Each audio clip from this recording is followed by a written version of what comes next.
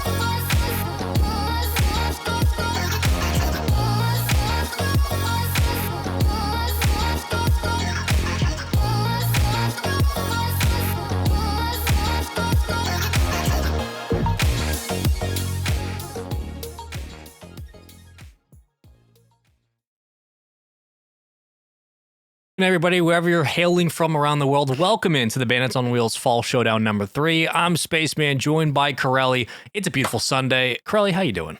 I'm fantastic. I mean, it's always a great day when we get some Rocket League on the screen, right? It's always a beautiful day when we get some Rocket League on the screen. We've had a weekend full of action-packedness. That's not a word. We'll go with the phrase anyway.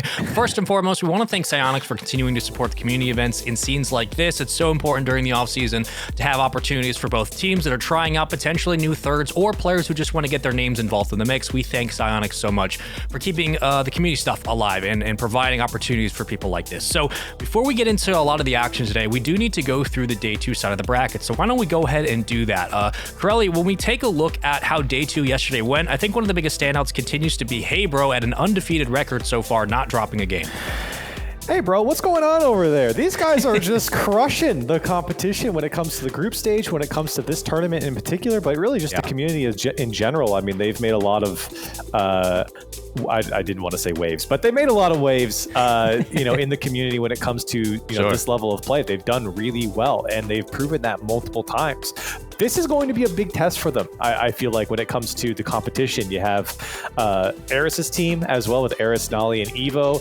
Not a tryout, who did drop a game in their group stage with Reddles, Magic Bear, and Hoxer, and Sukhpartik with Lionblaze, Kidsay, and Zanil, a team that we've seen a few times here in this competition. So those top 4 teams alone are going to be really tough, but also you've got Flight coming through the upper side in Group A as well, topping out that group. That team, Skills, Rapid, Nitrous, some OG names there, in my opinion, when I go back to like my Rival Series days, right, with Skills and definitely Rapid.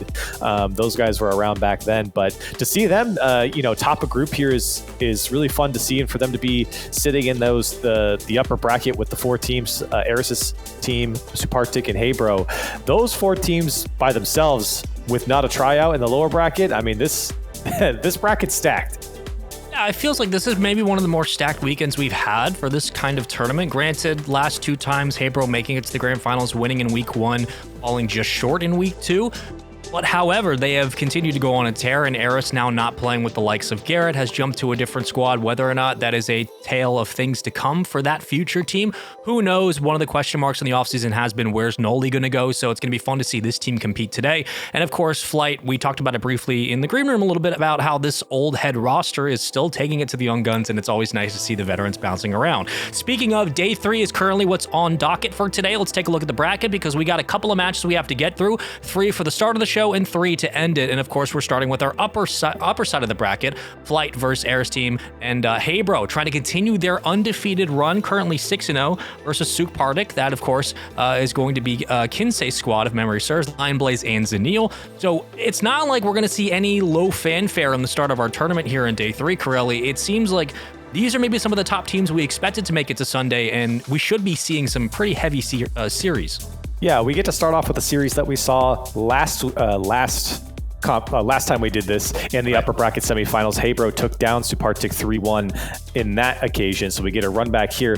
We've talked about a lot of the top teams sitting in the upper bracket. We talked about not a tryout as well. Another team that I want to highlight is Cloverity. That team is a squad that I feel like could make a deep run here through the lower bracket. That's J-Pow, T-Corel, and Ajax. That's a team that just got picked up. Yep. Team of players that have played at a high level. They've had their moments at times. So here's an opportunity to really prove that you can beat your peers in a bracket like this. They were one of the first teams during this offseason to kind of make their final roster announcement and be solid with it. So it's going to be fun to see whether or not they've gotten enough practice time in as a trio, how they have been able to evolve during the offseason. Of course, one of the also big storylines is not a tryout in the lower side of the bracket. We don't know if Hoxer will be joining Magic Bear and Reddles on Luminosity It's not Gaming. A tryout, Spaceman. It's not a tryout. It's not but a tryout. You better believe we're going to treat it like one, because Hoxer, I think, one of the more underappreciated talents in North America. He had a really big season last year, and I think was one of the reasons why SSG had so much success.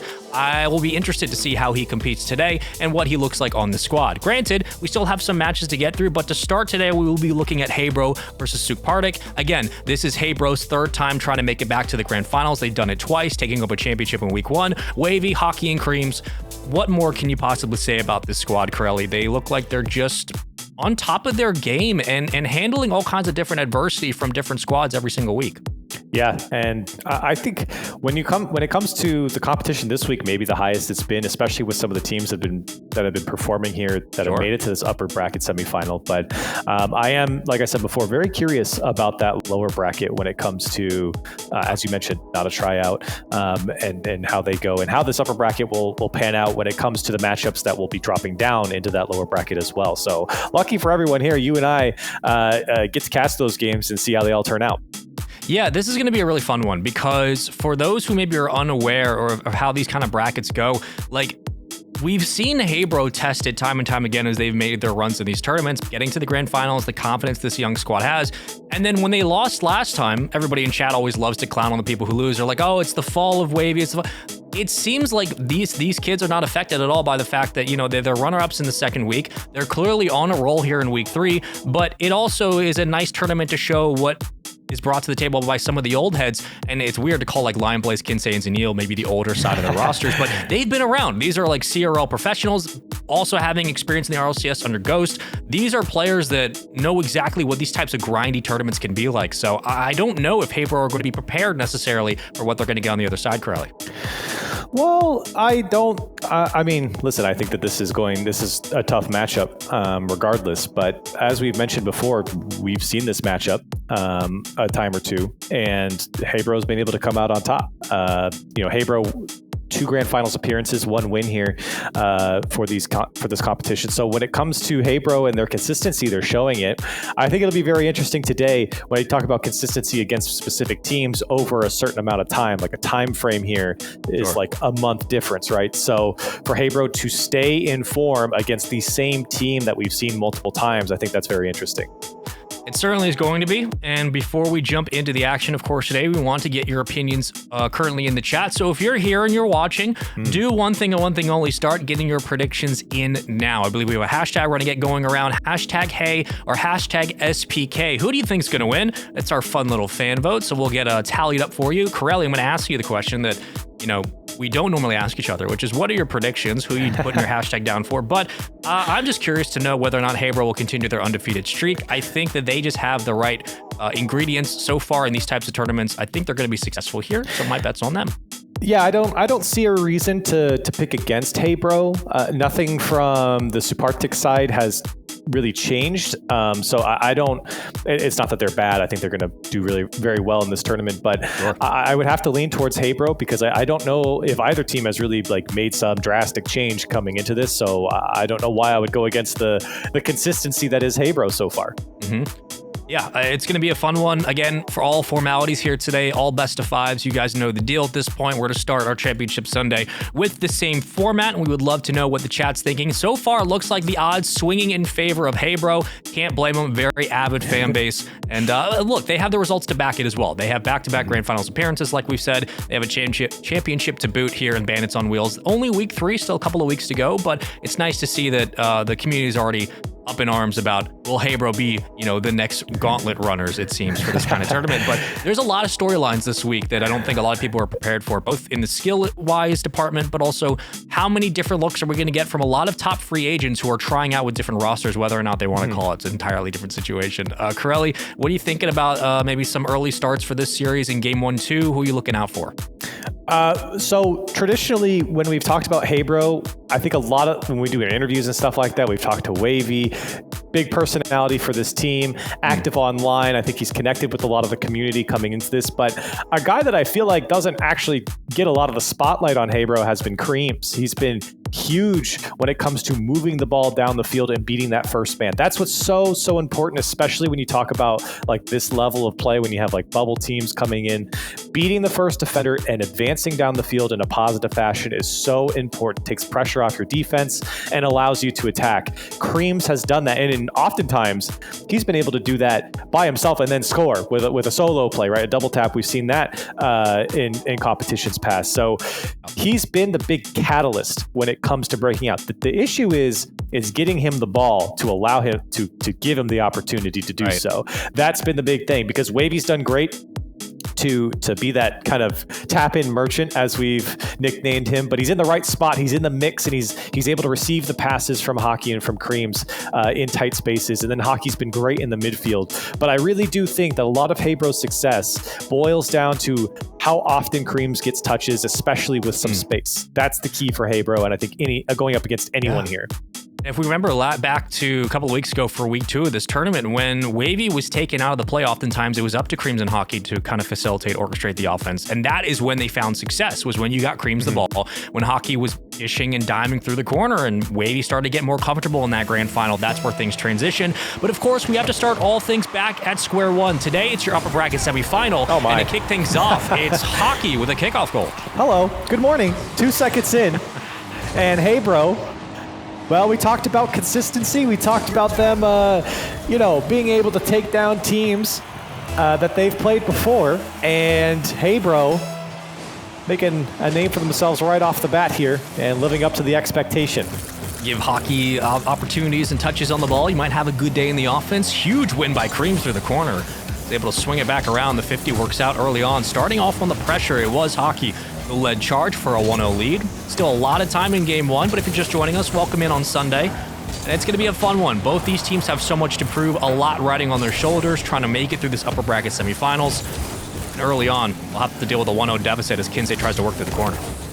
Yeah, kind of a disastrous start for Sukhpartik. You don't want to go down against a team you know you've struggled against, especially this early. It is game 1, but hold on, a double up here from Hockey, and it was Wahvey on the back wall. He was chasing, he was hunting, chasing down this man. I can't get a view. It was Lion Blaze, Oh my God, who gets bopped off the back wall and opens up the shot for Hockey, who had already taken it. It was already going in. And Hebro, able to find 2. like seeing a 2-goal lead and the ka-chow right in your head when you're getting bopped off the back wall. That's rough, but early on, it just seems like this team has everything figured out. A big reason why they're currently undefeated so far in their group. 6-0 map record, or field record, whatever you want to call it. Cream, slow roller, leaves it to Zanil, who dips it out. Hockey will pick up the possession. Kinsey trying to work off his backboard to get it to Lion Blaze. The clear does come out. Finally, they can breathe at the midfield, but Sukhpartik just have so much they have to work through right now with this aggressive pressure. Yeah, I mentioned Hebro really needing to find Creams downfield to break out defensively, but really, I mean, you could say the same thing right now for Sukhpartik and just finding anyone downfield to break out from their defensive zone. Right now, Hebro are all over him, and Hockey trying to put this one away. Zanil getting a savior medal already. As Sukhpartik, I mean, have they even crossed the midway point yet? I don't think so. It's just been all Hebro. And they've been chasing those possessions down the sideline as well, and it's been a bit contested on the goal line how often we're seeing one member like Hockey or Creams get the possession right back in the orange half. Finally a chance here. At least break up the monotonous grind that Wahvey was putting on. And into the corner we go. It doesn't feel like we're really getting much out of Lion Blaze, Neil, and Kinsey to start. Still trying to find their footing in game 1. Finding any offense in game 1, finding a way out in game 1. Sukhpartik just need to find a way to get out of their own zone right now. And you have to hand it to Hebro, the execution right now, especially in the challenge game when it comes to the sideline. Oh man, I mean, Sukhpartik have just not been able to break out. This might be the first time they get through midfield, and Zanil, they're not going to be able to carry it through Wahvey. It's the confidence on the win in the second touch as well. Those challenges from Creams have been deadly to start. Backline's open, one flick, Zanil high off the crossbar. Wahvey does a nice job getting it away. And Creams will win the second. So how many times now have we seen this offense swing up at least 2 or 3 times through the blue half? Not able to find much. The defense continues just to put one man in front. The zone can clear, and with that, chaos into the corner. Everybody stacking. Ball still alive. Lion Blaze trying to win the touch will do so. Kinsey in position, right back into the play. Oh, and Kinsey wanted the passes to Neil, but instead went to Creams, and look at this turnaround. Double tap looming, and he got it. But Kinsey was there to make the save, or Zanil, excuse me. Now Kinsey getting his own save. But you can see how quickly Hebro were able to turn that one into a counterattack. Now Wahvey, a little misdirection on that, but still the defense holds strong, and Kinsey able just to throw it downfield. Been some good pressure, some good offense here from Sukhpartik, but you are dwindling in the time department. 90 seconds or so. Kinsey working through the back line. He'll escape for boost. Zanil just trying to play this ball as long as possible to give his teammates time to get back in position. Into the quarter yet again. We have chosen this left corner multiple times for the offense. It has not panned out, and Wahvey will do his best just to kill the play down as he does so often, and just ruining the offensive push. Yeah, I guess the Sukhpartik left side of the field, the right side for Hebro. I love to see the heat map. I think it'd be very red. Yeah. The other side of the field has not seen a lot of action as the final minute starts to tick down, and again, Creams finding some space for himself, flip reset, and 2 get back for Sukhpartik. Kinsey gets a demo. And Sukhpartik looking to get down the field and get their offense going. Maybe one of the last few opportunities. This one across the box, and Neil's there off the crossbar. Kinsey goes under the ball, he can't get a touch. And Wahvey very calmly throws this one towards Creams. It's back to the other side, and Creams puts up 3 for Hebro. That's so rude. He had so much going, so much working. 2 demos that cleared to a pass. The lane was open. It looked like a clean opportunity for a goal. But Creams with the patient backline play sneaks up and steals it, throws it downfield, 3-0 lead. Good patience on the defensive line here from Hebro. You can't really teach that. And my goodness, have they just made Sukhpartik look absolutely silly in this game 1. This has been a rough game 1 for Sukhpartik. Zanil wants a double tap. He can't find it. Another one goes off the crossbar. Kinsey trying to get a hold of it, but with you're down 3 goals and you've got 15 seconds left on the clock, it's all for naught here as game 1 surely going in the hands of Hebro. And maybe one more for the road. Wow. Count it. And you can't blame them. I mean, they're pushing, right? You know, Sukhpartik really pushing for that goal, so you don't blame them here. And maybe you don't blame them on the previous goal either, but Hebro, those first 2 goals were definitive in how strong this play style is against Sukhpartik. When you talk about breaking out, not letting the opposition break out from their defensive side, you never saw Sukhpartik be comfortable at all, I think, in this game. Even when they did finally start to figure it out, Hebro right back in their face. Well, Hebro continue their undefeated streak, currently 7-0 so far in this tournament in week 3. You can see the breakdown as well. Wahvey, 1 goal, everybody getting involved. Hockey, 2, Creams, 1, 3 assists for Wahvey. You're looking at, 10 shots for Hebro versus 5 for Sukhpartik. The stat card does not give you an accurate representation of how one-sided this game was. Hebro looked like Carmine Corps out there. Just relentless, consistent pressure, suffocating Sukhpartik to find those clears. And Corella, you mentioned it early on in this game 1. The challenge game was theirs all along. I think that was just the key, just the challenges. And you saw those stats at the bottom of the scoreboard on your screen there just a moment ago. You saw field domination and you saw ball possession, both obviously in favor of Hebro. Ball possession usually hovers around 50-50. I think this game it was 52-48, so it's a tough indicator because it felt like, Hebro were all over them in this sense, but field domination certainly showed that a lot more. It was like 38%. So for Sukhpartik, so it's 60-something for the other side. So Hebro clearly all over Sukhpartik in game 1, and see if Sukhpartik can figure it out. I mean, look, first game, you're in a best of 5, but first game, you get it out of your head. Can you put something together in game 2 when the score resets?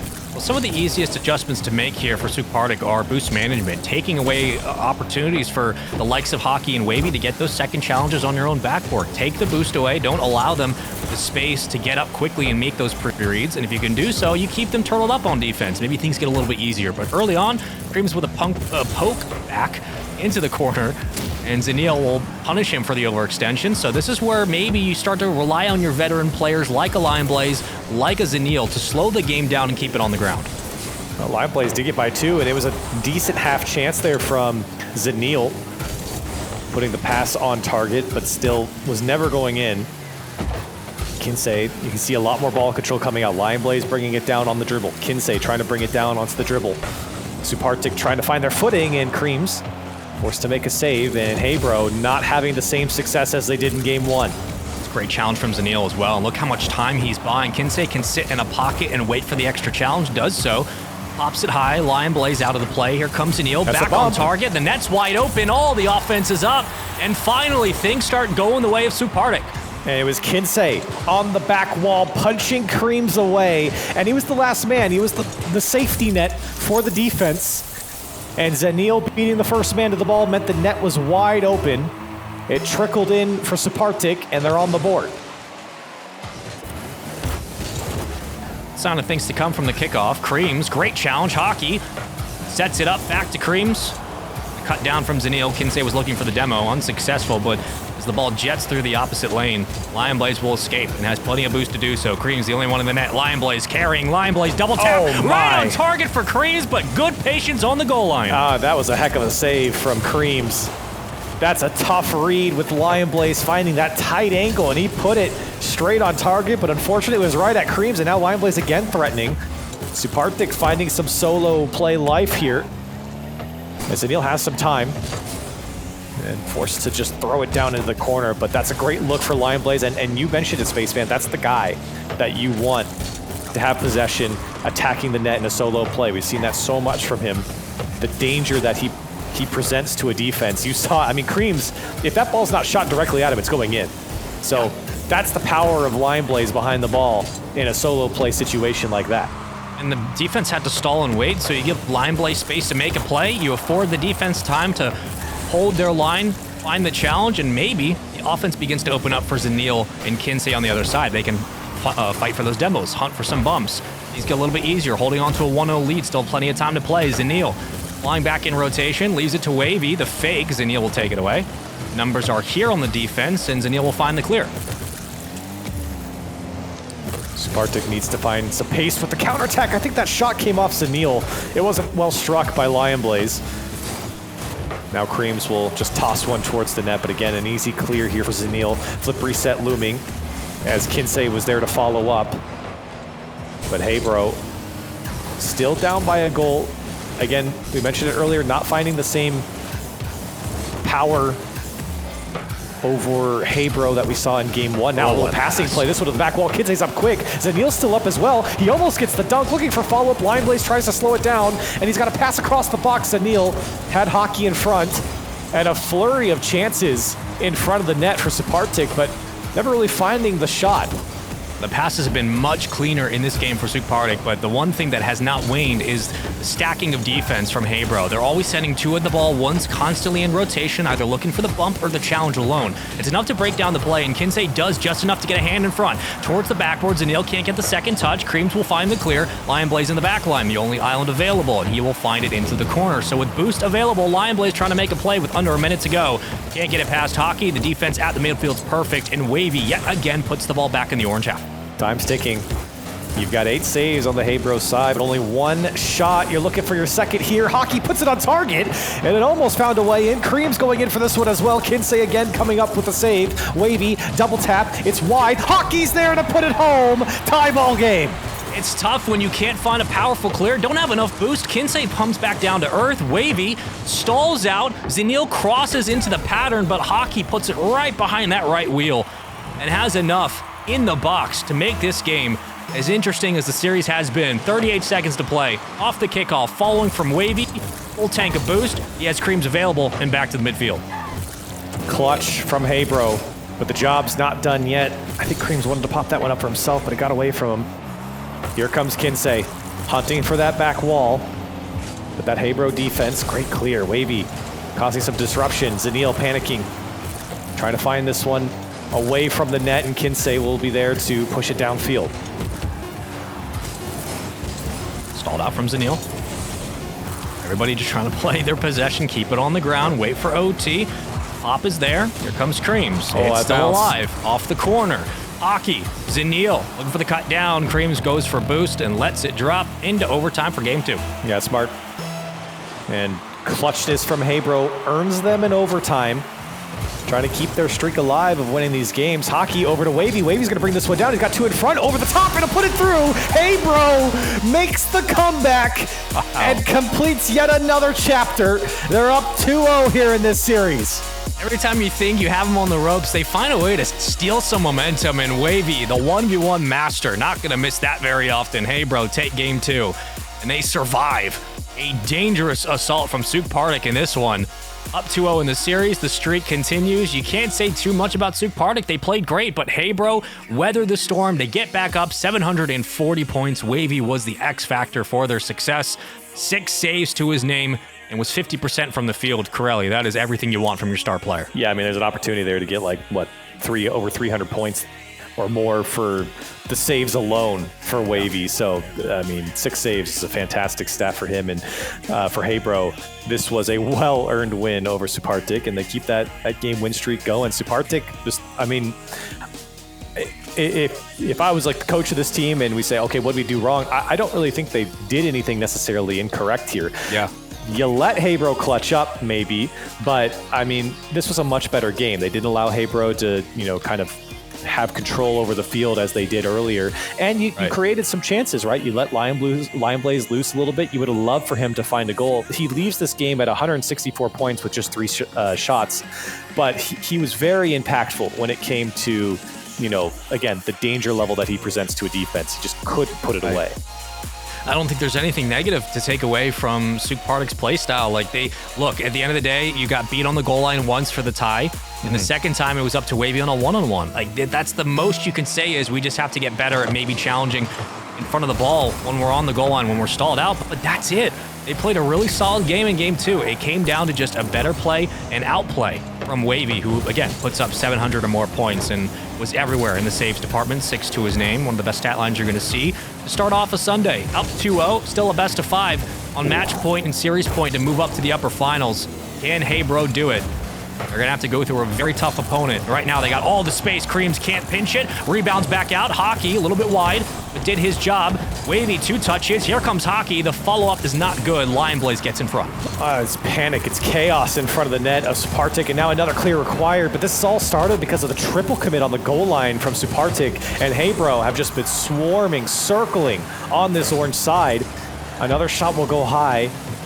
But you can see everyone from Heybro are happy to cut the rotation and whip back around and take another shot because they have the time to. Now this one dangerously in front of the net. Zanil trying to force it through.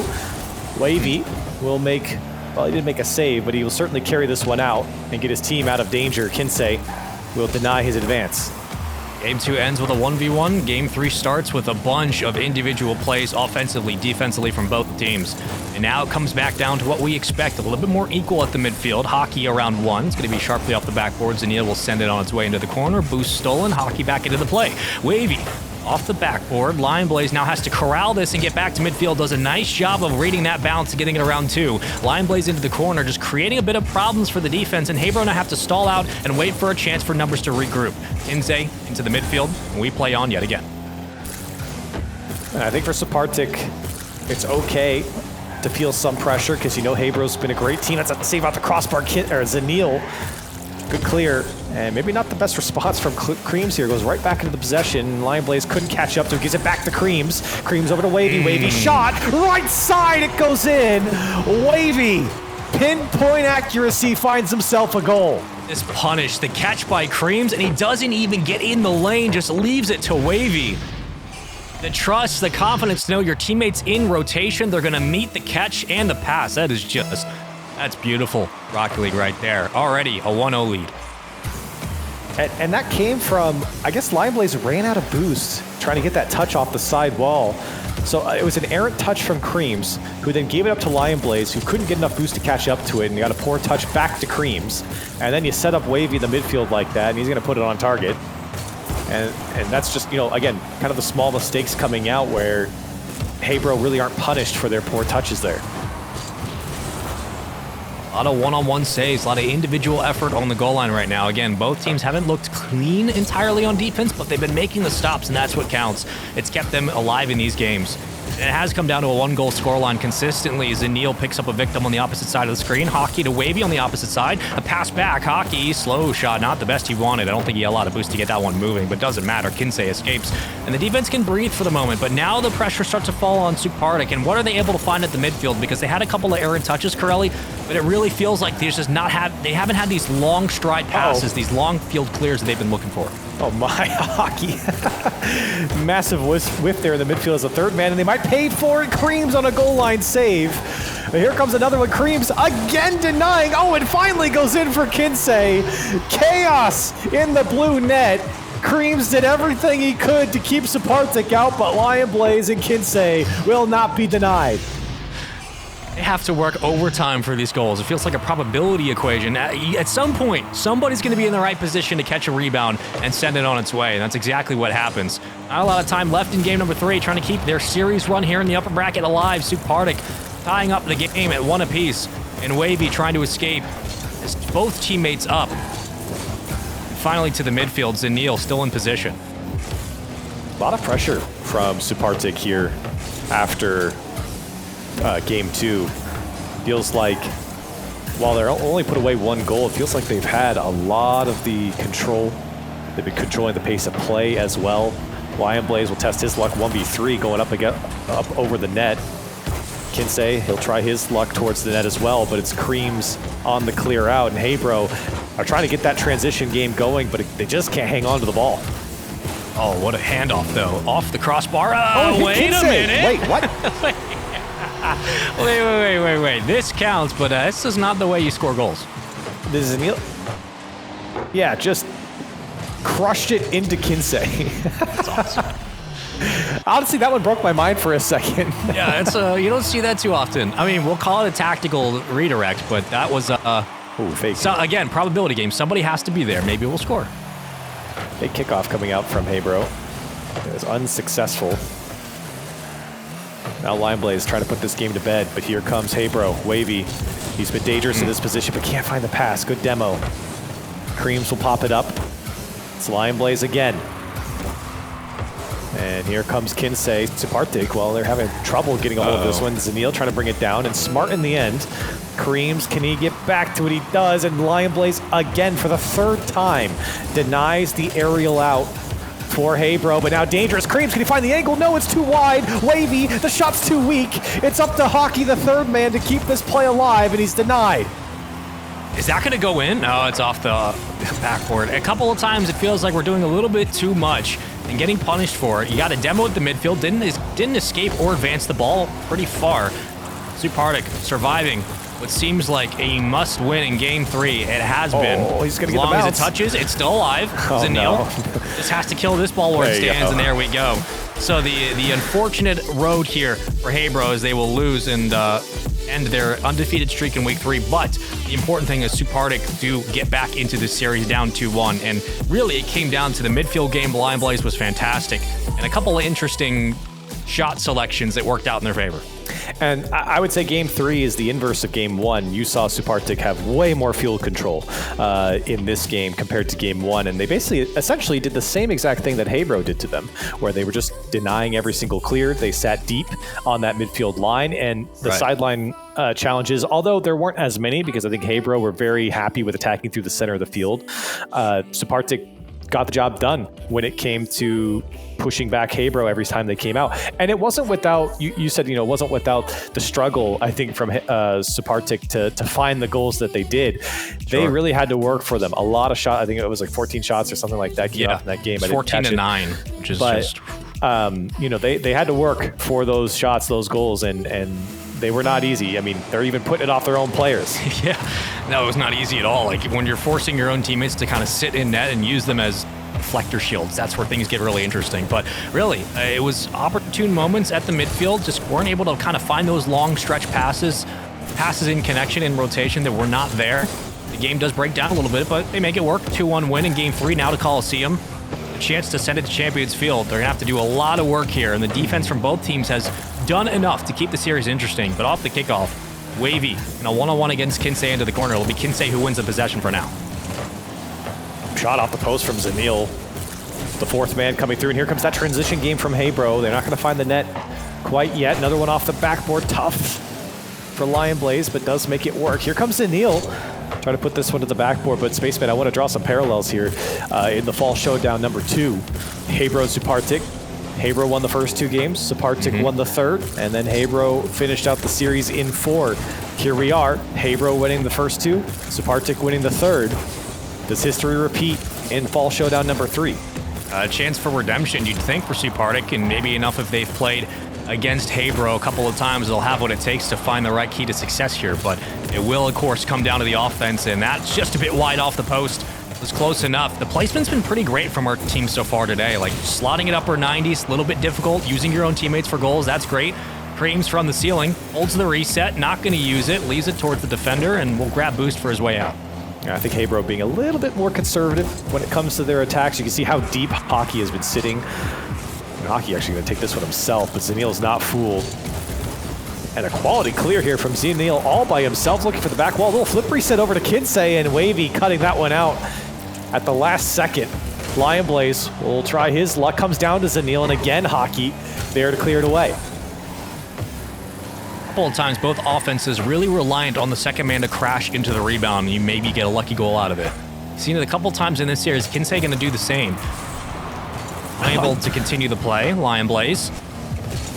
We get around 1 before Hockey denies. Creams gets a bump, and Kinsey puts it back in play. So we've had a couple of chances for both offenses, both sides of the field. Neither successful. And yet again, the ball kind of falls by the wayside of midfield. Yeah, a couple of missed aerials coming out from Sukhpartik defensively. Haven't paid for it. Creams try to pre-jump Kinsey, and Kinsey takes it the opposite direction. Wahvey in pursuit, trying to get the demo. He does. It comes across the box, and Creams gets back in rotation. This should be okay. Yeah, it will be. All right, Kinsey's there. You have a demo. Power play for the moment here for Habro. Off the backboard. Lion Blaze is going to wait. Kinsey is going to wait as well. And they will be rewarded. Sukhpartik, I mean, they seem to always have a point man downfield, but here comes the transition. No one's back, and they push too far. I was about to say, Spaceman, they've been pushing very far, cheating higher and higher. And on the transit, what the? Was that Creams? Oh my god. Yeah.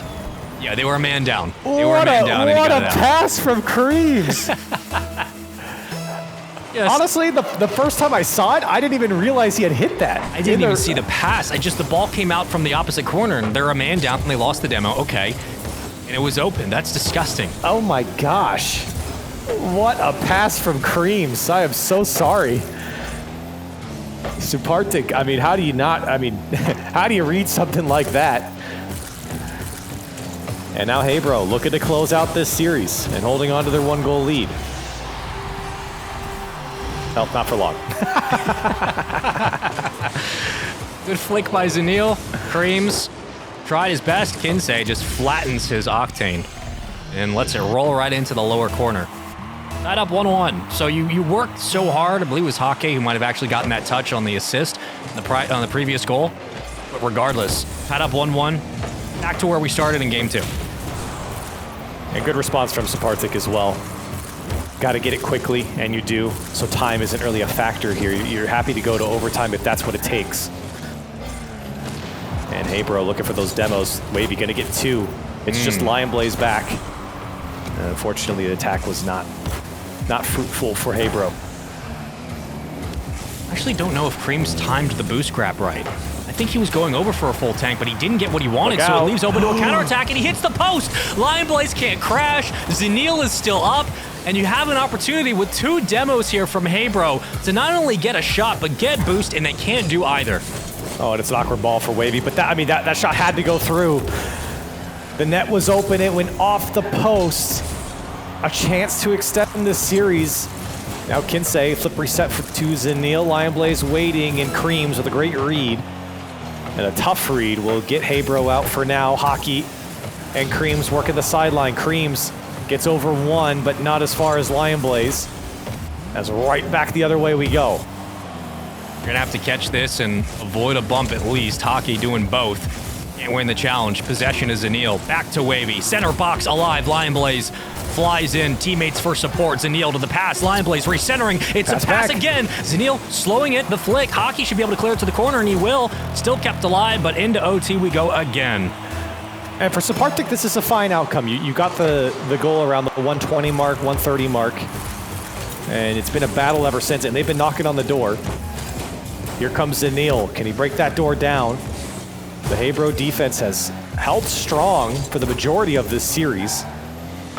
20 seconds into overtime, and here comes Hockey off the ceiling to himself. Hockey to put this one to bed. Wahvey's there, and the save was made. Sukhpartik get out. All their numbers are back. And it's up to Creams, playing it low to Hockey, the stalls, and Neil getting 2 touches. Wahvey will take it from the side wall. Creams will fall back into the island, and you have numbers stacking on the backboards. Neil's in front, Kinsey to support. And now you can find the clear. So both offenses, again, getting a look early on in this OT. About 50 seconds burns, and Neil carrying, juggling around 1. Reset gone. Creams underneath. Line Blaze backboard double tap available. Kinsey on target off the crossbar and pinched away. Hockey with a save yet again. What a save from Hockey. Now the 7th save for Habro. 3 for Hockey, 3 for Wahvey, and Creams finding just 1.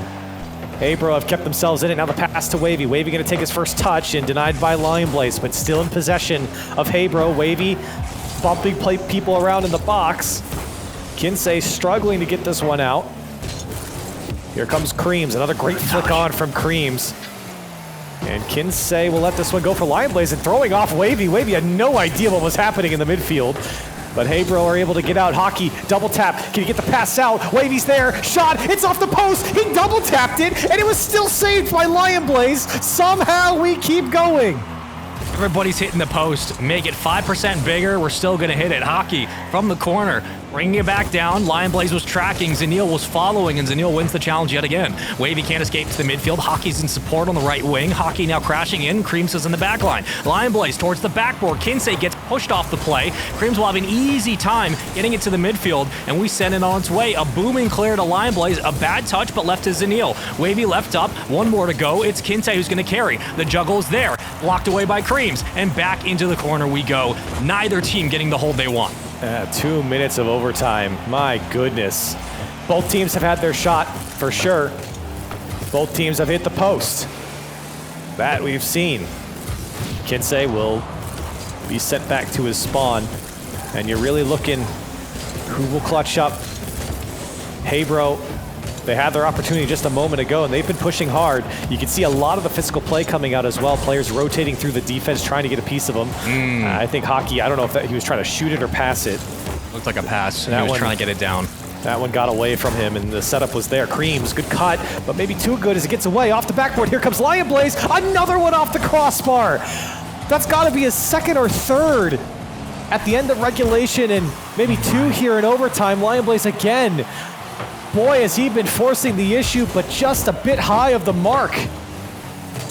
He had Hockey beat as well. He had the wide open shot. The double tap was available. Just could not close the deal. Another one, an errant touch, but Wahvey leaving it to Hockey. Extension goes away. Zanil cuts it down. Possession back to the boys in orange. Lion Blaze begins to press. Kinsey. It's bumped slightly, but maintains a spot on the ball. And back to this one-on-one game where it's just boost grabs and double taps. Neither team successful for the moment. Lion Blaze is really trying to make some magic happen. He has set himself up multiple times to attack the net, and again, just been too high on it. But I don't think you stop feeding them the ball. Here comes Kinsey. He's got Lion Blaze to bite. Now Creams on a one-on-one back the other way, and Zanil will get the clear back towards Kinsey. Habro struggling with the pressure. And looking for possession in the final third now is Creams. Lion Blaze again, quality clear. And looking for the last man, it was Hockey from Habro. Hockey called upon again, trying to get possession. At least is able to poke it over Lion Blaze. Kinsey says he's had enough as he blasts it downfield. How many times have we seen a push towards the backboard and then a slow touch into the corner, just trying to regain your bearings into the midfield? It has been wild touches. Lion Blaze, easy catch, follow up, still gonna roll in, and it just sneaks its way through after so much work and effort. How does this one go in? Lion Blaze's touch just came straight back out to Wahvey, and the tap in Merchant strikes again. It was a gift from Lion Blaze in the end. And Habro dropping their first game, but cruising through another series. It'll be just like we wrote it in the previous competition. 3-1 once again for Habro. You might be able to beat Sukhpartik, but you're not beating those allegations. The tap-in Merchant strikes and Habro win on Coliseum. My goodness. Was that an overtime to start off a Sunday? It absolutely was. Like, it just everywhere in this series, whether it was Hockey or Creams, who were so pivotal to the success, allowing Wahvey to get in these situations where he's in these one-on-one challenges he can easily win. We cannot deny the prowess that Sukhpartik have available to them when it came to just adapting to different challenges at the midfield. But hey, bro, continue to do what they do best, which is move on to the winner side of the bracket. They move to the upper finals, semifinals done. Do it in 4. Corelli, you said history is going to repeat itself potentially. You were right. And they did. And their reward is that they get to play Aris's team, who just took down Flight 3-0, holding them to 2 goals just a moment ago. So that's going to be a tough one, and I believe we'll be talking about that one later. But yeah, what a way to start off the stream! What a way to start off the day! I mean, that was some great Rocket League from both these teams, and shout out to Sukhpartik. I mean, they played a great overtime there, and that a good final game in game 4. Felt like, I mean, that one, they could have won that one. I mean, they absolutely could have. They missed the open net. Yeah, I mean, how many times did they hit the crossbar, have a double tap available that they weren't able just to put it away? Like, that's the best way to start a Sunday is having a game that's won in the trenches, but hopefully that'll give Sukhpartik an opportunity to get all the rust out before they move into the lower bracket and have a chance to really make a run in this tournament. But with all that said, that concludes our first series here to start today. When we jump to this break and come back, we will continue on with more matches here for Bandits on Wheels Fall Showdown number 3. We want to see you after the break. Don't go anywhere.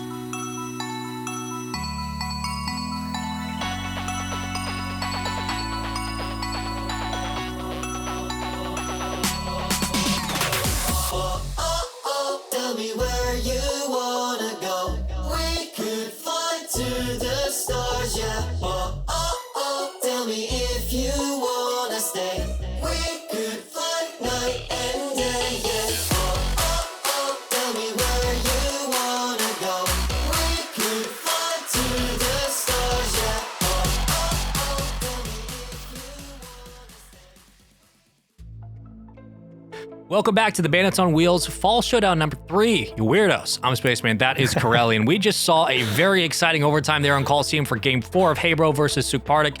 Hey Bro taking it again, clutching up and continuing their run. It's been a very impressive one in this offseason tournament. Corelli, that was a quick recap before we look at the bracket. That was a hard-fought victory, I think, to say the least. Hey, if me enjoying that series makes me a weirdo, I'm all for it, Spaceman. That was a great series. And you know, unfortunately for Sukhpartik, history repeats itself. 3-1 for Hey Bro. I think Hey Bro, again, showing their stuff. Their reward is they get to play Aris's team, which we'll get to later on in the day.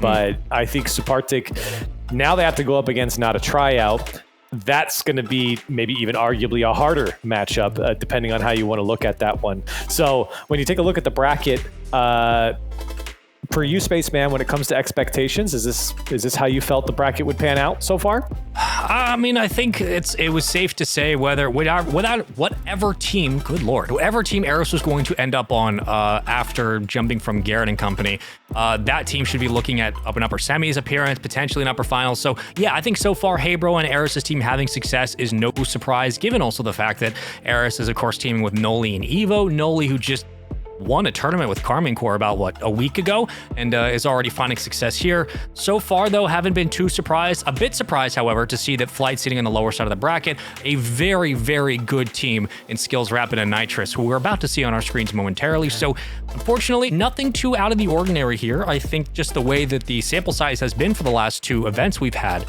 Hey Bro continues to be the #1 team to beat. They've proven that they are consistently within the top 4, trying to make another run to the grand finals, but they're going to have to get it done against Aris and company, who nobody should be underestimating them. Corelli, same question to you. What are you looking at? Well, I'm not surprised by our 2 teams sitting in that upper bracket final with Aris's team and Hey Bro, but I think it's the way they got there was just surprising me when you look back. I mentioned it right before the break. Aris's team holding Flight to only 2 goals through 3 games and outscoring them 11-2. I mean, that is just a beatdown from Aris's team. So Flight certainly not on the same caliber maybe as they were during the group stage, where they went 6-2 in games, 2-0 in their series, even beating teams like Not a Tryout. So it'll be interesting to see what we get here against Schnauzenheisers. I hate that their name is that. I can't say it. Schnauzenheisers. Yeah. There you go. Got it for you. But listen, I think this is an opportunity. Again, we will get our fan vote going in just a moment. It's an opportunity to see exactly what Flight's going to bring to the table, because this team, we talked about it both in the pregame before our first series, but also in the green room to start today. Skills, Rapid, and Nitrous. Rapid, who is an RLCS veteran's been around the scene for a long time. Same thing with the likes of Memory. This squad, very interested to see what they bring to the table, because they are one of really the oldest teams, it seems like, in this Bandits on Wheels tournament. So when it comes to just how you expect maybe the gameplay to break down, what are you going to disseminate here between maybe what the veterans bring and what this young roster with TRYOUT leading the charge over on Schnauzenheisers is going to bring? Yeah, I mean, we got Rocky back in the mix, and we always love seeing Rocky play. But one thing that I always mention, I mean, you can go back in the VODs for Rival Series and you can see me talk about Rapid. He is has always been a very up and down the field type player. Like, you get both sides of the game from Rapid. He will be the first man down the field as point man. He'll be the first man back on defense. That's how he was in Rival Series. That's how he's always been. He's just very vertical in his gameplay. It's not a bad thing. It's actually a good thing in most cases. But I think when it comes to that type of play style of just a very active, very movement heavy type player who wants to move vertically up and down the field, his teammates staying in the right position and picking up the slack or picking up the space behind him or in front of him, I think is very, very important. And that's something that I think Skills, has that veterancy to do. I think Nitrous also has played enough here that they know how to play around that. But I think for the other side of things, for Taroko and like T-Var and Dauntless and stuff like that, I feel like these guys, I'm curious to see how they match up against a team with Rapid on it in particular, because I feel like they're going to be very defensive minded. They're going to be locked down, kind of that umbrella shape, and then try and counterattack when the opportunity is there. That's my prediction on how this game's going to go. Yeah, their counterattacks are going to be reliant upon defense transitioning into a better midfield, and that is something that TRYOUT knows very well from his time on Rogue. Again, a striker on that team in the 2 spot that I felt never really got the flowers he deserved for helping them win not only the X Games medal, but also the success that that Rogue squad had with TRYOUT turned to our own first killer. TRYOUT was a big reason why. He was the striker on that team. He was excellent in the space, really good clutch shooter, a little bit less version of a Rise, but still really great when it came down to executing on the goal line. Expect to see this team do quite well at the midfield. Speaking of still a best of 5, let's get the predictions in now, chat. Let's stop wasting time. Let's talk about who we expect to win this one. We have hashtags on the screen you can start passing around, and when we get this one going, again, Flight versus Schnauzenheiser is a phrase I didn't think I'd be saying today, but when you're looking at just maybe it's on paper in game, what are the first things that come to mind for you, Corelli, when you're talking about breaking this one down and getting a prediction? Who are you going with? Oh man, it's tough. I think that Aris' team is just like that type of team, so I won't hammer in Flight too much. So I'll stick with Flight for now. I think chat might go the other direction, but I'm gonna stick with Flight for now. The good thing about being a caster is if we predicted and we're wrong, who cares? So use those hashtags, hashtag FLT, hashtag SCH. Pick your side. You must choose a house and use those channel points as well, because we're gonna have predictions rolling through the series. Use them all. We know you got them. Early on last series, we had Heybro overwhelmingly in the high 60s, and chat continued to be correct. So there's a very good chance that going into this one, we could see Flight with an overwhelming advantage. It seems like that is the case, looking at around 75-76% early on against 25. That is maybe what you would expect, given just the name, the star power that is on the other side. However, this is still a best of 5, a lot to be desired. It is our lower bracket, so Corelli, you lose this, you're done. A chance here for a team to start to make a run. I'm just excited to get into it. It's been a while since we've seen TRYOUT. I miss seeing him play. I know. I was gonna say you got to be kind of hyped for your boy TRYOUT out there again. I mean, good throwback to the Rogue HQ days. Oh, buddy, it's gonna be we're gonna have a best of 5. But I'm excited to get into it again. Once again, thank you to Psyonix for helping to continue to support the community side of these tournaments, giving these players an opportunity to play for not only cash but more reps and availability as the offseason continues to be the most interesting thing we've seen all year. Let's get into it for game 1. 5 minutes on the clock. Let's go. See how everything turns out here. Again, Flight, I'm not going to judge too much on what happened in the previous series. Maybe their group was weak, I don't know, but I think Aris' team, regardless of whatever Flight's done, I think they are just the real deal. So Flight, see if they can take back off here in this series. It's a very good chance they'll be able to do so. TRYOUT surrounding himself with 2 younger players. T-Var now circling through the corner, looking for a bump. Rocky at midfield, and all numbers are still up. The demo does lead way. Skills will have the power play for the moment, and from here, we keep things moving. So early on, not a lot of fanfare, but it's going to take some time for these players to find their footing. T-Var trying to hold possession. I think both teams trying to figure out possession. Again, Daunt doing almost the exact same thing T-Var did. As Nitrous looking for skills, and skills just trying to make sure the opposition can't get a hold of this one. Daunt throws it towards Ned, and Rapid, who's under the name 15-year-old mechanical player, trying to, I don't know, channel his inner prodigy. I don't know. I think that's good. Oh, nice little musty there. Get things going. T-Var looking for a teammate. The defense continues to do what they do best. Shut down the extra push, win the second touch, and away we go. Rapid falling back down to earth. Skills will be waiting in the pickup towards the midfield. The pass will get cut down sharply off the backboard. TRYOUT playing it away. And early on, there's a couple of threatening shots, but nothing too out of the ordinary here. The midfield pressure continues. Rapid will find the possession, and more numbers continue to push up. This Flight look for their first goal. Look at the space, give it over to Skills. You can't give him the space. He's got to make you pay, and this one just floated back down. Daunt's on the back wall waiting for the immediate shot, and then got caught in no man's land, and the placement from Skills is just what the doctor ordered. 1-0 for Flight. Came down to challenge, was caught out of position. That's all you need. All right, works perfectly. 3 minutes, some odd change on the clock. Nitrous, net's wide open. Daunt gonna leave it to TRYOUT. Midfield pressure certainly hasn't been there. As Schnauzenheiser will do their best to escape from this chokehold they're currently in. Skills stealing boost, and Rapid leaving it for its teammate, but Daunt's upfield, and what does he have to work with? Looking to get by one, he does. It almost dunked it through. It's a tough ball for TRYOUT, and he did his best to put it on target. Rapid, he wanted to take that one on the dribble, but T-Bar's having none of it, and T-Bar puts it too high off the crossbar. He had a free shot on the net. It wasn't easy, but certainly scoreable. And now back the other way, Skills will take one right on target. TRYOUT makes the save, but that was the equalizer, and it slips away from Schnauzenheisers.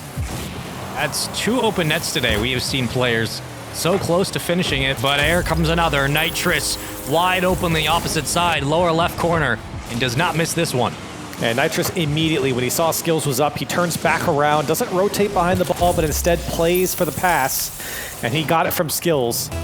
Great recognition there, and presumably communication on that pass from Flight, and they've doubled up their lead. Flight took down Rattles' team, currently known as Not Tryouts, 3-2. Went the distance. They finished their previous series in a much more dominant fashion. This is a team that looks like they're playing very comfortably. However, they find themselves here in the lower bracket. They're going to have to work through T-Var on the opposite side, but so far with the 2-0 lead, it's a nice little cushion they've built. They haven't looked too overwhelmed at the midfield. It seems like they've gotten the space they wanted. They found the passes. It's still a bit open. The defense a little bit lackluster right now from Schnauzenheiser. Yeah, I think Schnauzenheiser's just getting a little too spread out right now. And a double tap looming. Nitrous. Oh my goodness, Nitrous! Put it on the highlight reel. Clip it and ship it. A double tap from the corner. Magic from Nitrous. A Schnauzen! Opposite corner. Don't know what that means, but that's a great shot. 3-0 in a minute 38 to play. You can't really defend that unless you're right on ball playing man-to-man defense. That's tough. Kickoff goal would have helped stop the bleeding, but there has not been a lot here to work with as Flight are just steaming their way through this game 1. Man, we have got some great plays today. Go back to Creams on his pass. A shot like that from Nitrous as well, and oh my gosh, looking for a third, a hat trick. The defense allowing him to at least wind up. He didn't get great contact. Now Rapid has options downfield. He elects to take it himself. I think this one was not how he wanted to set up. Now Daunt, double tap, gets it. Nitrous makes the save. And just over a minute left. Schnauzenheiser's trying to figure something out.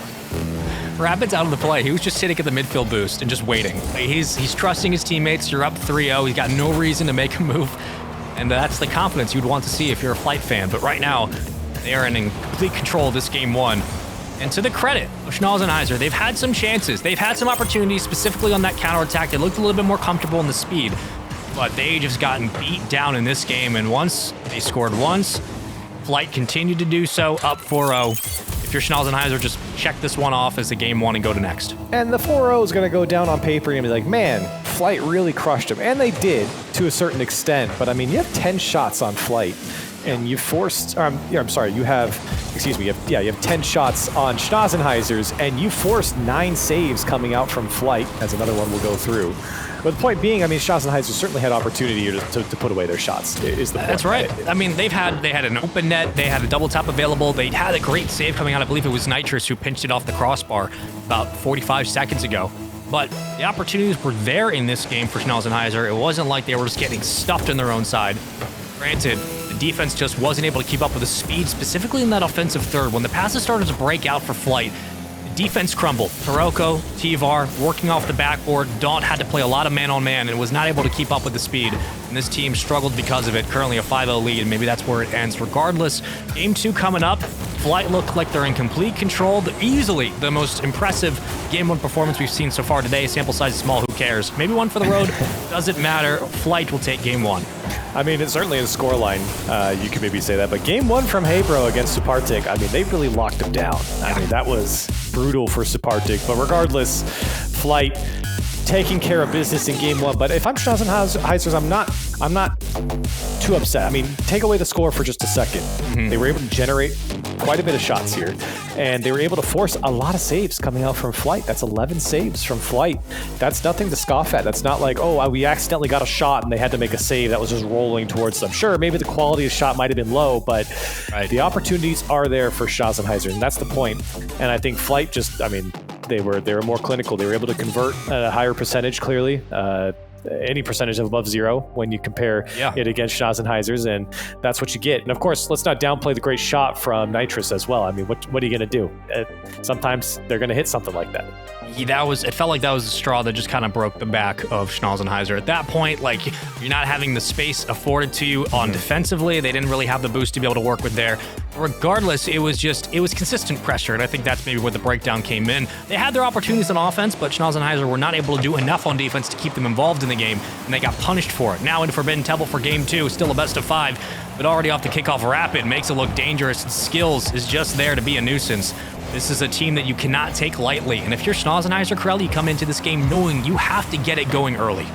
You certainly have to get it going early, and you cannot allow early goals from Flight as well. That's a big thing, because Flight, they got 2, 3, 4 goals, and it's just feeling hopeless after that. You lose 5-0. So for Schnauzenheisers, you have to stay in this. You don't have to score immediately, but you do have to keep it close. And then if you are to give up one, you have to stop the bleeding. But it's not going to happen here. They're going to strike first as Daunt puts it away inside the box.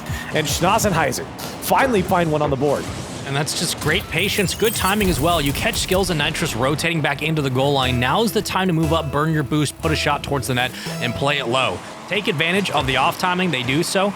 And from there, you find yourselves finally a goal in this series, but let alone their first lead.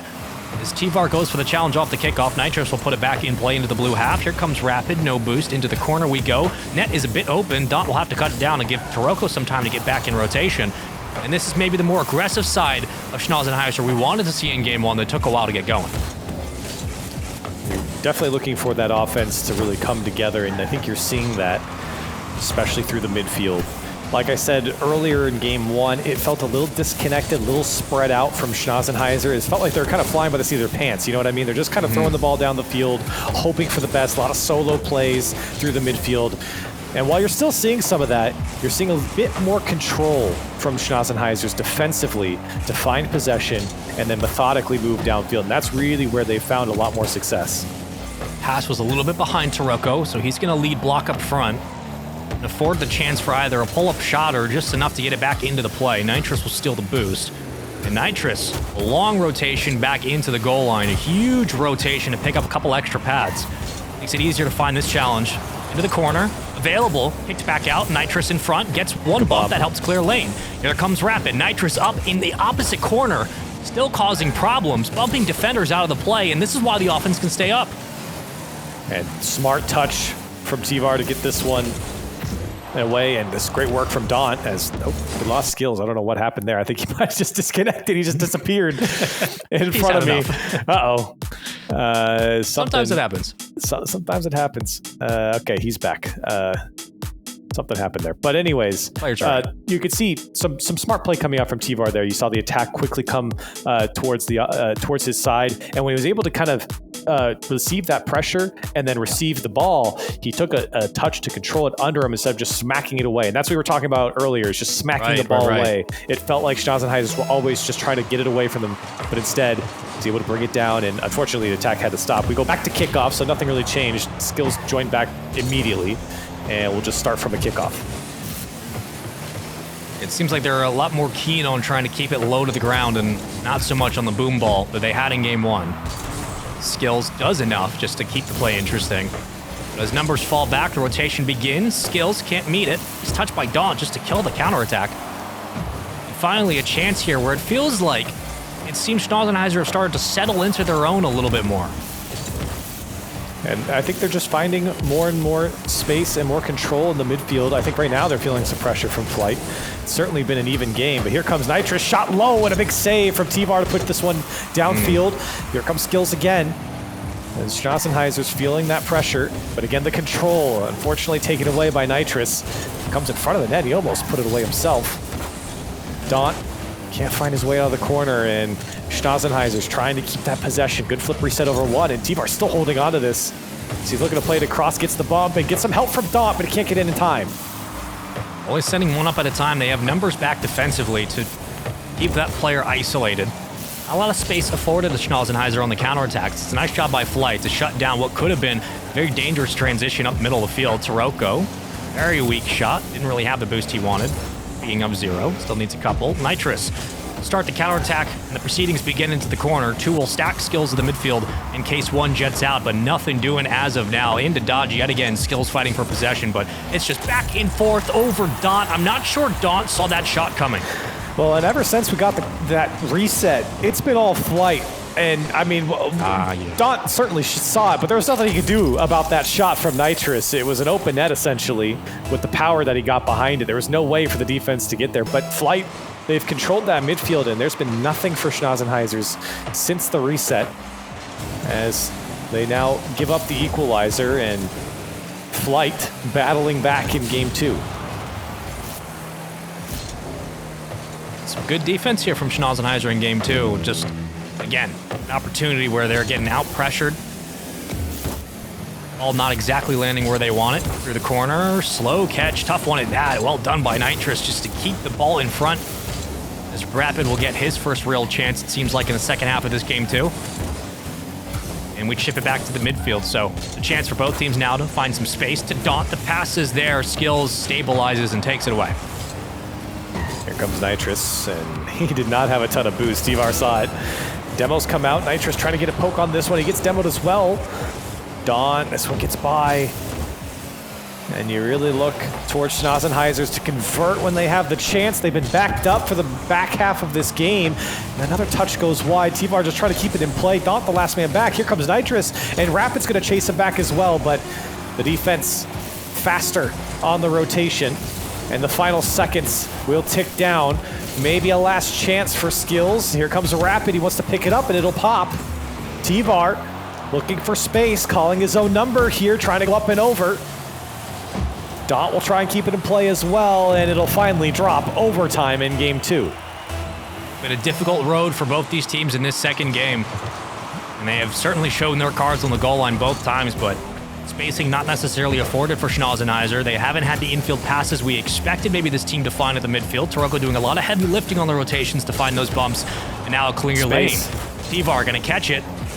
And the overextension continues into the corner. All 3 now up. They have to be careful here. Ricochet around. And now Rapid's out. If he gets one pass, this game is over. But Nitrous just couldn't get possession down in time. Daunt will be there to contest. 30 seconds come and gone, and here's a chance for Rapid. He's got some boost to work with. Tivar's there to put it off his own backboard. But you're looking at Flight. You're seeing all that pressure. You're wondering how they get themselves, or why they let this game go to an overtime with the amount of opportunities they've been given from Schnauzenheiser. And here, this one comes across the box again, but no one's there to put it home. Looks like a team bump, excuse me, a mistake on the goal line, but they don't get punished for it. They will give possession right back. Now how do you play it here? TRYOUT going to go up for the interception, does so, back into the play. Rapid, working off the back wall into the blue half, the only one up for the moment. Here comes Nitrous, but he gets beat on the jump. And Tivar into the corner, gets the demo. It's still alive and didn't play ball, played man, and unfortunately nothing happens. And that was very smart from Nitrous, just taking the first touch. Even though it's across his net, he's still able to keep possession. That's the key right now, especially in overtimes. You want to hold on to possession. Force the opposition into a tough decision. Do I challenge? Do I play space? Do I play coverage? Force the mistakes out of them. Here's TRYOUT. Back wall, heavy hit. This one comes across the box, looking for follow-up, and they're not going to dive on that one. I think it was Daunt, the third man. Smarter than that to just dive in. And you're seeing the pressure, though, come out from Schnauzenheiser. As we saw earlier in this game, the first half, this is very reminiscent of that. The only thing that's a little bit scary for Schnauzenheiser is they're constantly looking for the second and third touches close to the goal line. Trying to force a mistake defensively, and they might have gotten it. A couple collapse. Daunt still keeps it alive in the front of the box, and Skills and Nitrous will combine for the save. But if they overcommit, they could get punished. Rapid from the backboard. Around 1. Right on target, but Daunt was there in time. Flight really looking for a way out. That was their first time they broke out from their own box. Schnauzenheiser's really turning up the pressure, turning up the heat. As you're seeing, not a lot of follow-up from Flight. They're trying to move the ball around, but Rapid had no boost, so he had to go back. And Daunt, that's a great pass. TRYOUT goes, shots too wide. Great setup. Here comes Tivar by himself, denied by Nitrous. And Schnauzenheiser's looking for a way through. But the defense from Flight still up to the task. Defense has not crumbled. Feels like these shots are just weathering the attempts. Nitrous crossbar, follow up, No T-Bar way. off the bar again. Nitrous leaves it to Skills, plays it on the ground. The chip shot to the midfield leaves way to a counterattack. T-Var to Daunt. The pass misses the touch, and it circles back around into the orange half. Nitrous finds the clear, but yet again, both teams still hunting for that goal. Another long overtime and some crossbar shots ringing out. Reminds us of our game 4 of the previous series. Now Daunt will let this one go through. It's just a bit high, and very calmly, the defense able to get a piece of it, and Nitrous with no boost is just trying to throw it downfield. He's got to get another touch, gets a great pinch, and forces TRYOUT to go backwards into this. And he'll receive possession. As it comes clean out to T-Var. T-Var is going to put this one towards net and wrap it again, making his 4th save in this game. As he and Nitrous over 500 points in this game now.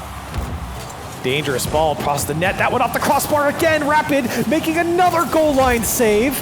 And the shots today, Spaceman, have just been too high in overtime. There have been a few times where this Flight defense has had two numbers jump for a ball, and the numbers aren't helping. You're not getting one in front concisely. It looks a little bit sloppy, but they have survived. Just continuous pressure from Schnauzenheiser, and this one punched away. Nitrous can't win the extra battle on the goal line. So while the defense hasn't looked great, it's kept them involved in this overtime and has allowed them to get a chance back in the midfield. Skills gonna catch and dribble. Round 1. Both commit into the corner. And first time for Schnauzenheisers in maybe 2 minutes, they've had to go back to their own back wall. They have been all over Flight in this overtime. But now we're approaching 5 minutes. Who will break? T-Var, Daunt, his shot again, just going wide. A couple wide shots as well. So high and wide, that's really been the name of the game for every team that we've seen go to overtime. As Skills looking for Rapid to the backboard. And Nitrous playing this one very safe. Didn't get boost, looking for Rapid as that one was a bit too high. And we keep going. Some hesitation defensively from Flight. Not used to seeing that. Into the midfield. 2 will fall back. Rapid's the only one up right now. Certainly hunting for boost, but that means that there's an opportunity here. Start to spread the wings. T-Var does find a demo. Skills is going to have to take this touch. He has no choice. He's got one underneath, tries to dunk it through off the crossbar again. Daunt gets the credit. TRYOUT will escape. Nitrous back into the play, through the corner, and T-Var comes up big yet again. What a save at the last second, because Skills was really getting over the arc there. It was going to just push it down at the net. Now here it comes again, as I think he was setting up a double tap. Daunt now with 6 saves in this game. As Rapid in our 6th minute of overtime, trying to find a way out. This one to the backboard. Dangerous Daunt.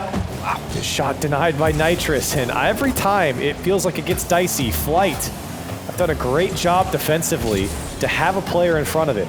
I mean, the looks on offense from Schnauzenheiser have not changed, so you're not asking much from the defense of Flight. You just need to continue to protect the center of the net and look for the crossbar, and they've done so. Round 1, Bates, TRYOUT into the center box. Skills get a backflip, gets around T-Var, gets the bump as well. Little chip shot in rotation. Nitrous will get away with the ball. Around 1, cut down by TRYOUT. And we keep playing. We keep going. Oh, and that my God. No. Skills finally putting this one to bed. And what happened to the defense here? You can see TRYOUT, I don't know if he just thought the ball was going to come across all the way, but Skills will poke it through. And 6 minutes and 41 seconds. That's what it took for Flight to win in game 2. And we still got more games. That is tough to swallow if you're Schnauzenheiser after, what, 6 minutes of constant pressure against the Flight defense? That is a brutal goal to give up, and one that can absolutely check the mental, but hopefully they're able just to shake it off, go to next. That is a full 2.5 games of Rocket League, but Flight able to be successful. 778 points for Nitrous, 5 saves, 4 shots, 1 goal. 4 shots for everybody, and it felt like Flight were kept on the back foot for the majority of this game, Corelli, but they still found ways just to get us to basically escape, get the ball up into the corner, and then it came down to, all right, can we just make the offense look a little bit different than the rest of this series? And that's exactly what they get. Not the cleanest game in game 2 for either team, but it works. They get the win. They're up 2-0. Yeah. Yeah, I mean, I think for that game in particular, definitely two different teams at the beginning of that game and at the end of overtime, because it felt like Flight was all over Schnauzenheiser early in regulation, but then once you got into the overtime, Schnauzenheisers really took over. And it's unfortunate that they lost that game because it felt like they could have scored 2-3 times.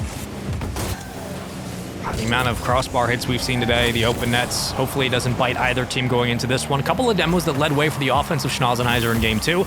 Weren't able to capitalize, so we'll chalk that up to just nerves. Regardless, your backs are against the wall. Down 2-0 in this series, in the lower bracket. Available, open, backboard, double tap, not going to work. Daunt into the goal line, and TRYOUT was waiting, didn't like the angle, and back into the play. The rotation begins. Here comes Flight. And, I mean, this game just looks like an extension of that overtime. You're right back into it. As TRYOUT looking for one more touch, T-Var's there, and again, Rapid just comes out of nowhere, off screen oftentimes, and this one's a wide open net. What happened? It's straight in. Nitrous gonna put away their first for Flight. How many times in game 2 did we talk about Schnauzenheiser being a little bit too far forward, cheating up through the goal line, cheating up on boost? If you get poked free, you're gonna have a tough time rotating back if TRYOUT's their last island. Opportune chance here, a 1-0 lead. Flight very early on taking the advantage, and they keep it rolling. They get a demo to help from the kickoff, winning the challenge as well. Daunt's gonna kick it back into gear, and TRYOUT will have to fly towards the backboard to keep this play moving. Schnauzenheisers again denied inside Flight's box. Flight have just done a superb job defensively, even at the last second, even when it's the diciest situation you could put a team into. They just have a player coming from the back wall or across their own box to deny the shot. TRYOUT, this one, just high. T-Var, shot. That time it'll find it. And Schnauzenheisers finally break through. My goodness, it has been so tough to break down Flight. And T-Var gets over Rapid for maybe the first time in this series and puts away his first in game 3. Waiting to see the elbow shots all series long from this squad. The results have not shown the greatness that Schnauzenheiser have on the field. But finally, one goes their way. How can they rally it? The demo might help. Kills the defensive hold. Daunt giving it back to TRYOUT. He has to wait for the Fennec to reset and still wins the challenge through. Skills. No clear. T-Var too far pushed up. Will have to fall back, so the defense here from Flight can yet again find a clear. Still a tie ball game. And you're really just back into the same situation that you were before at 0-0. It's been tense since that overtime. Goals have certainly come at a premium, whether self-inflicted or not. Defenses have been holding strong, especially on that Flight side. Here comes Nitrous. Space over to Rapid in the corner. Rapid's shot is off the backboard, and that's a big miss from TRYOUT. And everyone backing off. He's lucky that Schnauzenheisers are not punished for that whiff. A little chaos on the goal line. Rapid building a nuisance. Skills sneaks it towards the crossbar. Not sure how that one was able to get through unscathed. Regardless, Rapid still hunting into the play. It's open, but just a little bit wide on the touch. Daunt will meet this catch downfield. Keeps the pass moving in the second. Defense from Flight yet again available and around to meet the play and get out in front. Is anybody up for the double tap? No. T-Var will take it away. Here comes Daunt. Free ball in the midfield too. Looking for maybe a bump, possibly. But again, skills. It's always a two-man effort from Flight defensively. The first man and the second man, whether it's in front or behind the play, they always seem to get back. Now T-Var can put this one, or TRYOUT put this one down. He does. But the shot was not on target. And the defense was there. Here comes Skills now. Up and over. Rapid. Puts it just wide. Nitrous, tough angle. Trying to find Rapid back the other way. T-Var gets a demo. And he'll make the save as well. And the play just breaks down in front of the net for Flight. Felt like a few times now for Schnauzenheiser's offense, they've been half a second behind the play. They just need to make that extra jump. Pre-read or two, a jump or two would help them at least break the defense open. Pass from the backboard. It rolls precariously, still alive. And Rapid will lock heads with Daunt for the moment. Back into the midfield. A chance now in an open space, but Rapid circling around at least cuts the play over and keeps things interesting. Flight maybe haven't looked as, dangerous as they did before, but they're threatening now. Schnauzenheiser, on the other hand, Daunt's got 6 shots to his name. Hasn't come up with anything quite yet. Here's a shot from Rapid. Dot making a save. Another one off the crossbar from Nitrous. Just always seems to go a bit too high. A lot of crossbars are hit today. Been sitting on this 1-1 game, for about 3 minutes now. A lot of chasing from both the primary strikers. Rapid, very dangerous save. Keeps the crossbar clean. Don's gonna burn all of his boost. And TRYOUT trying to help in traffic, but the jam continues. Into the midfield, keeping it on the ground. The pass there to Rapid. Most sneaked it right up the gut. It looked great, but another member here from Schnauzenheiser gets in front, avoiding the demo with 14 seconds left, Corelli. Oh, what a read. Maybe this is the breakaway. Oh, that's a great response on the demo, but it might not be enough. Skills is there. Can he put it away? Nobody made contact. And now Rapid, the last man, have to come up big. TRYOUT, can he put this one away? A save from Skills at the last second. End-to-end spaceman. Chances for both teams. And it's all the same after regulation. Overtime once again. These teams just slugging it out. Right hook after left hook. T-VAR, roller, center net, cleared away. Big stop defensively from Flight. They've shown they can do it in game 2. Now the transition in here. Into overtime, trying to put it away. Couldn't find the angle. Better defense there as Schnauzenheiser step up yet again. They'll have a demo to help as well. Nitrous just takes it back. He's looking for the double tap. Into the corner we go. Demo's coming out as well. Skills getting TRYOUT. Rapid looking for options, trying to go all the way across to Skills on the back post, but it was just too sharp of an angle.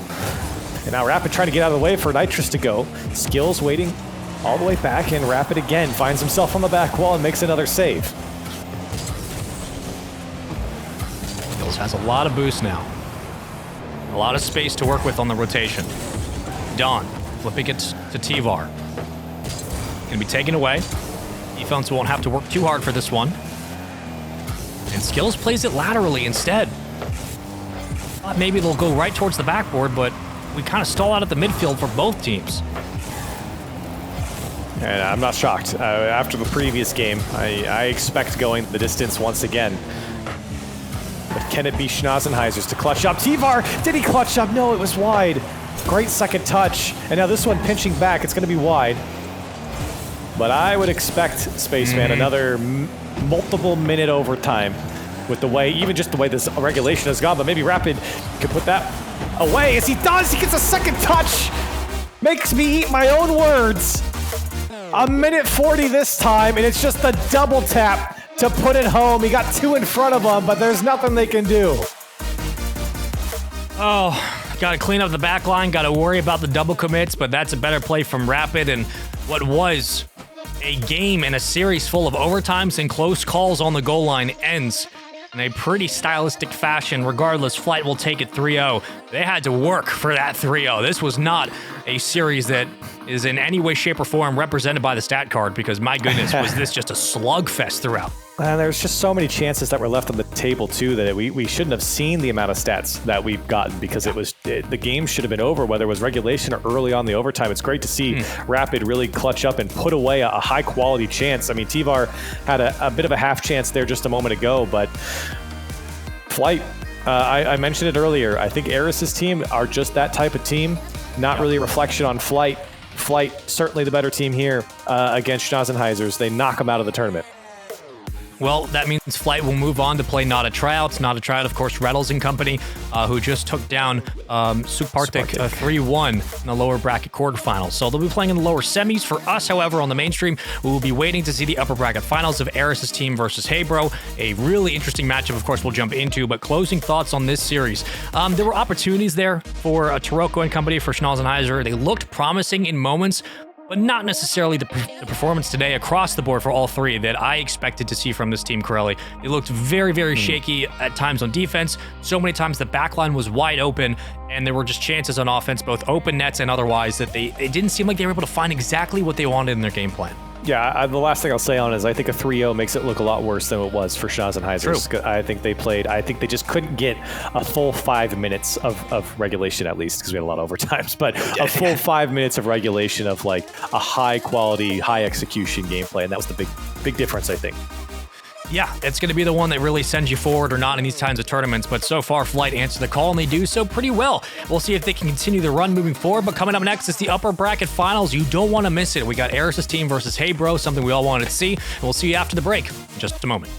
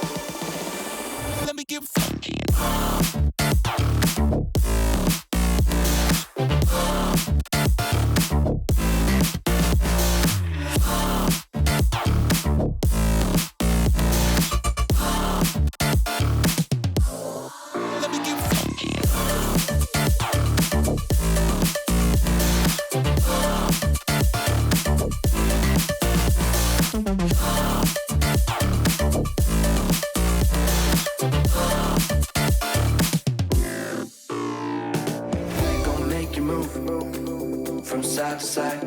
We gon' make you lose all inside your mind. Oh, we gon' get you through this just for one more high.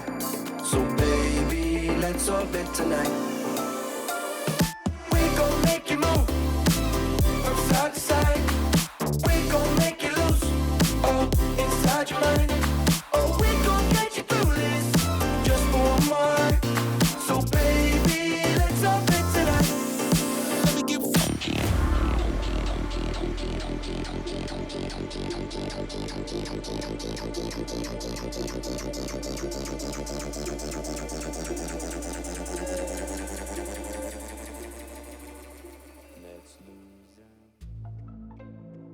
Welcome back to the Bandits on Wheels Fall Showdown number 3, week 3 here on your screens. I'm Spaceman, that is Corelli, and we are going to take a look at the bracket because we've had a couple of games so far today, and they've all been sweeps except for one. I lied to you just now. Our first series went to 4, and of course, Haybro took it there. They got a little bit of redemption, but that is a team that looks like they are continuing to move into championship form like we expected. Aris' team versus Haybro will be up in your upper finals. We'll see in just a moment. We're looking at the lower side of the bracket. Not a TRYOUT versus Flight. We just watched Flight. Not a TRYOUT, of course, being 2/3 the Luminosity roster, playing with Hoxer as well. Corelli, what stands out to you either on the lower side, upper side, bracket overall? What are you seeing? I think for the most part, it's pretty much gone expected in my book. I think the Haybro over Sukhpartik was fine. Aris' team, I think, is going to be a huge test for Haybro here. But not a TRYOUT isn't surprising to see in the lower semis, and I think Flight getting to the lower semis as well isn't a huge surprise after their group stage. So I would say, for the most part, I think things have gone pretty much according to the book. Very interested to know what happens in that Not a TRYOUT versus Flight series. I think that could be a big test for Magic and Reddles alone as a duo, how they're able to compete in a series against opponents who maybe play a little bit slower, play a little bit more methodical in midfield, certainly defensive heavy. It'll be fun to check in on that. But of course, we have to take our attention over to Aris' team versus Haybro, our upper finals. All of these matches, of course, being best of 5. This is going to be a fun one. We just watched Haybro take care of business in 4 against Sukhpartik, a very good series that went to a couple OTs. And you know, in this situation, kind of running right back to what you just talked about, how this is going to be a big test for those who maybe aren't aware of both Aris or why this series could be big for Haybro. Talk to us, bring us through the distance here. What is it about Aris' team, Aris specifically, that they need to look out for? All of it.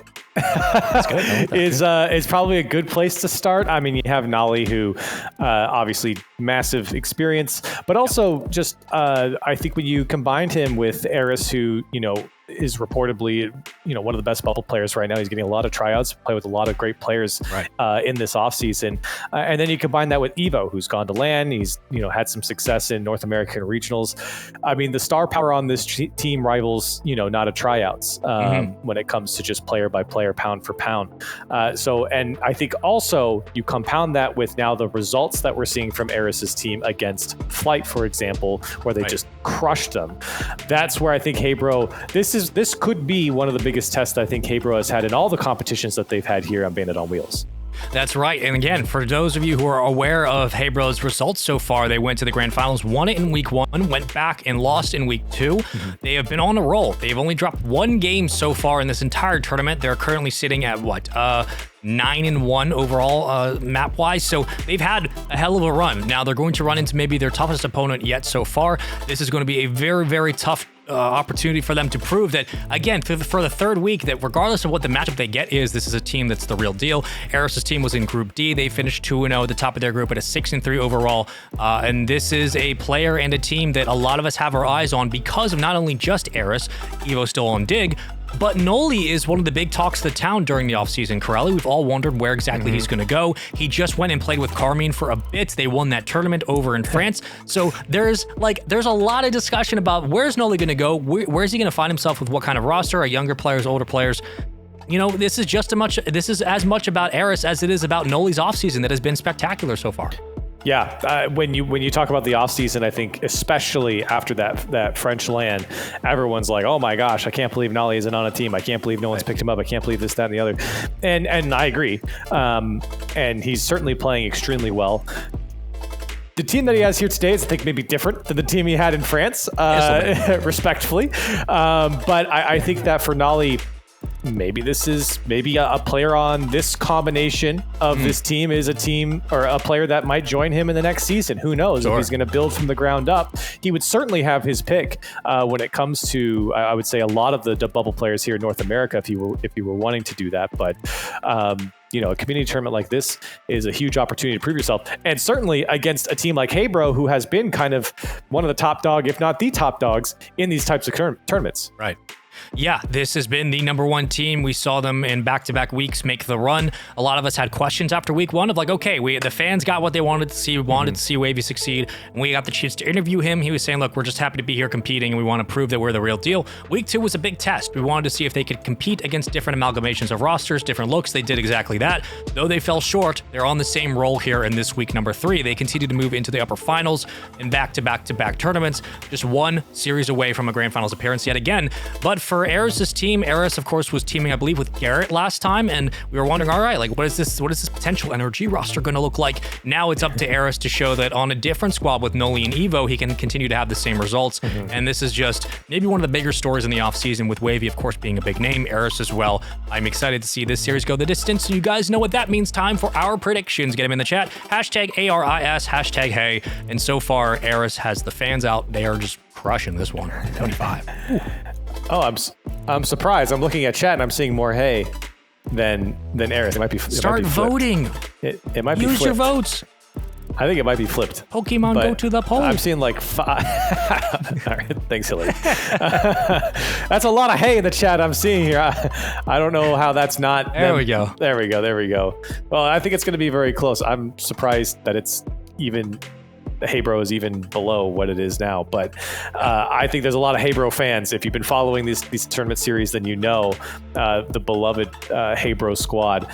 They certainly are beloved here. So this is a huge test. We talked about it multiple times. We know, I think, what the stakes are now, and we certainly know that for Hey Bro, this would be a big win under their belt, because it's like you're getting a whole bunch of different teams thrown at you, right? You're getting a whole bunch of different combinations thrown at you. They had to play Shopify twice last time, and now this time they're having to play Aris' team, and if they lose, they might have to play them twice as well. So, and it's just a different team. You had Aris on NRG last time, as you mentioned, with Mystic Garrett. Now he's here with Noly and Evo. So it's just like different teams every single time. It's really, I think, kind of molding this Hey Bro team into all around, like, this play style is going to work against X. It doesn't matter. It's just going to work. And think about the stock that will be applied, whether it's socially or like constructively, for either player, whether it's Wahvey or Aris in this matchup. Whoever walks away with the victory, there's going to be just some talk in the town, community-wise, like, all right, they've proven they can take it against this team and this team and this team, and then when they played against Noly, Aris and Evo, or on the opposite side, they proved they could win. Regardless, we've done all the yapping. Let's get into the actual game. Game 1 on your screens of this best of 5. Will we go the distance? We haven't seen a Game 5 yet today, but Corelli, there's a good chance we could get it here. We've basically gotten a Game 5 with the overtimes we've had. Maybe a Game 6 in a best of 5. I don't know. Somehow that's possible, but we've certainly had the longest Game 4 series that you possibly could have gotten, as we shall see. See what Hey Bro has. I mean, a lot of their success earlier in the earlier series came from the midfield passing. Again, I think Creams was involved in a lot of that. Wahvey was involved in a lot of that. Hockey, I think, cleaned up a lot of the attacking plays, created some solo plays, but also definitely helped defensively, winning a couple challenges and keeping Hey Bro in the mix. So we'll see if they can do that here against what is presumed to be one of the best teams in this tournament. We all remember what Hockey was able to do defensively on Coliseum, that back pass from his own corner that set up Wahvey. Downfield, Creams helping out as well. He has been a star on this roster. Every single player contributing evenly, it feels like at times. And when somebody isn't, they find a way to win. Wahvey trying to shake off the Tappan Merchant vibes, but he's been phenomenal today. Regardless, Hockey to the midfield. Creams is there. The pass back to Hockey. He's got Wahvey. 1, 2, 3, give and go. Right over, and it just barely sneaks its way around. Evo with the save and back into the play. Yeah, that's a great save from Evo. And those are the types of saves you're going to have to keep putting on if you're going to take down Hey Bro. I don't care who you are. It's Wahvey. That's a great pass over to Hockey. Creams is there, and he let it go. I think hoping to fool the defense, but nobody was fooled. They played the ball. Here comes Wahvey now. Hey Bro trying to get their offense going, and they certainly are. Attacking the net. Getting touches on clears and disrupting Aris' team. But Aris putting a shot on target, and Creams able to save that bullet. Another shot comes out from Evo, and again, Creams is there to turn it away. Aris, double tap, ran out of boost. And Hockey on the backboard. Another pass comes out, and finally Hey Bro are able to get it away. One thing Hey Bro have to be worried about in this series, let alone, is Noly's passes. Noly is a second man, one of the best in the world. So great with placement, leading his teammates into the ball, something he picked up and learned and got better at on Gen G. And of course was able to find success within that land in France just a couple of weeks ago. It's open and Noly will secure it. Everybody pushes up and a 1-0 lead. And I think Aris' team really just chipping away at the defense. It's a decent there from Creams, but Wahvey, I think, diving in a bit too much. Finally breaking the defense is Aris' team, and they're able to put away the first goal. It's an easy start. A couple of counterattacks from both teams, but as the dust settles, a 1-0 lead to begin. And Noly will fall towards the goal line, just getting a little chip shot onto Hockey. And like to see these counterattacks begin as Evo was the one who led the charge off the kickoff. Aris with the fake to Evo off the backboard. Oh, great bump. And it is a bit open, but Hockey has to come back and clear house. And the defense cannot be overstated enough from Hebro. They are so good individually at getting up, controlling the ball, and pushing it out towards the midfield. Some physical play coming out as well. I think Evo was setting up a double tap there, but he got bumped off it, and there's a lot of confusion after that. And that's why there was no follow-up from Aris' team. Still, I think Hebro really struggling to get this one out from their end and holding on to possession once they do. Creams, that one was on target, but Aris, they're cleared away. This one all the way down to Evo, doesn't get a double tap. Noly's shot was weak, and maybe was expecting the bump from Evo. But here comes Aris, as he's denied by Creams. It's up by Noly. Holding. Won't get punished. And the ball continues to stall out. It's going to be up to Aris to keep the play moving. Noly comes off spawn and hustles right up the gut. Creams is already ready for the pass, and he finds it. Collapsing, open, follow-up good. Wahvey taps it in, tie game. And I've talked about Creams so much, but you're able to throw it up downfield. Creams is there. That's a dangerous touch from Creams, despite two players being there on the save. And it was Wahvey again, tapping it in, following up properly, and Hebro earned themselves their first goal. Creams has been phenomenal today, last week, or I should say, 2-3 weeks ago, and the week before, and every single tournament so far for the Bandits on Wheels. He's been everywhere on the field. An unsung hero for this roster. We want to give him the credit where it's due.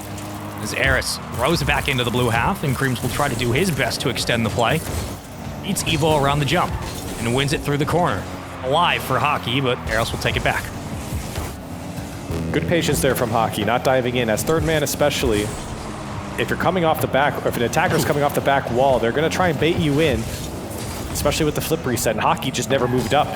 He said, you're going to have to go the full distance of the field before I challenge. A very smart gameplay, especially with time ticking down. Here's Noly now, as Aris' team trying to mount their attack. Use those channel points, predict who you think's going to win the series, as Noly tried to escape through two, but more numbers than not, the blue team will be there just in time to take the ball away, and Hockey does just that. Into the corner, Evo survives. No boost, looking for Noly, has him in the front of the box, cleared away and denied. The big demo clears out one. Power play for the moment, make it two. Aris now trying to capitalize. Hockey slows the play down and does enough to buy time back to full strength. 10 seconds left. Noly to the backboard, follow up there. Aris does not put it on target. And everyone kind of backing off, but maybe Hebro gets the last laugh. No, it's picked off.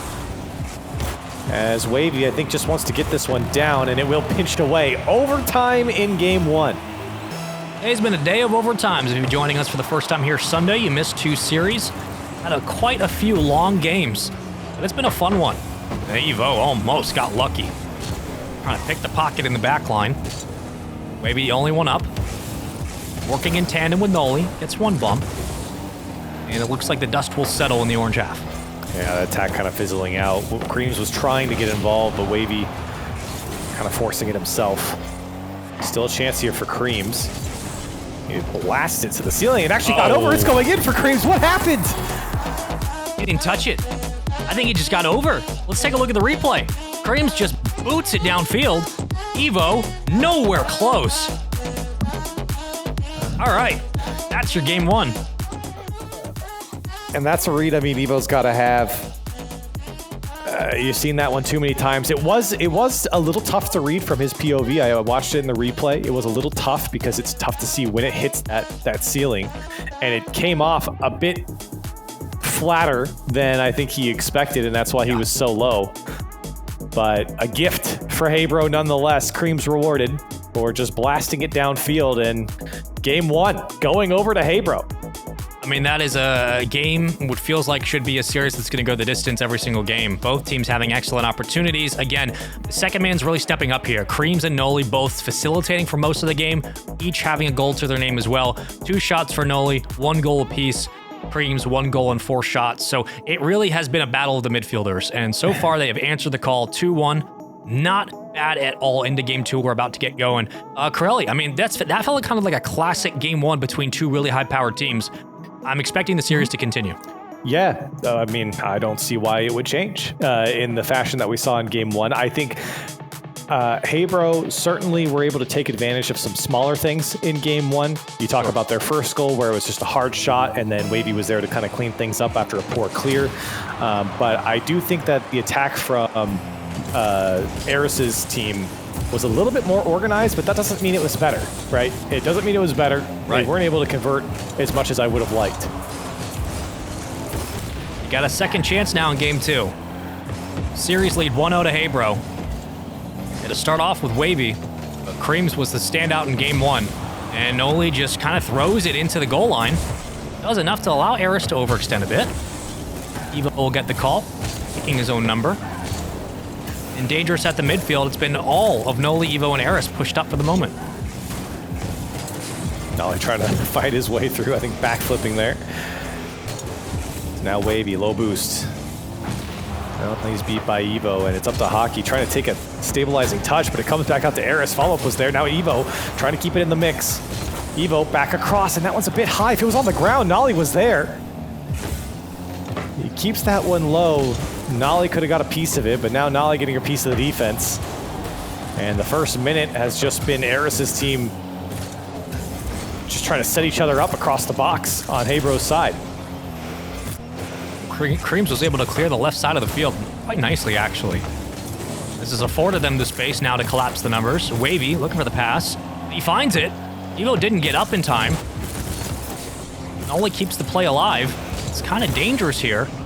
Ball continues to jet laterally to the opposite wall. Finally, the clear comes through, but the defense not as stout as you would expect from that game 1. Certainly not. And you're seeing a lot of possession going over to Aris's team. Evo to the back wall. And Aris's team very patient here. Noly doesn't get the connection, but his teammates are able to follow up. Now Evo trying to get a double tap. Aris is there, comes out to Noly. He's got to buy time for his team to get back in rotation. He tries to find the pass. It wasn't the best over to Evo, and Noly trying to make the best of it as he'll rotate out. I want to believe he was either looking for a sharper pass, but regardless, it worked out, got back into position, and the offense can continue their swing through. Aris will catch it and keep the defense from pushing up. Counterattack will not be there. Hebro now have to hold on to a constant barrage of shots. Here comes Noly. Into the corner, couple of bumps that work out, and Wahvey to Creams, downfield, overextending, catches him upper 90 off the crossbar, and back out again. They just can't close the deal, but Hockey can on the opposite corner. Oh my, and thank goodness that one goes through. Would have been another one stolen by the crossbar, and that time the post as well, but Hockey find the angle, and really, Noly was there to make the save, and just couldn't. Hockey putting it away, but man, Creams, it could have been another highlight shot from him. It would have been perfectly placed. Instead, the fourth man coming up big for the moment for Aris's team. So they're trying to fight back. Another crossbar shot. This time Aris gets over it. And just like that, back-to-back goals. And we're back to a stalemate. You give one, you take one. Good collapse into the front of the box. Evo kind of body blocks a little bit, but Creams had no way of protecting all sides of the net. And a nice recognition there from Noly and Evo trying to work together, open up space. They tie us up. Here's another shot from Noly and denied by Creams. Hebro looking to get their attack started as Hockey needs to get the dunk. He does. Wahvey patient on this one. He won't bite as the third man, and Evo gets over, but only as far as Creams. Noly pre-jumped that clear and was nowhere close. Here comes Wahvey and dangerous Creams. Can he put it away? Evo, the last man, makes the save. And so the pre-jump from Noly opened up the space for Hebro to put on a couple dangerous shots. And he's relied on his teammates to make the saves. It's been these long downfield passes from Hebro that have been so deadly against so many teams. And when you think they don't have the space to work with, they still find a way to get an extra touch in. This one dangerous though. Evo blocking in front and did his job. Noly finds the second goal and the lead here for Aris' team. Evo quite literally just parked the bus. He came to a full stop for a second to sit in front of Wahvey to see what he was gonna do. And Wahvey, I mean, there was nothing he could do. If he approached Evo, Evo was just gonna jump and block him. So he kind of had to wait or bump Evo out of the way, and at that point, there's just not much you could do. So smart from Evo. And now Wahvey trying to fight back, get another touch. He does. Screams, he's not gonna go as the last man, and what a catch from Evo, and he doesn't get the bump. Brilliant catch.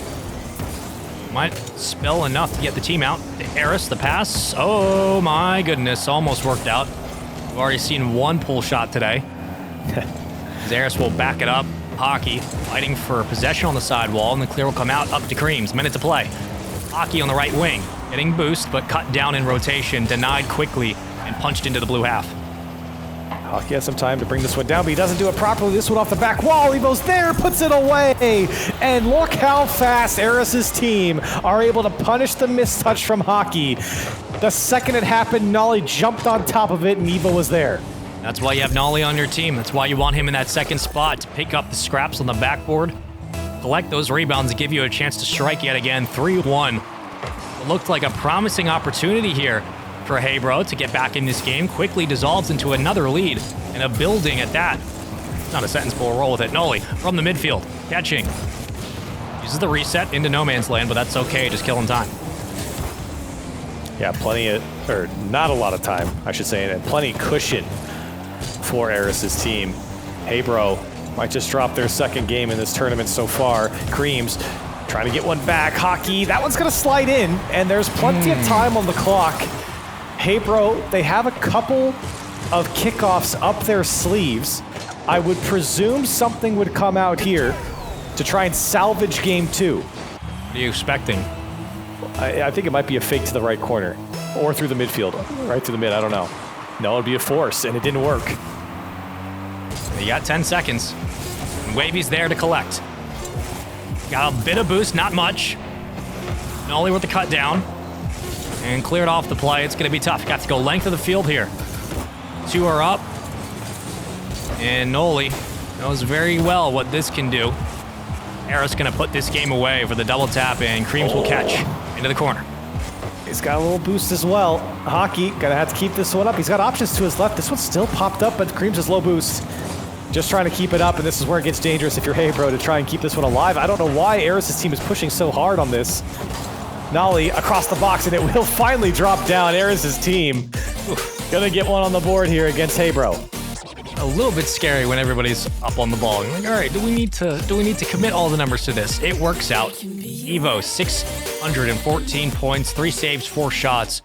Noly helping facilitate, and Evo, after a little bit of a blunder at the end of game 1, really stepped it up here in the second game and helped facilitate so much of the offense and really got the team going. So they will tie up the series 1-1. Corelli, this is kind of the response we expected after game 1, and it's not like Hebro didn't have their opportunities. I mean, you're looking at 10 shots for them. They just so close at a couple of times to being able to put it away, but it was Aris' team who stepped up and built upon their lead to a 2-1 scoreline. Yeah, and I mentioned that in the beginning of the game where it felt like Aris' team was a little bit more consistent in their attack, and not necessarily that that's a better thing, but you saw now that they were able to kind of chip away at Hebro multiple times, putting on pressure, and Hebro were locked down for segments of that game. I think Hebro did find some release at some point, but Aris' team definitely showing that consistency in their attack really prevails and kind of bogging down your opponent. You got 5 more minutes on the clock into Game 3, tie series 1-1. First time today we've had a tied series going into Game 3, so it'll be nice to see things change. Guaranteed Coliseum regardless. If you're just joining us, welcome into the third match of the day. You've missed 2 really good ones, but this one has so far been a back-and-forth affair between 2 of our top teams, and already trying to work for a 1-0 lead. Noly cannot put it away, but Creams into the corner will get possession right back. And right there is the bread and butter for Creams. This one kind of gets away from him, going off that sidewall and looking for a pass or a solo play. Unfortunately, a little mistouch as Hebro trying to get organized defensively, everyone in backwards except for Creams there. Now Hockey receives the pass from Wahvey, and Noly's touch, an awkward one, but works out quite nicely over to Aris, and Creams will cut it out. It's It's those kinds of touches from Noly that even if they don't go where they're intended to, it still can be a threatening pass. You have to find a way to get in front. So far, Hebro have done it. Nice job by Hockey just to continue to get in front of the play. Off-ball offense has been fantastic in this series. Wavey's going to scoop it through the corner. Won't escape past Noly. Pass is into no man's land. Hockey almost dangerous on the back touch. And it's still open. Here comes Noly and Evo working together. Aris cheated up a little bit too far. Noly still involved. And the ball is still alive. It is pinball in the blue box right now. It's coming off players. It's landing on two cars at the same time. Aris' team trying to get a hold of this one and put a clean shot on target. Again, you talk about that consistency and just holding the attack and forcing Hebro to play defense. You're seeing quite a bit of this, and the execution isn't there for Aris' team at the moment. And Hebro in some very stressful situations right now. Little update, not a tryout, 3-0 over Flight, so they handle their business in a sweep. They will be waiting, in the lower finals, I believe, for the loser of this series. Gonna be a fun one to watch. Keep your eyes peeled for that. And a nice reset over both defenders. Evo finds the first blood. And again, you're looking to just put that final blow in your attack in, and Evo taking it into his own hands. Flip reset goal. It was finally just a solo play that works out for Aris' team. They said, forget about all the passing play and trying to make it look pretty. We'll just take it ourselves. Evo does just that. A skill set that he certainly has. And a 1-0 lead for Aris' team. And now Hebro really trying to find something other than just the counterattack that we've seen from them. They've got to find some pressure and hold it against Aris' team. We'll see what they're able to cook up, because creatively they've been so reliant on those heavy counterattacks and the speed in which they can find one another on the passes. That's been where Creams' bread and butter has been today. I'd say specifically for the last couple of events, for sure. What do they have in the tank here? Playing a much more reserved defensive team. Specifically Aris on the goal line, Noly on the backboard. Evo downfield's been able to meet some of these passes. Does so here. Wavy will cut it down instead. The interception's there. Hockey now up. Uses the reset. Almost punches it down, but Aris with another save. And Wavy, I think, kind of giving that ball away. Didn't have a lot of boost anyways. As Aris' team trying to put something together in the midfield. It's a great cut from Wavy, but no follow-up. Creams have to go back now. Got caught in no man's land for just a second. He's able to get back to it. As Aris will race back to his corner, allow his teammates to come through on the rotation. So very comfy 1-0 lead, it feels like right now, Spaceman. There hasn't been a lot of attack coming out from Hebro. There's been some instances, but a lot of that midfield is still going in favor of Aris' team. And where in previous series for Hebro, it felt like their own corners were safe defensively. In this series, it's not been the case. When they get to the corner, they have to immediately wait for a pass to the center of the box, whether it's Evo or Aris who set up. If Noly's the one sending it, you got to be careful. Right over one, and is that enough? No, Evo skirts around in time, keeps this game at 1-0. Aris right back into dodge. Wavy to Hockey. Evo over him again. Off the backboard. Second touch will clear it away. Noly into the corner. I don't think he got the boost grab, but it doesn't matter. Wavy's still in front to make a challenge. And right now at the midfield, it's been all of Hebro. Can they keep up? A minute left. Noly's trying to force it through, and Hebro, they've really got to get settled defensively in this final minute. They got to break out first. As Noly making that tough, trying to get a piece of the defense. Wavy can only throw up just a tiny touch out of the box. Evo, flip reset, lets it drop. And Aris' team are happy to take these solo plays with two players behind. Just wastes a lot of time and forces a tough angle and forces that defense to use that boost as well. As another cat comes out, Noly can't find Evo, and Wavy trying to find a way out, but it's just not happening right now. Under a minute to play. Under half a minute to play. 10 seconds to go. And this one will jet to the corner. Wavy, 3 centers. Noly will clear. Evo has a wide open net to shoot to. And all you need to do now is do what was very much a struggle at the end of game 2. Let it touch, and they will. Aris' team now up 2-1 in the series in back-to-back games. They have looked absolutely confident at the midfield. They score once, they play excellent defense, and they have really done a good job of limiting the amount of speed on the counterattacks Hebro can work with. That's usually something they like to refer to, but Aris' team doing a nice job of making the possessions a little bit more difficult to reel in. And they shut down the counterattack from Haybro, is what it feels like from Aris's team. There hasn't been a lot of a counterattack from Haybro, and when there isn't a lot of counterattack, Haybro are showing signs of struggling to find the offense. I think that last minute of game time from Haybro is kind of an example of the issues that they're having. When Aris' team locked them down, you're just seeing Wahvey punting it out to the sideline, right? You're seeing Creams kind of involved in the midfield, using all of his boost to kind of go nowhere. And so you're not seeing that cohesiveness from Haybro that we've seen in previous games. I think it's just because Aris' team is so high quality that it's been tough for Haybro to kind of find that consistency, especially through the midfield. They've skipped the midfield in a lot of cases. They've just blasted it downfield and see what sticks. That's not going to work against high quality teams. And the space that was afforded, the luxuries you had for Creams to work from the sidewall to find those connections on those long passes, that's no longer here, or at least afforded in the end of this series. In the last two games, Creams has been pretty much neutralized. So when you lose the space there, you lose the ability to get creative, specifically when the counterattacks, how it bleeds into the offense. Everything works together. Been a little bit more one-dimensional from this Haybro roster than what we're used to seeing, and that is, of course, credit to Aris and to company, how well they have played this. But off the opening kickoff, Aris will find 2 touches to take it away. And it really feels like in this game for Haybro, they need to score early for them to set kind of the standard, and then they can start working more defensively and work on those counterattacks. Yeah, and they're trying to do that right here, but they got all 3 of Aris' team in front of the net, and that was a really good look for Haybro early on. But you're right. I mean, I think getting that early, I hate saying like the early momentum, right? Getting that first goal. Of course, every team wants the first goal. That's obvious. But I do think it plays a big impact in, how a team plays afterwards, right? I think Haybro's defense is fine, and if they don't feel like they have to push and they already have a lead, that they might not make the same mistakes as they have earlier in previous games.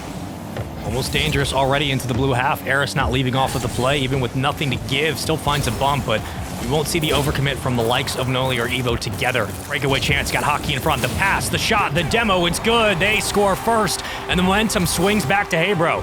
And again, in transition, on the counterattack, it was a pass out to Creams, and Creams gives it back. Evo's last minute. I think Evo might have made the save had he not gotten demoed.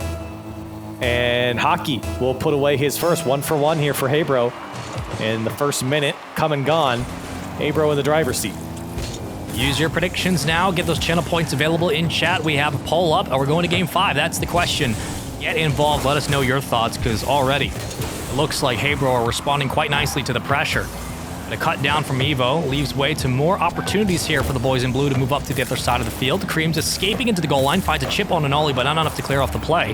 The save does come in. Hockey back to Creams. The back pass is great and leaves it to Aris and company. We'll keep numbers up instead. We don't have to worry about the counterattack. Bounces awkwardly, but for now, Corelli, it looks like the numbers from Haybro are more than comfortable on the other side. And I think Wahvey probably should have passed that one over to Hockey instead of taking the tough angle shot with 2 players in front of him, and now you're going back the other way. But you are seeing Haybro kind of set up a little bit more. Here's a pass down to Creams. Creams got space. He left him open, and this one, big save coming out. No follow-up. Noly's getting punched around in net, but it's Evo running away with it on the other side of the field to the back post. Creams makes the save, end to end, and still no one able to push through. At least Aris' team held to 0 so far. He can't get further than Aris. Long clear from Creams. Love to see him work towards the side wall in a perfect situation. That's what Haybro want, but he's been almost designated as the last man back at times on defense. Available in the net, Evo, back to Noly. He's got Aris, but Wahvey not going to fall for it this time. 2-3 demos at this point. Yeah. Aris bumped Hockey out of the net while Hockey was flipping and just sent him like a howitzer towards the other side and actually made Hockey demo his teammate, which was insane. And that's when all the demos came through. So still, Aris' team, their attack will fizzle out, but hold on, Aris off the ceiling, has a flip here, uses it, and it's an awkward ball. And you have to be careful here on the counterattack because it's wide open on the other side. Everyone committed from Aris' team. And I was, when Aris went up for the second time, I was thinking, wait a minute, isn't he the last man back? We just saw Evo and Noly go for it, and he was. He gets dunked, and a counterattack goal for Haybro. They double up. Gotta wonder whether he was thinking Evo was going to start rotating or not, or just in a situation where maybe you take your eyes off the ball, but you're thinking more about the shot than where you need to be. It happens to the best. In this situation, you do get punished. 2-0 for Heybro, a big response here in Coliseum, trying to force the game 5. And right now, they're getting very close. Wahvey punching it downfield, killing time off the clock. Noly working in the goal line. Evo into the center. Midfield was a traffic jam. And Aris leaves it on a pass. It's not going to be great, though. Maybe it will. It'll work out. Aris, 2 touches, no, denied. And now that the pressure's off for Heybro, the defense, you know, has been pretty solid today in this tournament. And you have some cushion, especially when you're sitting on match point. It's a bit of a relief mentally to know you have a bit of a cushion with a final minute. Demo comes out from Wahvey on Evo. They'll trade. And defensively, Heybro holding strong. Here's Wahvey just throwing it downfield. Happy to see what the other side will give back. It's a pass from Aris down to Noly, as Heybro looking to just waste time off the clock. Another opportunity. So close yet so far, it feels like, for Aris' team. Game 4 has not gone their way, but it's been great adjustments from Heybro. Again, weathering the storm on defense and getting a chance to a quick counterattack, whether it's a shot or not. Doing a nice job of keeping everything in front. Noly cutting it down. 20 to play. Aris can't close the deal. And as time dwindles away, with that, Champions Field looks like it is an absolute possibility. So this series is going to go the distance. Corelli, we wanted to go 5, and we get our wish. We get 5, and I think, you know, that was, I think a lot of the expectations, especially when you look at the prediction that we had early on, it was very, very tight. And you're right, we will go the distance. Game 5, Heybro will fight back and extend the series for one more game. A spot in the grand final awaits, and you might get a rematch. No matter who wins this one, you might get a rematch in this from this series in the final. As I feel very confident about both these teams. I think that not a tryout team will be tough in that lower bracket final, but regardless, both these teams are playing very good Rocket League against each other, and you're seeing why both these teams are sitting in the upper bracket final. That's right. Loser of this is not out. They'll drop to the lower finals where they'll play Reynolds and company. But here, the amount of saves that Aris' team were putting up, this, again, the scoreline does not show everything. A 2-0 win for Heybro was enough to get them to Game 5. And here's where things get interesting, because we have seen time and time again, Heybro on Champions Field. They've clutched up multiple times. What's going to happen if they don't score first? They were lucky enough in Game 4 to get the opening shot. Here, they're going to have to play some immaculate midfield defense against the likes of Noly, Aris, and Evo. Let's jump into Champions Field for Game 5. It's going to round out our 3rd series here today before, of course, our final upper bracket, or I should say our grand finals and our lower finals coming up next in different orders. Wahvey into the corner, off the kickoff. Already looking for a bit of pressure, but Aris will punch it away. Well, you said, you know, what happens if they don't get the first goal? And if they don't get the first goal, they better hope they get the second goal. That's right. right. I feel like Aris' team will be able to hold on to their lead quite nicely and quite comfortably. Even in that last game, they were just consistently a nuisance. Aris was chasing players down the field and actually got a demo and a bump, and somehow they didn't score. But I feel like, you know, when you're playing behind, it sucks that you lose like that. But if you're ahead, I think Aris' team could really lock down this game if they get a 2-goal lead. Well, that's a little bit open right now. All they needed was a better touch from Evo. It was a tough read from his part, so no shade there, but there's an opportunity here where it looked like for the moment the defense was lacking. Heybro's had a space. We're trying to work too much into it, and it just sneaks its way under. Evo gets the first goal. I mean, this was a great play from Evo. I'm shocked that it actually got through, though. I mean, there wasn't a ton of power. It didn't go that high, but Cream's fooled by it. And in the first minute, Aris' team able to strike Evo again. A solo play. We've seen 2 or 3 from him now of the solo plays coming out. And he has made a huge impact in this series. Well, now you need them to get the second. Evo, again, off the kickoff, almost follows up on his own touch. Wahvey with an extra powerful clear. And a follow-up, extending into the blue half. All numbers fly back. Noly's going to take a 1-on-3 in front of the box. Here comes both, looking for the pinch. Didn't work out, but the midfield's clear, and Noly will send it right back to where it came from. Good control from Evo here. Didn't have to just, you know, take the shot and rip it. Trying to get a bump on Hockey, and unfortunately, it didn't really pan out for him, but smart to keep possession. especially in a Game 5 situation. Keeping possession is so crucial. Denying the opposition that chance to advance downfield.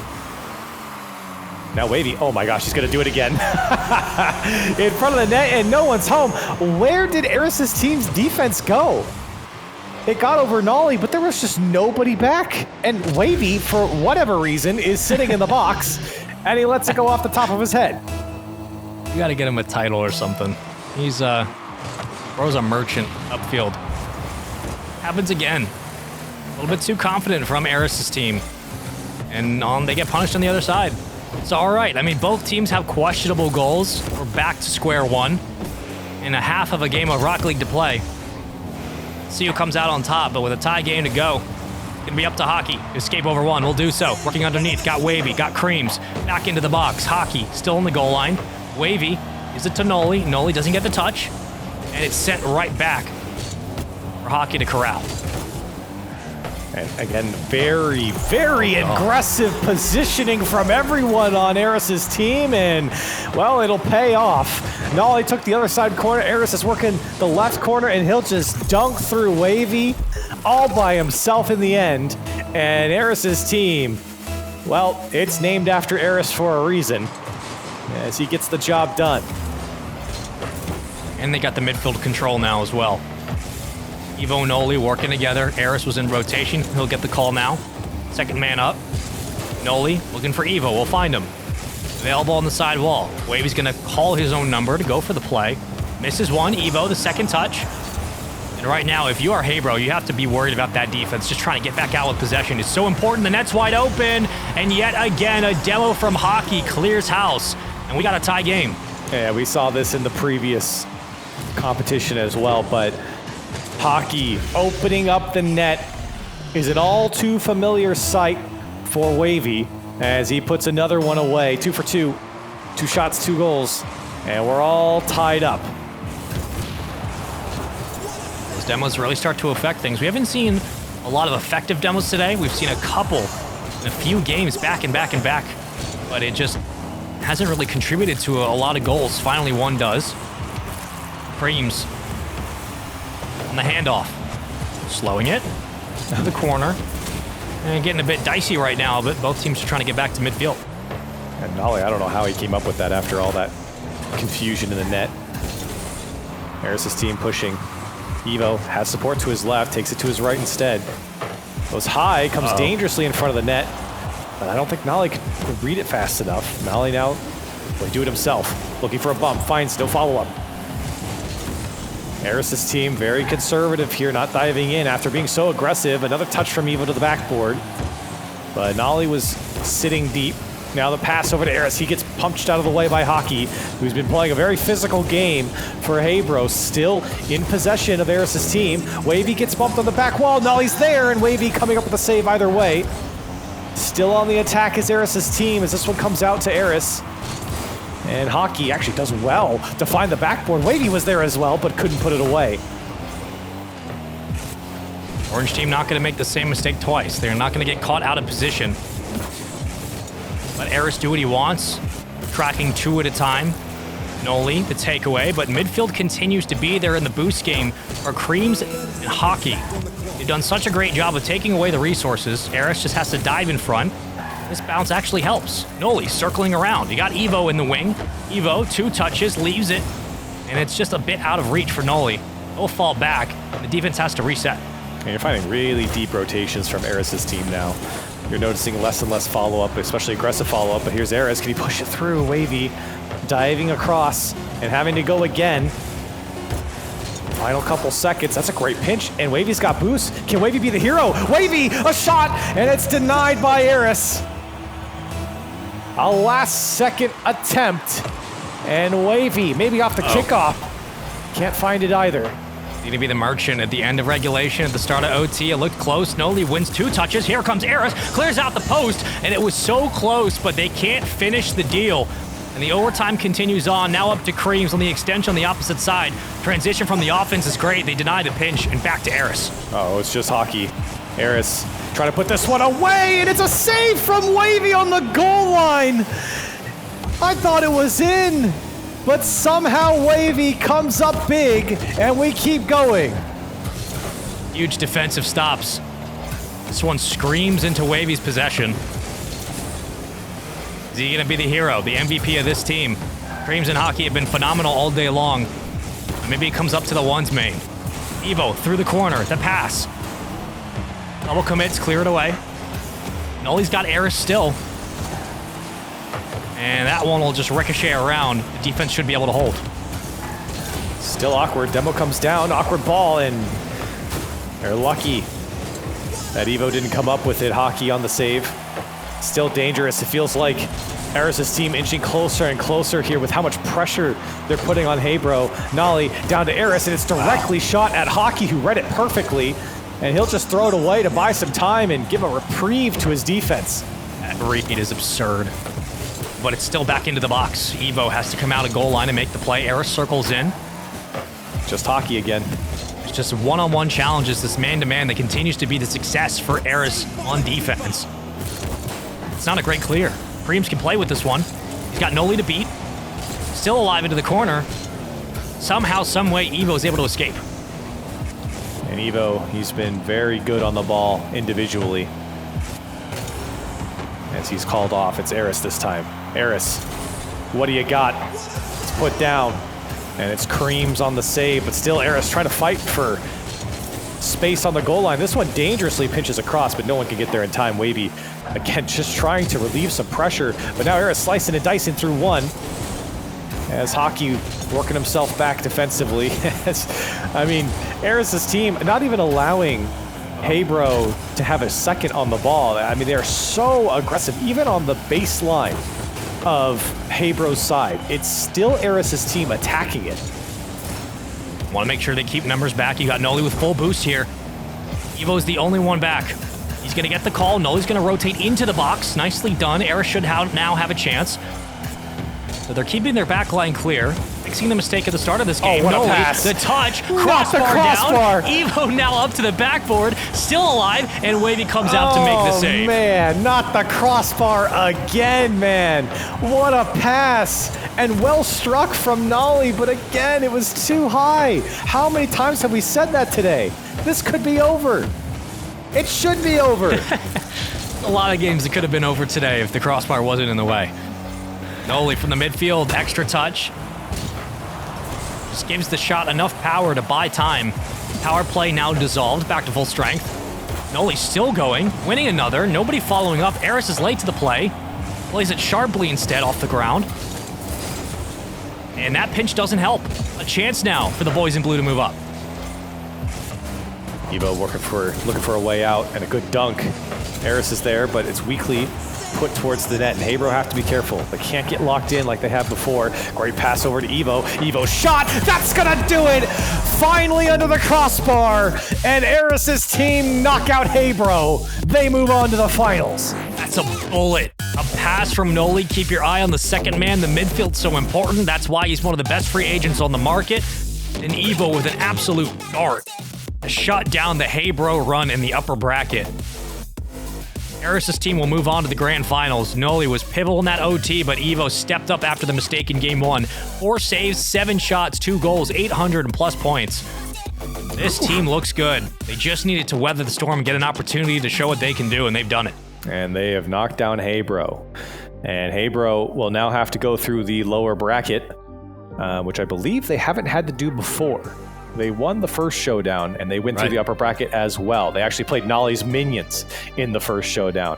Took them down 3-1, and then took down Shopify in the previous. They lost to Shopify in the grand final, but still made the grand final appearance. Excuse me. And so now they get knocked down to the lower bracket final, where they'll have to play not a tryout. Well, they're going to have their hands full, that's for sure. The lower bracket's brutal for everybody, but one thing that is not, one handsome fellow has now joined us in the call. We got ourselves an interview with Noly, the champion of the Carmine Reigns just a couple of weeks ago, now joining us here in the winner's bracket. Noly, brother, how you doing, man? I'm doing good. How are you? Doing okay. You guys had a close series in Game 5, but again, one of the things we talked about going in was midfield pressure you bring, the passes. It looked like it was clicking. What was it like for you guys in that series? Talk us through how you approached it.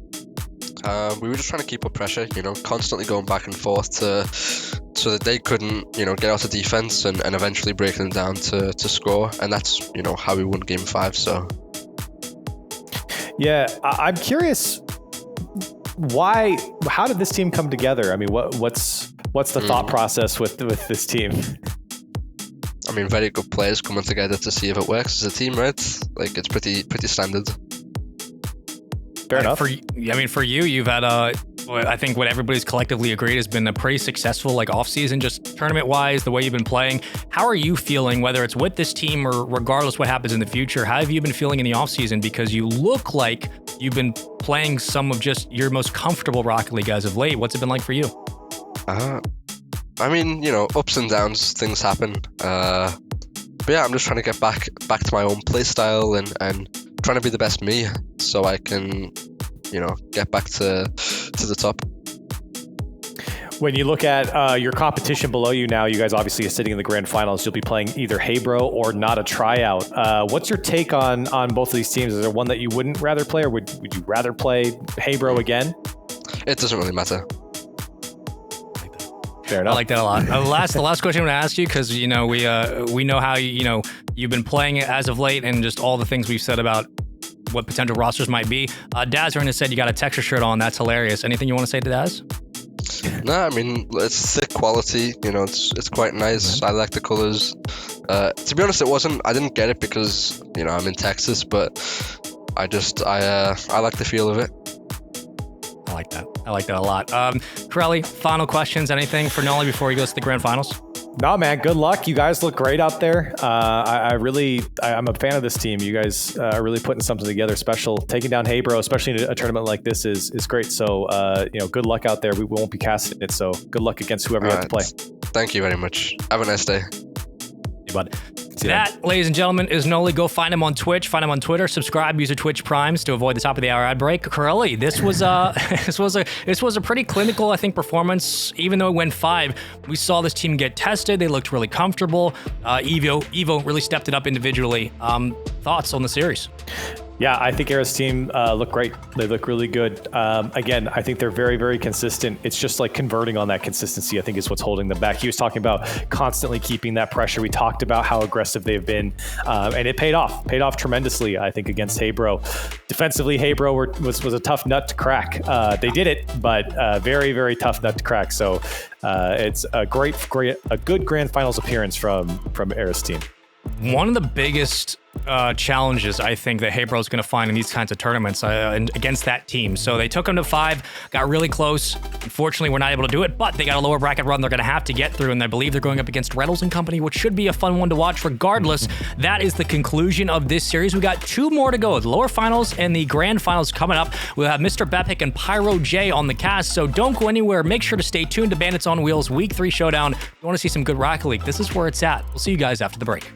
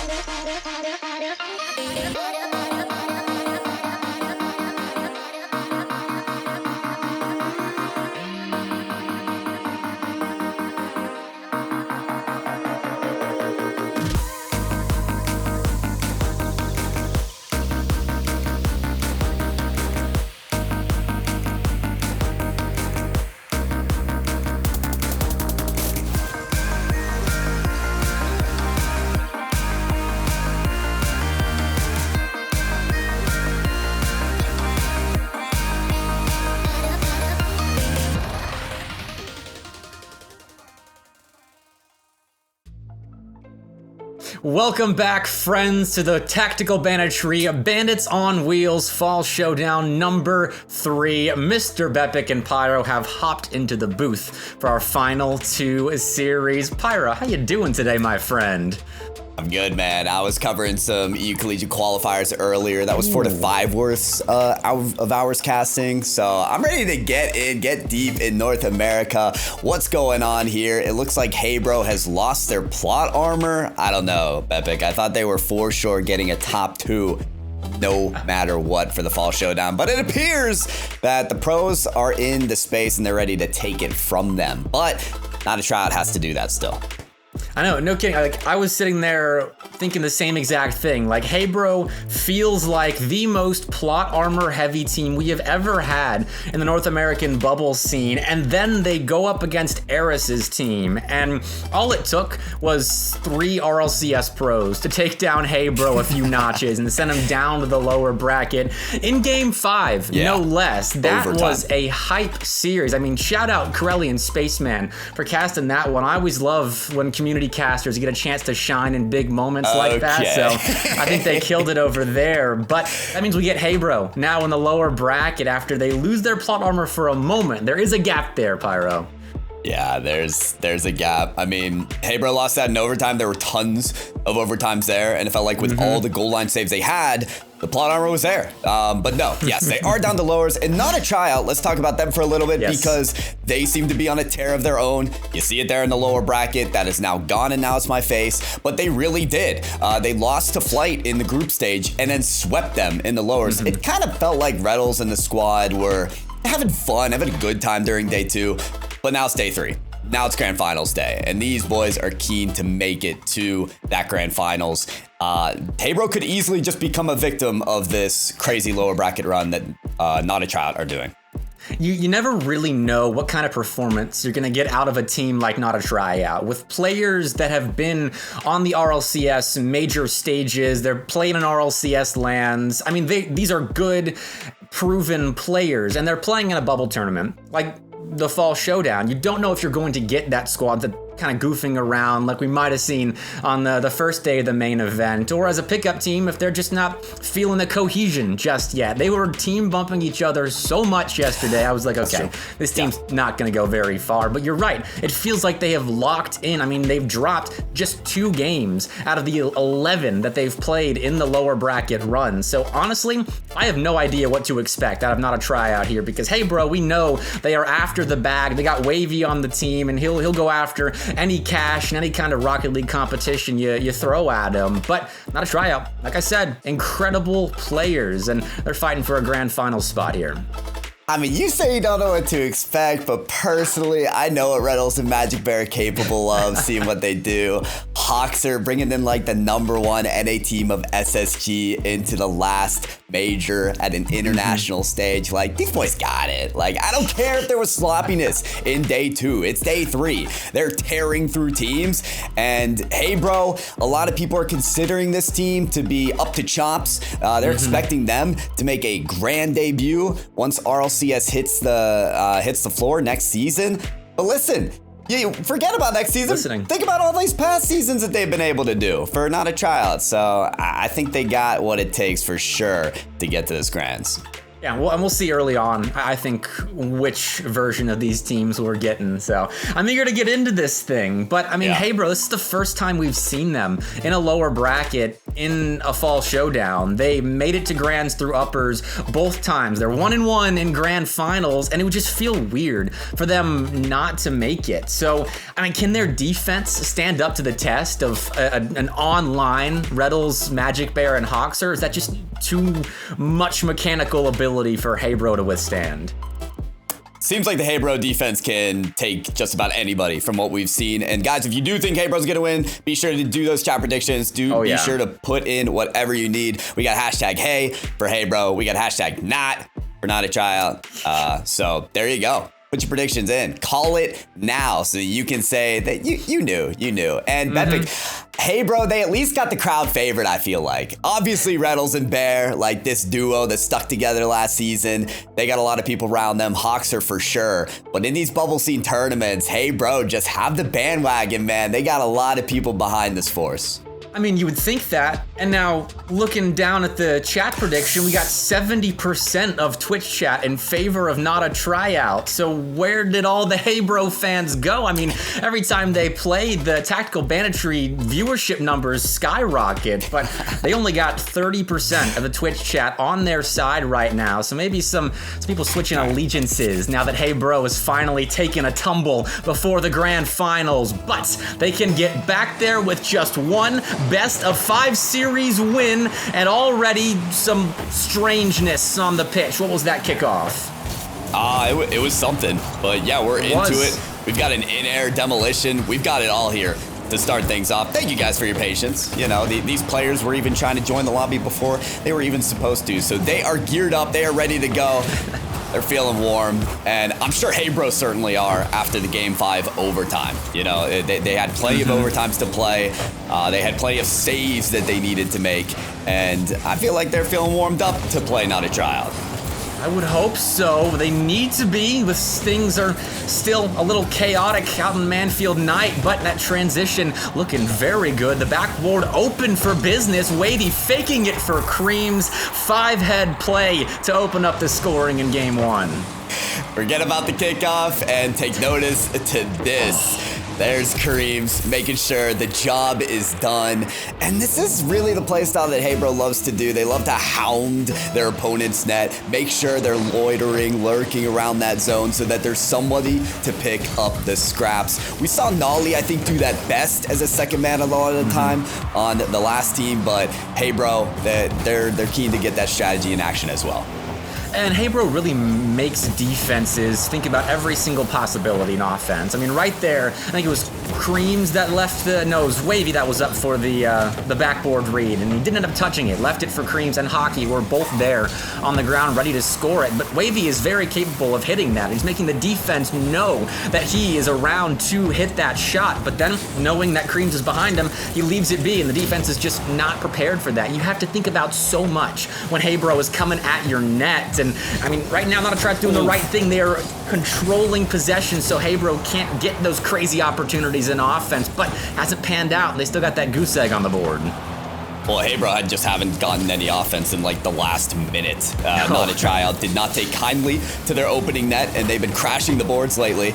I'm looking for this attack to develop right here, but Hockey careening past 2 defenders. He's blitzing everybody and getting a demolition forward as well. There goes another. The whole goal line extinguished, but no shot to go for it. You'd think that would end up in a goal, but somehow Not a Tryout survive.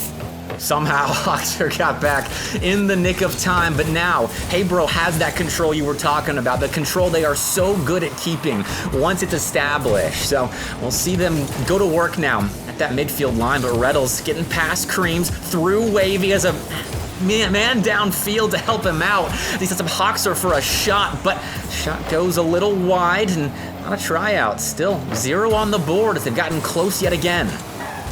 I mean, this is a real defense wins championships type Game 1 so far. There's been some lethal attacks, but better pressure on the backline to keep it away, to stave off the attacks, and at times just keep the ball in the corner where it's not as scoreable. We've seen some open looks, even from Not a Tryout, from the corner end, but because they can't get the right angle, the shot doesn't go through. So they're making sure that low percentage shots are the only thing that Not a Tryout get, especially from Hey Bro. And it's been working out so far, but 2 minutes still to enact those tactics. It's those goal line touches that are helping this game stay in the favor of Hey Bro. They're ushering the ball out so there isn't an immediate second opportunity for Not a Tryout, like right there. Hockey, great bang on the ball to put it up the side wall, and now give his teammates a chance as the ball re-enters the infield, and Not a Tryout try once again to penetrate that Hey Bro goal line. Creams, transition shot, the tightest angle you will see all day. This man is a highlight reel. He is! It's been happening all day long! Hopefully he didn't miss the past matches where Creams had a nutty double tap off the corner. Somehow he tops every highlight play. And there he goes again, Creams with his name in headlights. Slime Boost has unlocked all of Cream's potential. It's what he was missing before he started using it. And now we have 100% brain-accessed Creams. He has just put up another immaculate goal. And Pyro, that's the stuff Haybro has continued to do in their 3 separate runs now through fall showdowns. I mean, every play that they make just like that is going to earn more respect out of Not a Tryout. They're going to watch Creams take an aerial again, and they're going to make sure that angle is closed off. They don't want to allow that to be on their forehead again. But meanwhile, 3/4 of a minute remaining. Magic Bear's up for this, so is Hoxer. They're trying desperately to get a shot to go right now. It's Reynolds out to Hoxer again. But the shots just aren't lethal enough. They can't get something strong to go that's going to pierce past this Haybro defense. That was shot number 7 for Not a Tryout, and not one has found its way through, whereas Haybro, they are shooting 3 for 3 right now. Their 3 shots and 3 goals are the only tangible offensive output they've had this game, and then they're pitching a shutout in defense. This is just an efficient game out of Haybro. Efficiency can do it. Productive at nature are Haybro. And it's kind of like a welcoming, Mr. Bepic, I think, to the bubble tournaments. It's like, hey, come on in. Yeah. Step in the front door, kick your shoes off, and can you do some chores for me while you're here? Because this is our home. You're stepping in it, and you're going to learn to respect what we've been grinding for all this offseason. Haybro own these tournaments, it looks like, especially in this game 1. Stamp their foot down and command their lead. You gotta respect them. Game 1, going the way of Haybro. They are first time in the lower bracket, and hey, they're starting off this series with a bang. 3 for 4. They got 1 shot at the end there to mess up their 100% shooting percentage, but I'll forgive them. That was still a pretty good game. I'll forgive them for doing anything for the rest of the day after the shot I saw from Creams. That was ridiculous. That should not have happened, but it's what Haybro want to prove to everybody. They want to exceed expectations every new tournament we see them in, and that seems impossible. They've gone top 2 in the last 2 showdowns, and with a win here, they'll go top 2 again. They're ready to do it, Bepic, and they got 1 game down, 2 to go. But now they've got a Reddles, Hoxer, and Magic Bear that have experienced all that Haybro has to offer in that game 1. Now, these RLCS vets can start to download this bubble squad that you would think shouldn't be beating Reddles, Magic Bear, and Hoxer, right? I mean, we should be seeing a regain here in game 2, right? They gotta score a goal.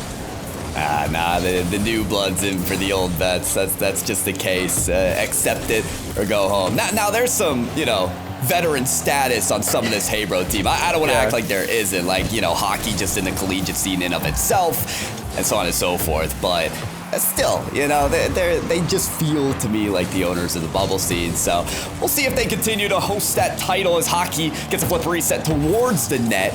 Comes off the crossbar. Magic Bear had the angle cut off regardless. And that's a little slow play. One challenge after the other is how Not a Tryout are taking this. And slow and steady is fine. It wins the race. It gets you on the board first. Unforbidden Temple. Great transition there. Reynolds and Magic Bear combining for the opener.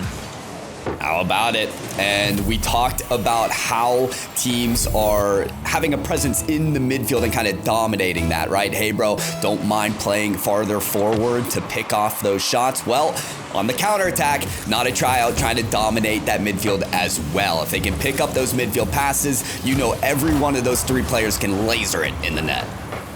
Absolutely, and now Magic Bear's just cleared a lane for Reddles to just walk the ball in. That is the easiest goal probably of Reddles' entire career. Great demo there by Magic Bear. It's a long career. We'd have to go through the sheets on that one. Check their resume. It is the one. But it's simple for sure. Can't be sitting there like a duck, hey bro, and accepting demolitions. Gotta have your head on a swivel to evade those. Oh, and here we go again. Hoxer, he wants his turn in the spotlight, but is going to get shut down there by the Hebro defense. Though the first 2 goals of game 2 go in the way of not a tryout. It does make you think, okay, that tryout has figured out how to play against Hebro just a little bit, and I imagine Hebro will do the same going forward in the second half of this one and then into game 3. But let's talk about that goal right there. Wahvey this time taking full advantage of the open backboard and slamming home another beauty. I'm just gonna say what everyone's thinking, what everyone knows. After that first touch from Wahvey, it's a goal. Call it. Just send the goal explosion and set up the replay and put the ball back in the center of the field. That double tap is automatic. We saw a defender going for the in and out save, not in time. You can't be Wahvey on those plays. Hey, bro, back in game 2. Making that lead diminish. It's the key right now for Hebro. They got it halfway, looking for the other half, but maybe loses car privileges there for a moment. Hockey steps up though, sets up Creams. Couldn't find the angle on that shot. Now Hoxer allowed him transition. He runs out of boost though. More full of a tank right there, and it's more than likely a 3-1, not a tryout lead, but Hebro stave off that counter and find themselves a clear. Creams long touch here, cut off well by Reynolds. He's following this as he plummets back to the ground. Wahvey steals that boost, and it's gotta be careful here. 1v1 after 1v1, that's all it is for Wahvey here. Just barely gets that boost. Reynolds takes us high, Wahvey bumps him out, Creams takes a shot, and there's one demoed player. Magic Bear has to come up with the save. He's last layer of defense there. Hoxer respawns just to get demoed again. See you later, buddy. Maybe next time. Creams with the aerial. It could go all the way. Air dribble to the corner, cut off by Hoxer. He respawns again and again just to bring more power back to the stadium and get that save.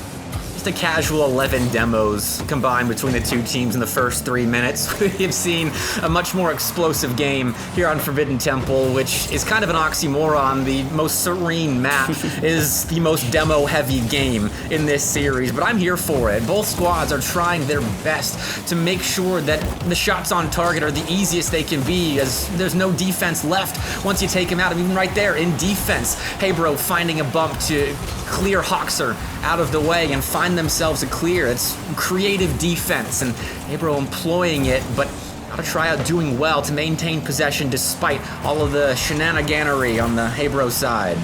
Man, I gotta add that one to my vocabulary. That's a little too long for me to enunciate, though. So I'll leave that to you, Betvic, and I'll leave these final 90 seconds on the clock to these 6 players.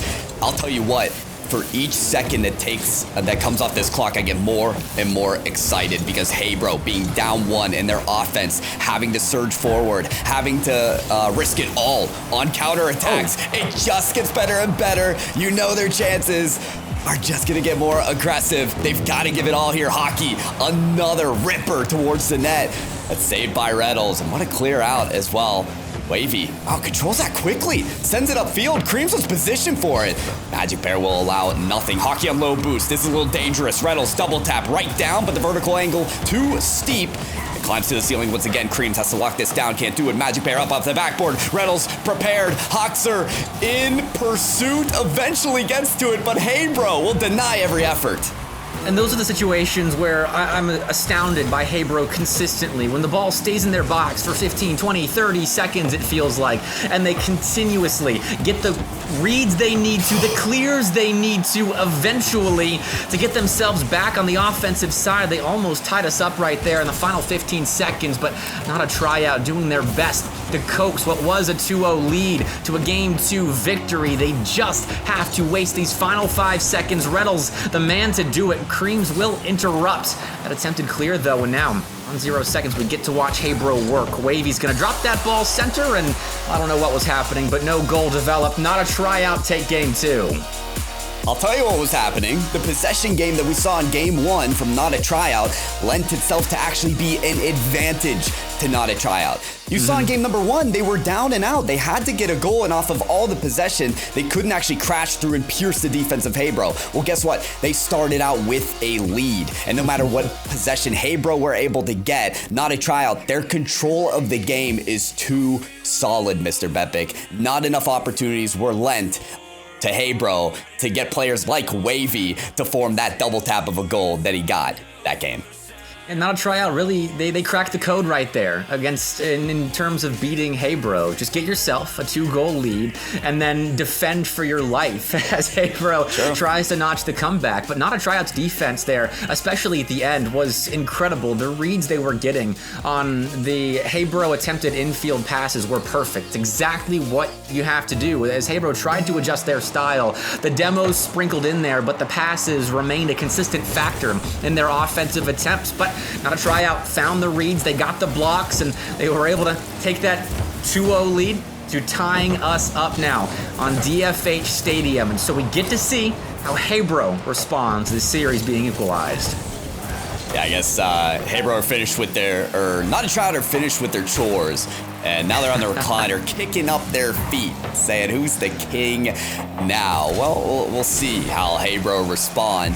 I think they're keen to get the first one, because as we've seen, being in the driver's seat, aka having a lead in this game, has been very influential to the playstyles that commence. Not a tryout, a little too good at controlling the ball game as it persists from end to end. Hey Bro may want to have some pep in their step to get this first one through. More good speed from not a tryout in transition. Got 2 off the back wall there. Boxer looking the corner. There's no one really there, just hitting the ball hard, trying to set up some midfield control. Not a tryout. Reddles is through 1, but Wahvey next up in rotation for Hey Bro. Going to clear the zone for his team. Good block there by Hockey, trying to stick with the play. Fighting Cream center, and it hard off the back wall, but Boxer has that play all sewn up. Not a tryout, slowing things down now as they try to clear their zone. Starting to feel a little like game 1 was that warm-up that not a tryout needed, and now they're kind of smooth sailing in this game. I haven't really seen them break a sweat, if I gotta be honest. This seems like cool, casual Rocket League for not a tryout. They haven't had to make a diving save on the goal line. A lot of them have been up on the resources in the boost department. Like, they're winning a lot of battles here, and Reddles, that's probably the biggest stretch this team has had to make so far. Even though they don't have a lead, still feels like they're in control. Clear by Hockey, but Hoxer was ready for that. And this is more of that control you're talking about. Hoxer is just prepared for the hard hit that I wasn't expecting out of Hockey, but of course Hoxer's ready for that. He's seen everything when it comes to competitive Rocket League. And not a tryout's using that to remain cool, calm, and collected. Despite being in a 0-0 deadlock, we were going back and forth in game 3 right now. They're just waiting for that one golden opportunity to develop here. As in the first half of play, we've seen a combined 2 shots from both teams. Both squads kind of biding their time, waiting for that big moment.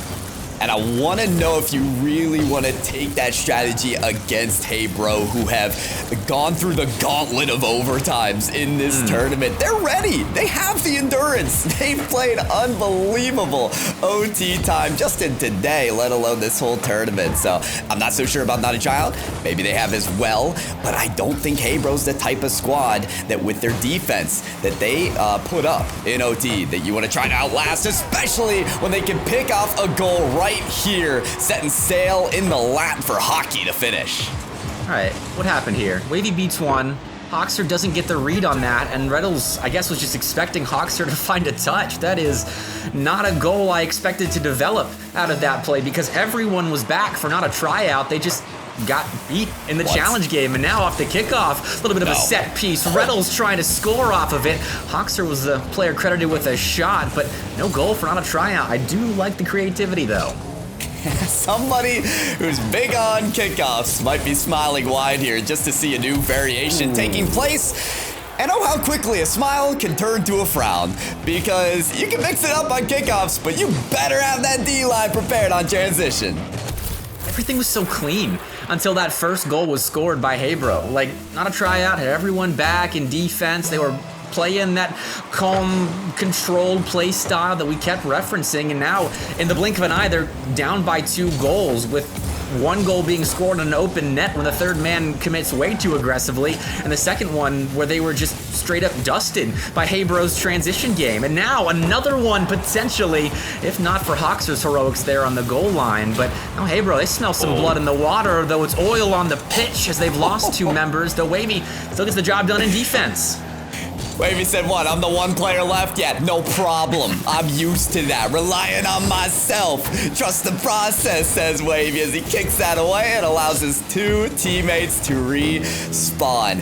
Excellently done, saving time against the pressure of not a tryout from the Demolition Tactics. Hold on, Hoxer carrying this ball towards the goal line.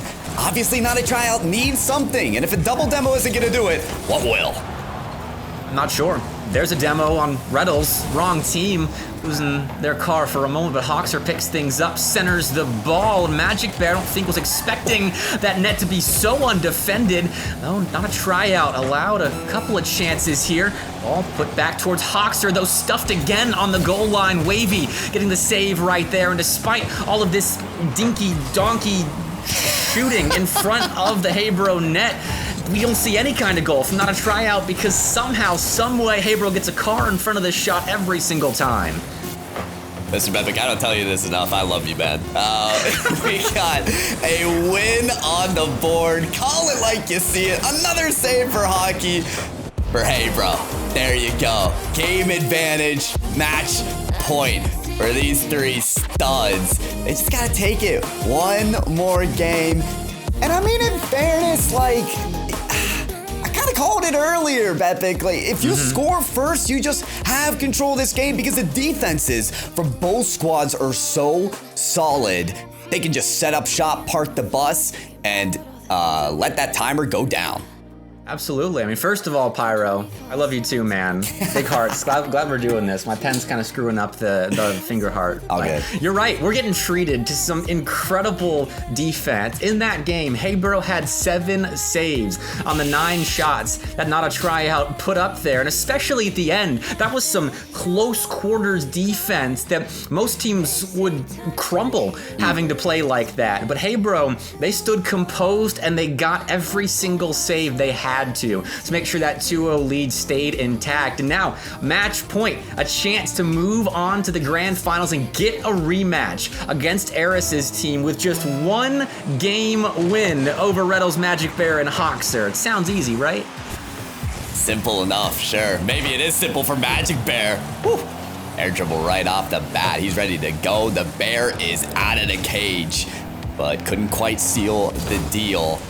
I was gonna tell Noly either good news or bad news based on Hebro looking like they could win this series, but he said he does not care who ends up in the grand finals. So more not good or bad news as we've got Hebro with another goal.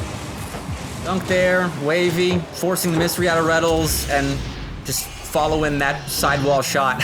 I mean, Hebro getting first blood in Game 4 is not good news for not a tryout. While we're talking about current events in this tournament, they're going to have to find an answer quick because we've seen what happens when Hebro gets momentum. They score goals in bunches as now they lead 2-0 31 seconds in. Listen, there's a reason to not like Creams, and it's because of the preset. But other than that, how can you not love this guy? Had the whole net to score on, still slots it top corner. This guy's a shooter. He was born a shooter, and he's here to prove just that. By the way, the Rado decal Filiformer, I don't mind it. It's just, it's hard to look at sometimes.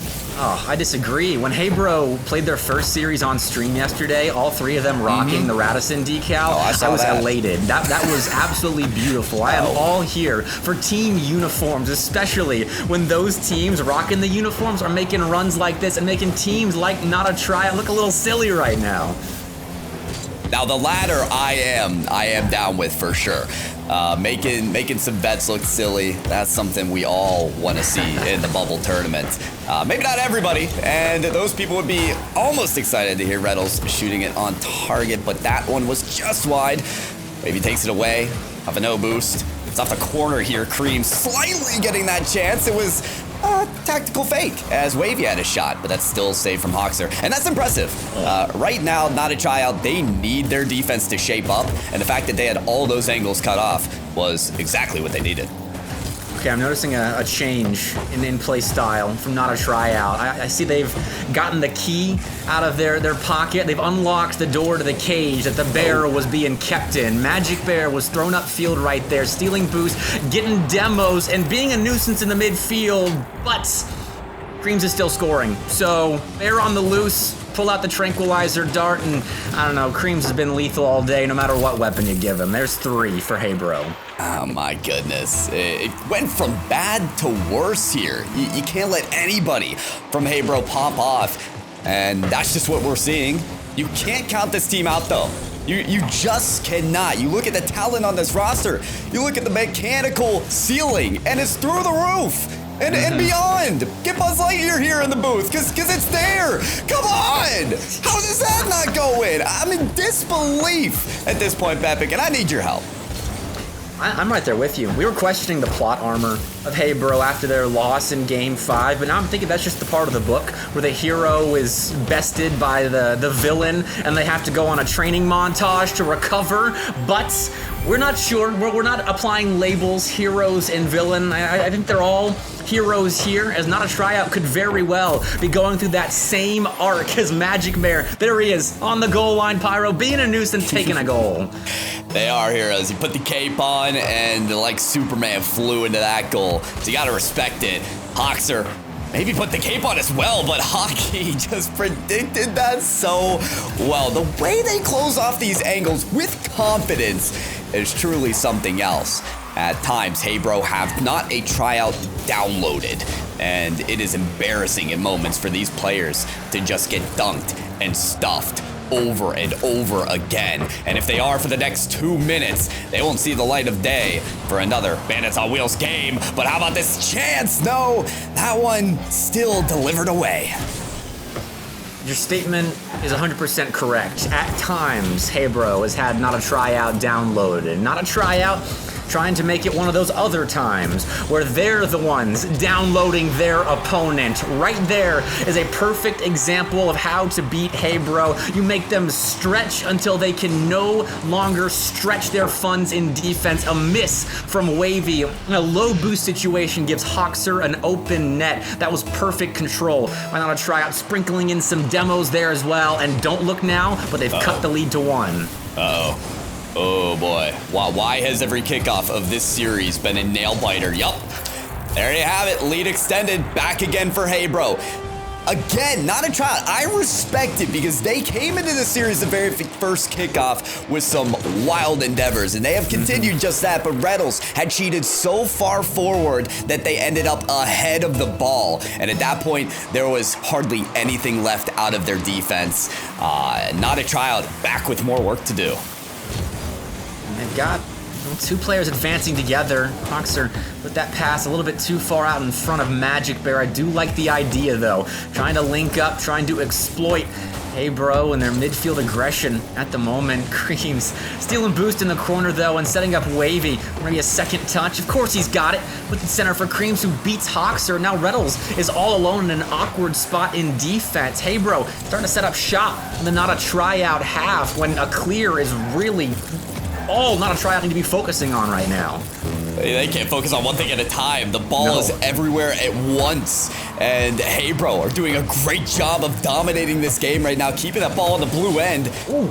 But how much longer can they persist? Wavy finds Hockey out on the clear. Hockey's still able to follow. You can't let this player get that space. You can't allow it, because he'll tear you apart.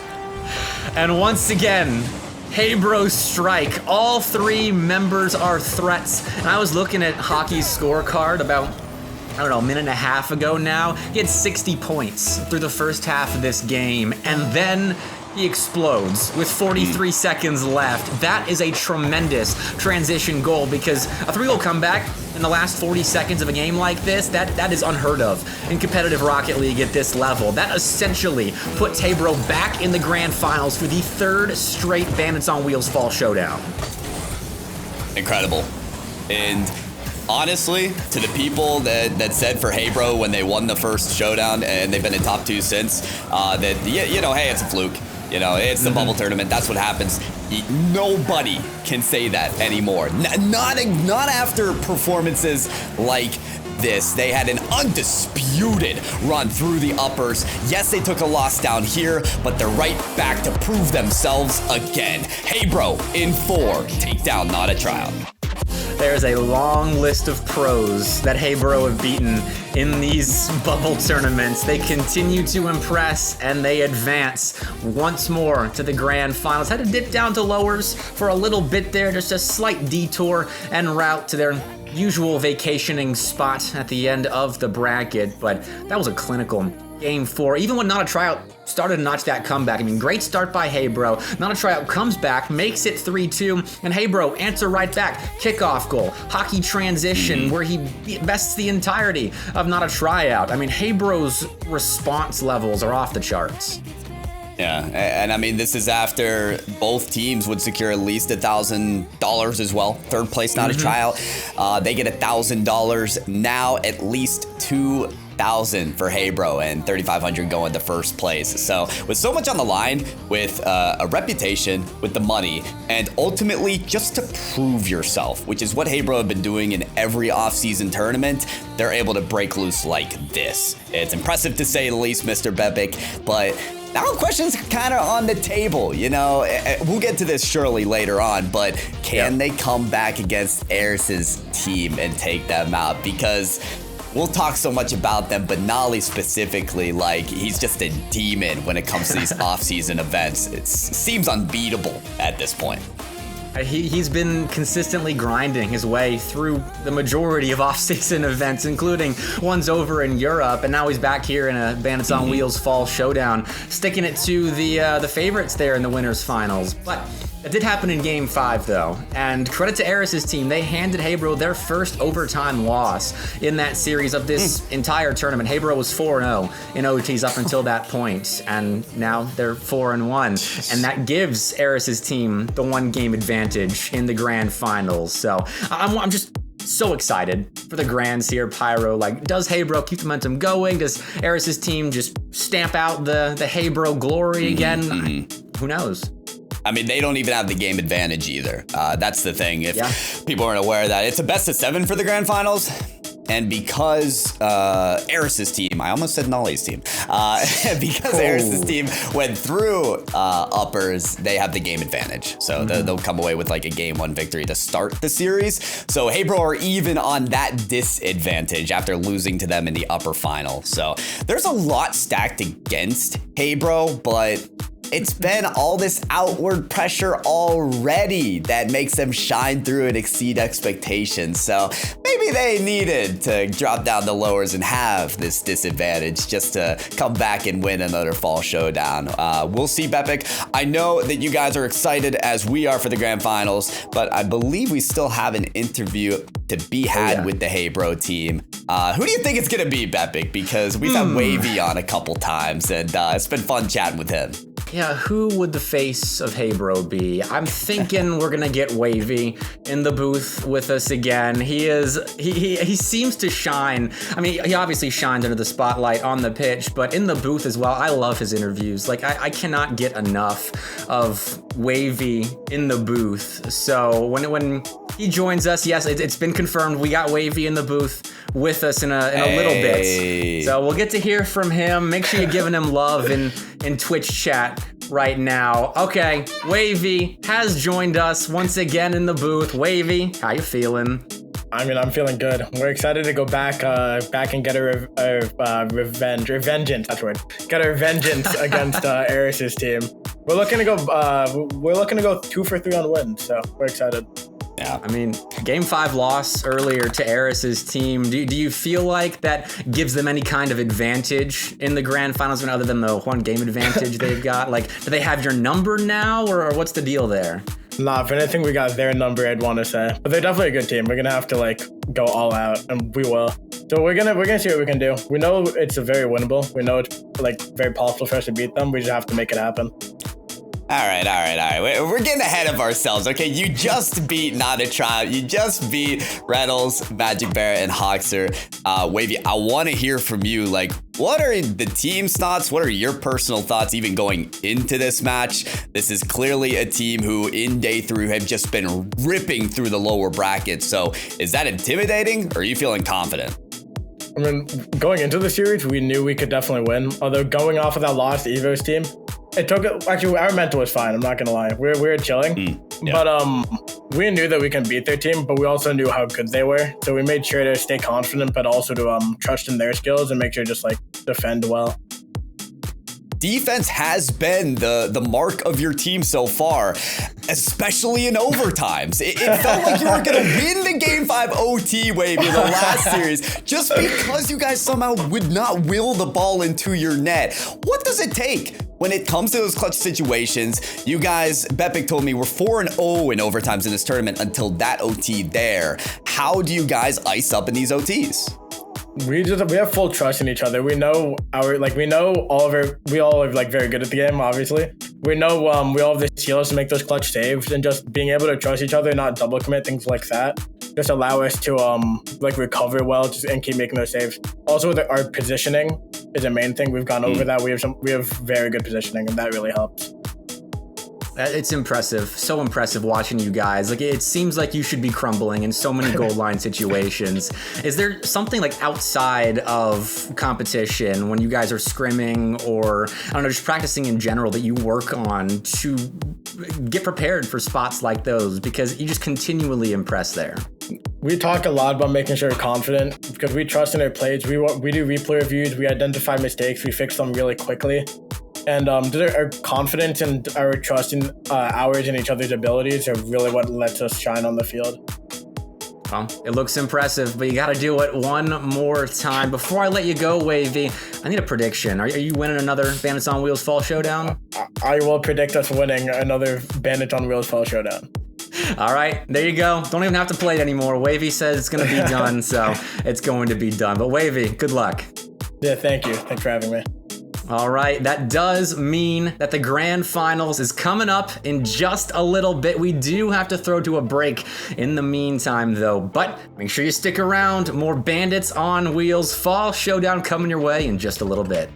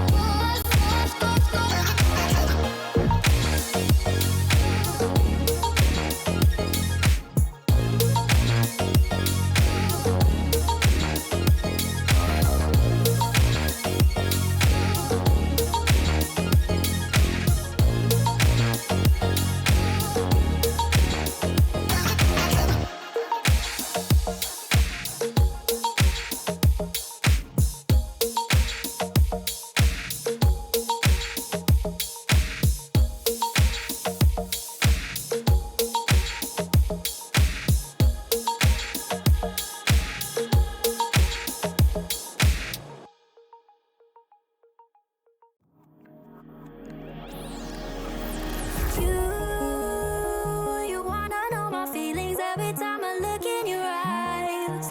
Baby, I can feel your energy, it's making me realize everything we've been through makes us strong enough. You and I, everything we've been through makes us strong enough. You and I, you and I.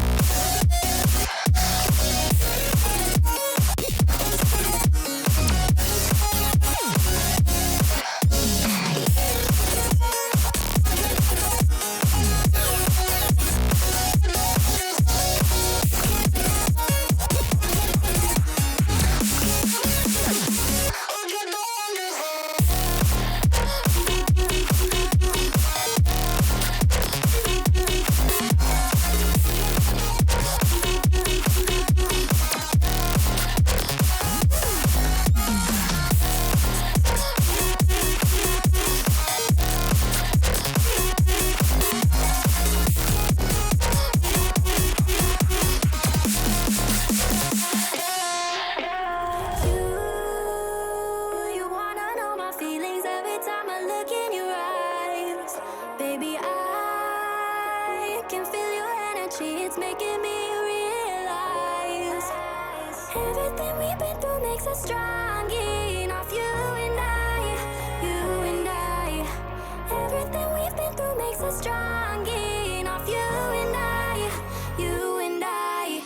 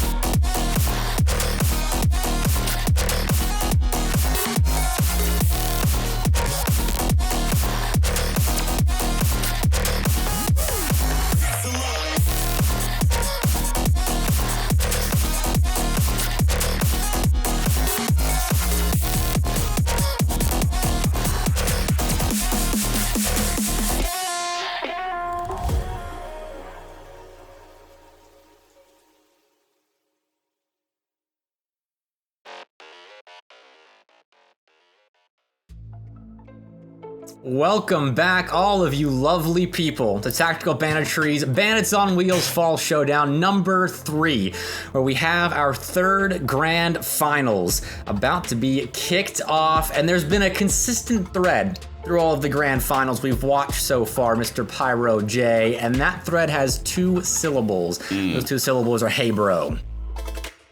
Hey bro, yes. All right. I thought we were going on an extra tangent there, but hey bro, making their third grand finals in the Fall Showdown.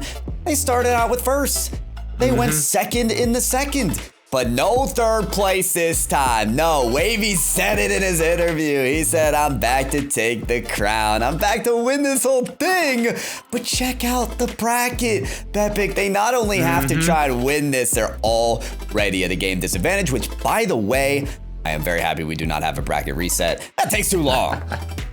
It does, and that'd be a lot to get through. All we get is a compact best of 7, where Aris's team does have that game advantage. They've also got the winner's final win over Hey Bro, that Game 5 overtime win that Aris' team inflicted upon Hey Bro, the first OT loss that Hey Bro suffered this entire tournament. They were 4-0 up until that point, and I really felt like in that best of 5, Aris' team was the first squad in this fall showdown to match the creativity offensively of Hey Bro. They were scoring goals that you would expect Hey Bro to be scoring, and that made for such a fun back and forth there.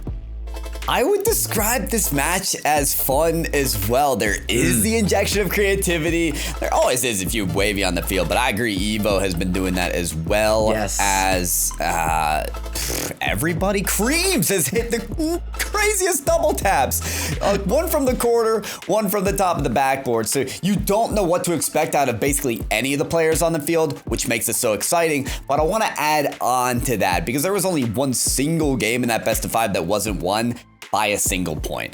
It is so back and forth between these two teams, and when one team tops the other, they just always have a response. So I'm expecting a heated debate in this grand finals.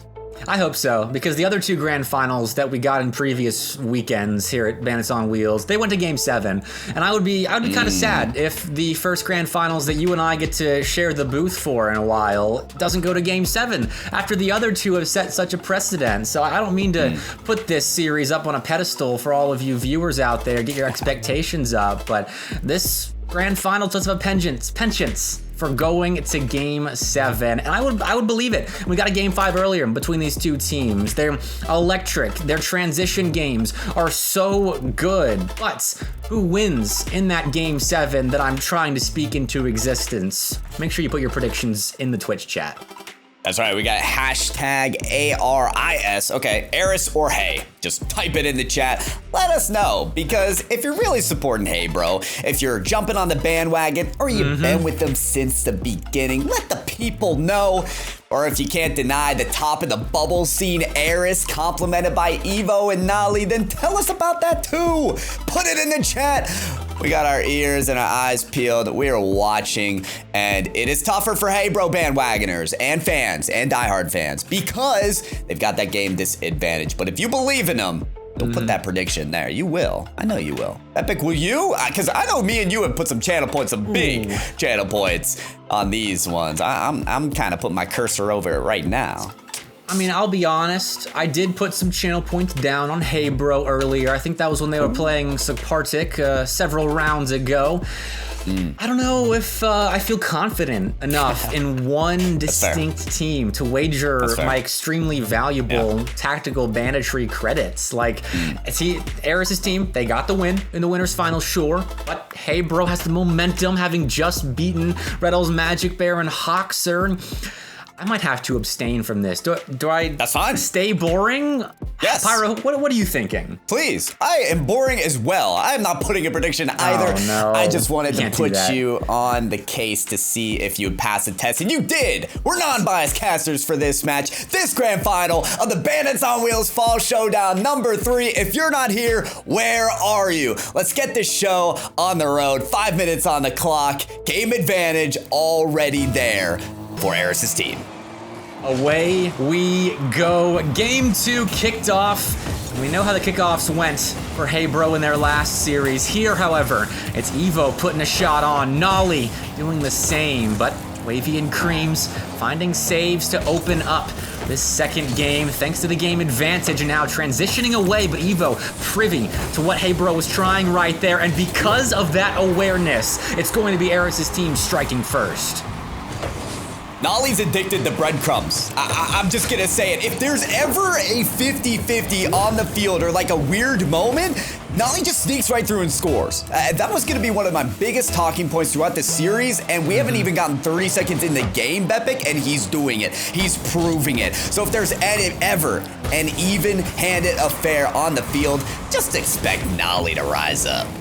He really has kind of been an anchor for this team, just consistent for Aris's squad, unlocking the potential of Aris and Evo, who have been in the spotlight plenty in their run to the grand finals. But Noly goes again, just pressuring that Hebro back line, forcing Hockey to give that ball away, and then sticking around alongside Aris. Now set up Evo to die, but regardless, that's a good-looking setup from Aris's team. Doesn't work out. Hebro's still a great team defensively, but loving what I'm seeing so far from Aris's team. And Evo died and is reborn again. He's pushing his ball upfield, picks up the boost, kicks it up the ceiling. Hockey's there to catch, and this midfield affair could get dangerous quick. Noly's up to grab it, and it's looking a little more like volleyball than Rocket League, but that's okay. Neither of these teams mind slowing down the pace of play, trying to control it, trying to be that more endurance team. Aris right over that ball, doesn't really get the lick they were looking for. Just a tiny touch, could have put it under the crossbar. Evo pops up past one. And there's Wahvey with a touch out. It's persistent from both teams, and a give and go looks nice. I'm just gonna say Noly didn't like the shot. That's why he backflipped. There have been a couple openings on the head. He didn't like that either. It's fine. That was on purpose. Oh yeah, on purpose. It's a strategic concession of an equalizer. Or Noly just doesn't quite get back in time. That's crazy, because for the first 2 minutes, we spent 80% of them on the Hebro end, and then they get a goal like that after Aris's team was playing clinically on the orange side of the pitch. Normally it's clinicality that I look for in these matches, but you have so many pop-off players here that I'm not looking for consistency. I'm looking for who wants to push the envelope. You said it best at first, Epic. You said these are the most creative players out here in this bracket, and that's what we need to see. This is certainly creative. In fact, a lot of the goals so far have been very, very creative. I mean, the finishing touch is kind of boring. I mean, it's just a center pass. But then you look at the setup that Evo went through to get that ball upon Noly's fingertips, and you see the creativity that we're talking about. The flip reset over the first into just a hard touch off the corner wall to put that ball center perfectly for his teammate. We're talking about Noly unlocking his teammate's potential right there. It was Evo using his potential to unlock another lead for Aris's team that they almost lost off kickoff, but their defense stood tall and keeps that lead intact. Kareem's had a flip there, decided not to use it, abandoned the play. All three of Aris's team cooped up on the side as they disperse and formulate an attack outside of their own half. Aris with the ball control takes that 50, and Noly, as always, just has the crystal ball, knows where every challenge is gonna end up, and he manages to keep the possession alive and forward. Aris off the crossbar, Hockey, dangerous, but Kareem's there. And you know what, we talked to Wahvey in the interview, and he highlighted the positioning of his team to be able to outlast aggressive attacks. And it does appear like that is taking favor right now as they switch roles, take turns, and make sure Aris's team don't score in this possession. He mentioned that a lot of time is spent talking through that trust and where to be on the back line relative to your teammates. And I really love that. Just the talking side of practicing. Everyone thinks of scrims when you think of practicing as a squad, but that replay review, that discussion aspect of it as well helps Hebro stand up to plays like that. I mean, that was composed, just getting back, finding a touch out, not allowing an immediate second chance, though Evo was happy to deliver that rebound opportunity. But again, it's not falling. Hebro is keeping this a one-goal game, keeping it manageable, and that allows them now maybe an opportunity to strike back in the final minute. But we got to see something given up by Aris's team, because for the most part, their midfield presence has been incredible until they give that to Wahvey for free. What on earth? It finally broke down, honestly. I think Noly expected a touch here, didn't necessarily get it.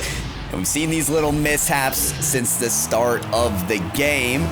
Listen, Hebro are gonna pounce on that. They are going to punish on mistakes. That's obvious, that's gonna happen. With Wahvey behind the ball, yeah, you better believe it. But listen, one thing is consistent about these games, and they are tight. Again, we talked about it. Only one game in the last series between these two was not a one-point decider. Two of them were overtimes, and we might be looming upon another. Now we're talking past tense. In that last series between Heybro and Aris' team, Heybro was not allowed to score more than 2 goals in any of those games, which they need to do here to win it. Nearly had to find that third in the final 15 seconds, but Aris' team come up empty-handed despite being inches away from a late go-ahead goal. Now, Heybro, a transition, setting themselves up for maybe that last opportunity in regulation, lest we see overtime. Who's there for the final touch? Noly down to Evo. The net's open, but no one touches the ball. It hits dirt. We get overtime in game 2. Somehow this feels scripted. Of course, it's another overtime, and of course, Hockey has a free shot. Aris does come up with the save, puts the cape on, saves the day, but they may need more defense here because Heybro's still sniffing, still pouncing, still searching for that OT winner. Creams off the ceiling. Stuff by Noly before that play got too dangerous.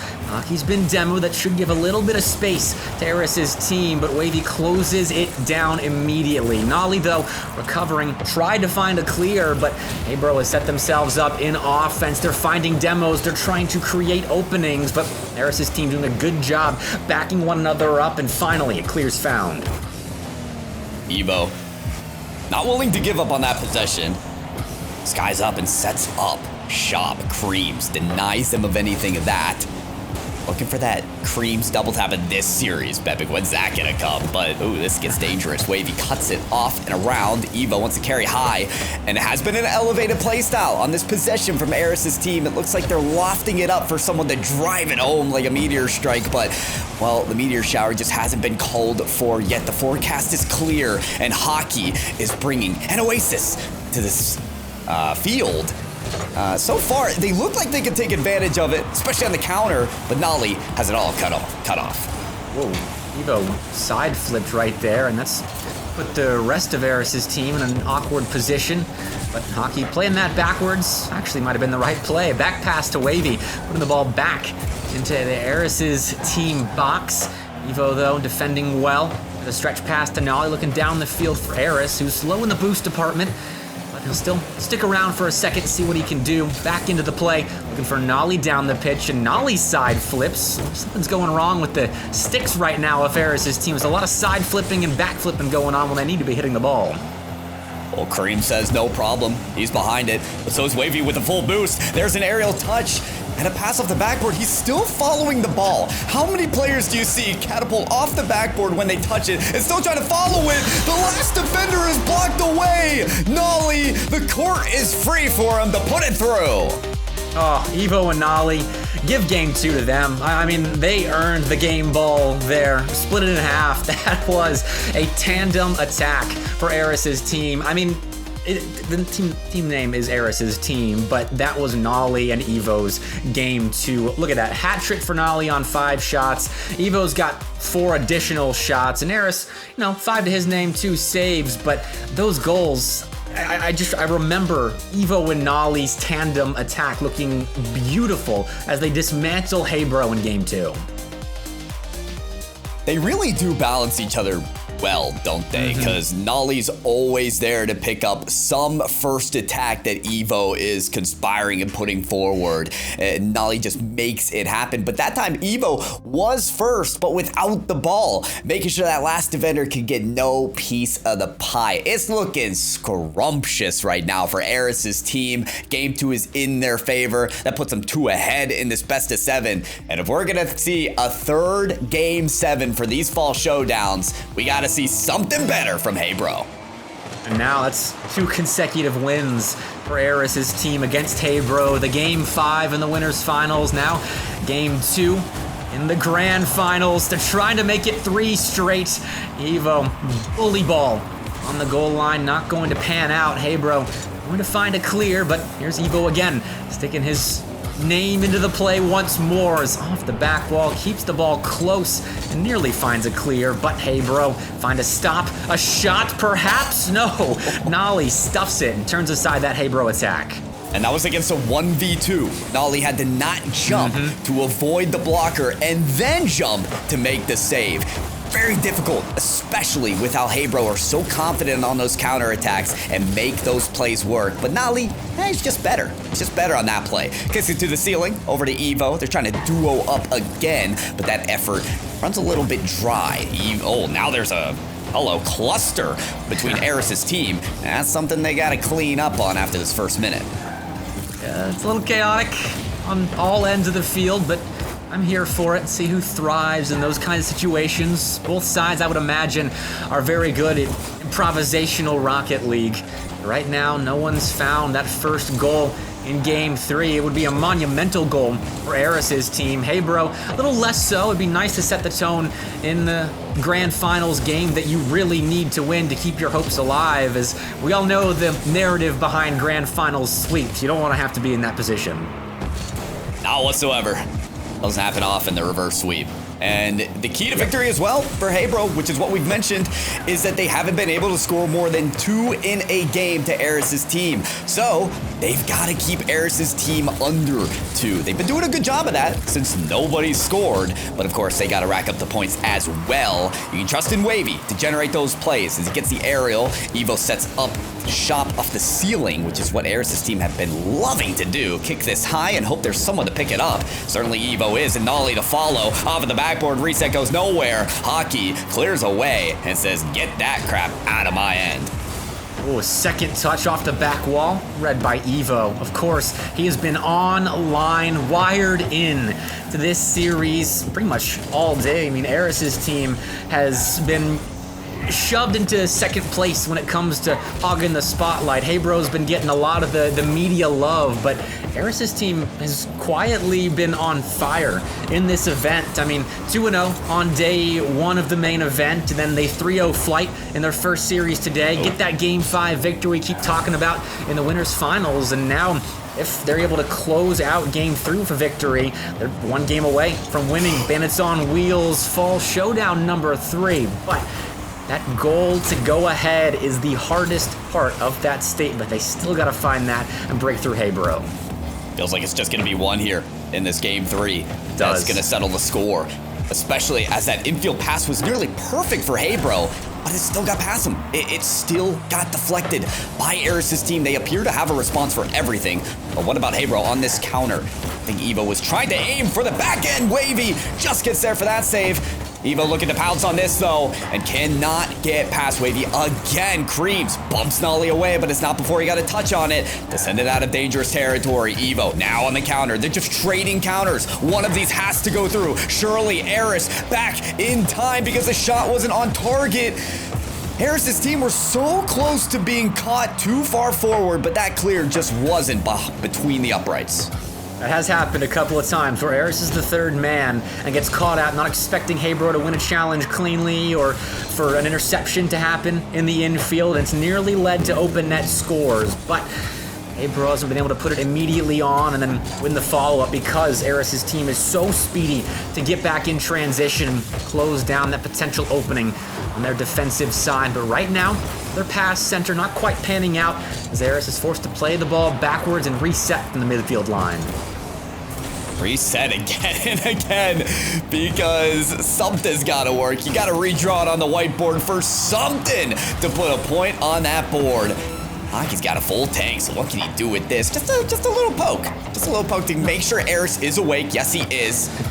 So he's able to get that ball away. Aris midfield pass to Evo, intercepted by Hockey. Surely something in regulation. Hockey's still following this ball so close to falling on it.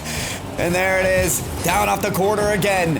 It feels like Hebro are the only ones that could score if we do get a goal in regulation, but Noly wins that challenge. It goes across the field.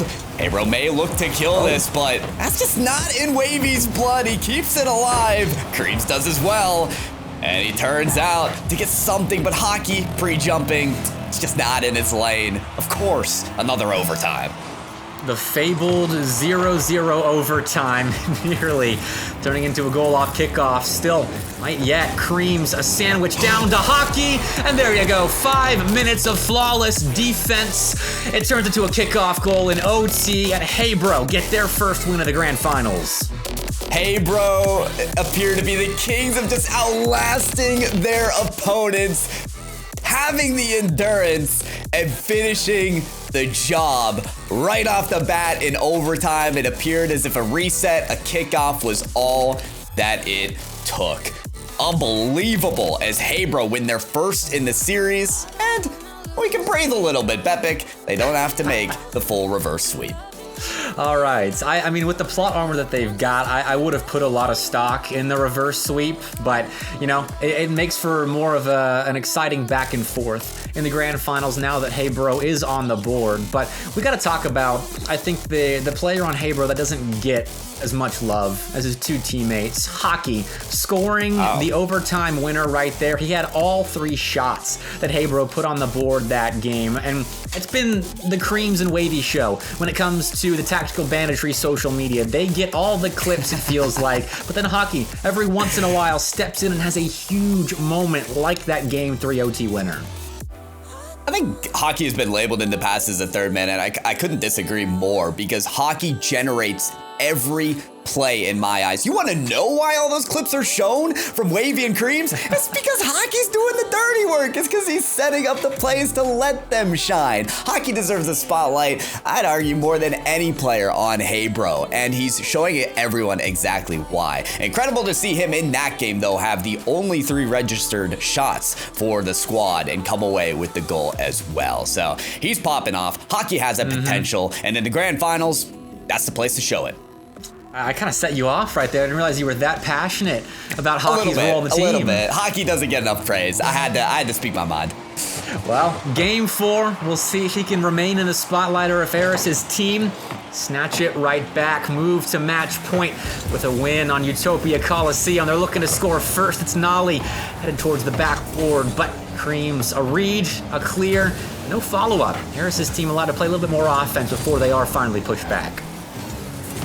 And, you know, we're going to maybe just see that pushback for another 5 minutes. Are you prepared for another game like that here, Mr. Bepic? I don't know if my mental is. Look at Noly just chasing the opposition, trying to get that bump home. They don't want to wait. They don't have a ticket in line.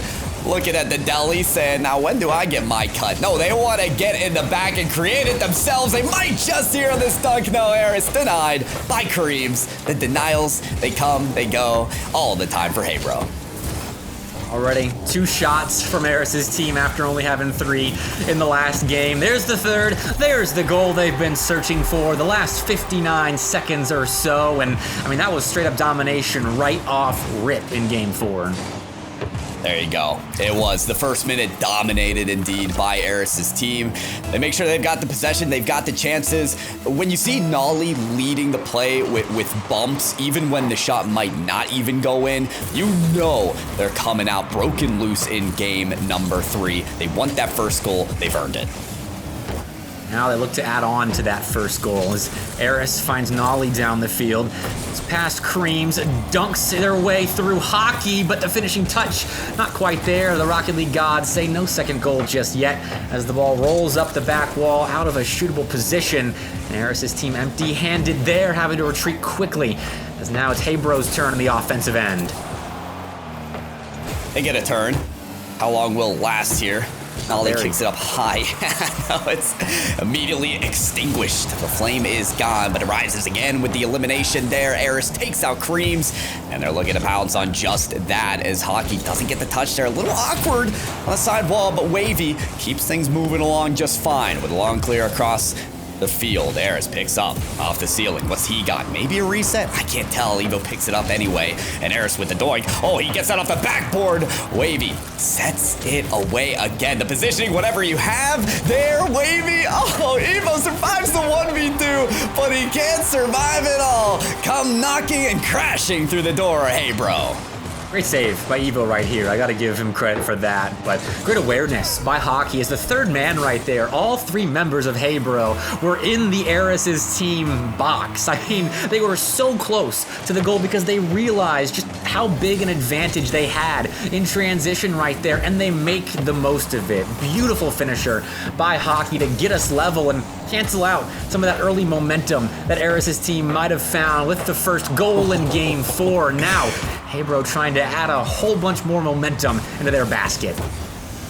Oh, he had a reset there, but it was taken away. Evo, what a slow play this shot. There's no slow playing here against Hey Bro. Quick demolition turns them on for an advantage, and Creams off the backboard has boost for this, but Evo cuts it out. He was quick off the respawn to make sure there was backboard defense level for no free real estate there on the upcoming shot.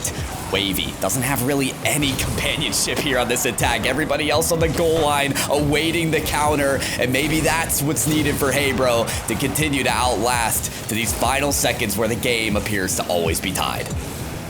Okay, Hockey cuts out that play. Saw Noly going at full speed in transition. I got concerned for Hey Bro, but they defend well, and now Aris' team answering with a nice stand on their goal line as well.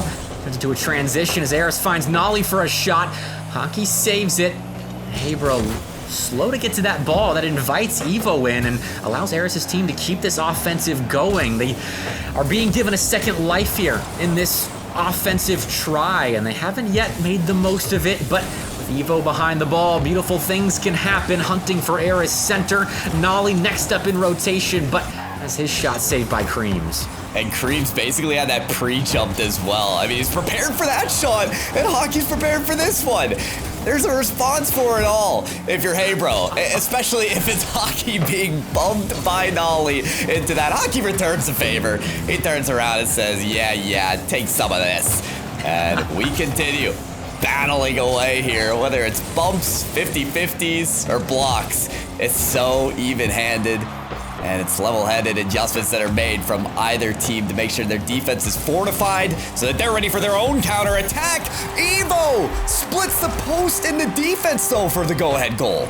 That is such a gorgeous shot from Evo. I'm expecting Wahvey to make the save here, but Evo puts just enough on that ball to make sure it doesn't keep going wide of the net, hit the post or into the corner, whatever, but make sure that Wahvey goes flying past it and doesn't make the save that, after watching Hey Bro all day, I think we were all expecting Wahvey to save. That is a 7-head play from Evo, and it puts Aris' team up by 1 in the final 30 seconds now of a game that'll put them on match point in the grand finals. I want to know the mathematics that went into climbing to 7 for that 7-head play, but we need to add some math onto the scoreboard for Hey Bro. If they're going to force an OT here, they came close on that try, and they get the pass in the infield as well. Wavey's teed up by Hockey for the equalizer. Here we go again. It's an immediate answer by Hey Bro. The pre-jumping pass center from Hockey to Wahvey. I love the trust that these players have in one another to put the ball in score positions, especially in clutch time, though. Kickoff, Aris' team just scored, and now they're back in front. I'm going to be honest, I blinked and I missed it. I don't know what to say. Hey Bro, they had the victory on the kickoffs in the last series against not a tryout. They were dominating them, but it's a rare slip up to see there for them to concede a very important goal. I can't believe my eyes here. They still have a chance here. Evo's bumped out of the play, but Noly has it cleared to no man's land. This game is over. Aris' team are now on match point. Well, they tried a set piece right there to capitalize on the late equalizer, maybe catch Aris' team off. But again, Evo's awareness wins Aris' team that game essentially by realizing what Hey Bro was going for off the kickoff and putting it around the cheating Creams, taking it from Wahvey, who was trying to play it to Creams, or Hockey, who was in the backfield, and now puts Aris' team on tournament point. Another high shooting affair from Aris' team. 13 shots, I think for the second time this series out of them. And Hey Bro, you're asked for so much to have such a strong defense against that. We've talked about how they've fortified it, but how much can you when there's that much pressure against you? Aris' team have been able to keep this close just due to that striking potential. But it still bewilders me, Bepik, that the game was decided by that. That's what happens when each and every game is so close, when it's won by 1 point and we stretch past so many overtimes, is that it can be a simple play like that that decides the fate of the game. And I think it's just the playmaking that this series is coming down to. This is just one of those series where you can look at all the other stats that go into what's going on the pitch, but really it's the clutch factor and these squads' abilities to put themselves into scoreable situations. Like right there, great setup from Wahvey, but the defense better and countering those playmaking abilities. That playmaking ability on either side of the pitch is another important factor. It's such an ebb and flow that I'm enthralled with right now. Like that defensive stand early on in Game 5 is huge for Aris' team. Yeah, it does feel like most other teams, they let the opposition just thrive off that chaos. But Aris' team, they're grounded instead and almost finding that redirect there was Aris' team, but they'll have to work at it again here, as they do have possession. I mean, we have to keep an eye out on Noly with this double tap. Okay, cut off. And now Aris, okay, cut off. Can we take out Evo as well if you're Hey Bro and rooting for them? Maybe. Yes, Wahvey, double tap off the side. We have to keep an eye if they keep putting up the shot count, because that has been really their recipe for success in this matchup, and they've already done that in the first minute. We really just gotta keep an eye on everything. Maybe two eyes on this grand finals. And all of you that were watching the Tactical Banditry stream with one eye closed, you can go ahead and open up that second one, because we're getting into the nitty-gritty on Deadeye Canyon. Still a 0-0 tie. This has the makings of another one of those massive defensive heavy games where it's save after save on the goal line after another 5-goal affair. In Game 4, just going back and forth until the very end. I think we transition to the other side of the coin this grand finals, where it's very few goals and a lot of saves like that. More saves may be needed as Aris is demoed on the play, but it doesn't matter. Noly takes the time on that dribble sequence just to allow for the respawn to happen and for Aris' team to regather themselves. Noly again behind this ball. Creams reads that touch and brings it straight to Evo, but Hey Bro are starting to set something up here. Wahvey lurking around the goal so that they're ready to take any shot that opens up for themselves. That shot draws in two. Both Creams and Wahvey forced to try and save that ball. And now Hockey a little awkward on the backboard, but able to stay in front of the ball, make the save. Evo last defender left, and Hockey wants to pounce on this, gets a pass midfield. Oh, and Wahvey was up for it. They lined it up. They knew the counter was possible, but they just missed. Just a little bit too much venom on that pass. That one, though, light enough for Hockey to slam it off the post and finish it off as well. The low 5, giving Wahvey an extra 5 points as well. So tack that onto what is a beautiful corner play into opening goal. And when Hockey sets up those pinching passes, it kind of throws everything into disarray, right? Mm-hmm. So maybe Wahvey doesn't need that initial shot, but because there's calamity on the field, Hey Bro can rise above that and continue to take advantage of those plays where they take Aris' team off guard. However, we've had swift responses again and again by Aris' team, and they just do it again. Well, I was proven wrong, but I'm happy for it. I love offensive-heavy games, and while defense is still a critical component to stop, again, the playmaking ability of the two offenses on the pitch right now, the last 15 seconds or so, the team on the attacking side of the ball has one out. So I'm elated to see that there are still some shots still getting through the stout back lines we've seen take the pitch in Game 5. Perhaps, again, as Wahvey puts the ball center, but Cream's playing cautiously, doesn't want this to erupt into a back and forth 15 seconds in between every goal kind of affair. Right, because this has totally not been a back and forth affair the entire series. You can't get away from it. It's just gonna continue like this. It's been tied for a majority of this game. No one can break loose from the other. I think it's because either team believes that they can earn this trophy and they play to their fundamentals. They'll earn that spot. How about a double tap for some fundamentals? No. I believe that was Aris who just couldn't find that double tap on that play. Noly stretching into the play, but gonna be behind it now as Wahvey picks it up. There's a flick off the crossbar and in. Of course. He didn't. He did not just do that. To put Hey Bro in the lead with 74 left on the clock. What a flick. And Aris is going to put it in, but he has to jump for that, not knowing if it's on target or not. That was the perfect shot from that position out of Wahvey. Now, he's going to get a style point, fakes the mittens off of that last defender, and puts Hey Bro now up by 2. You can't let this player get heated because it'll make you look silly.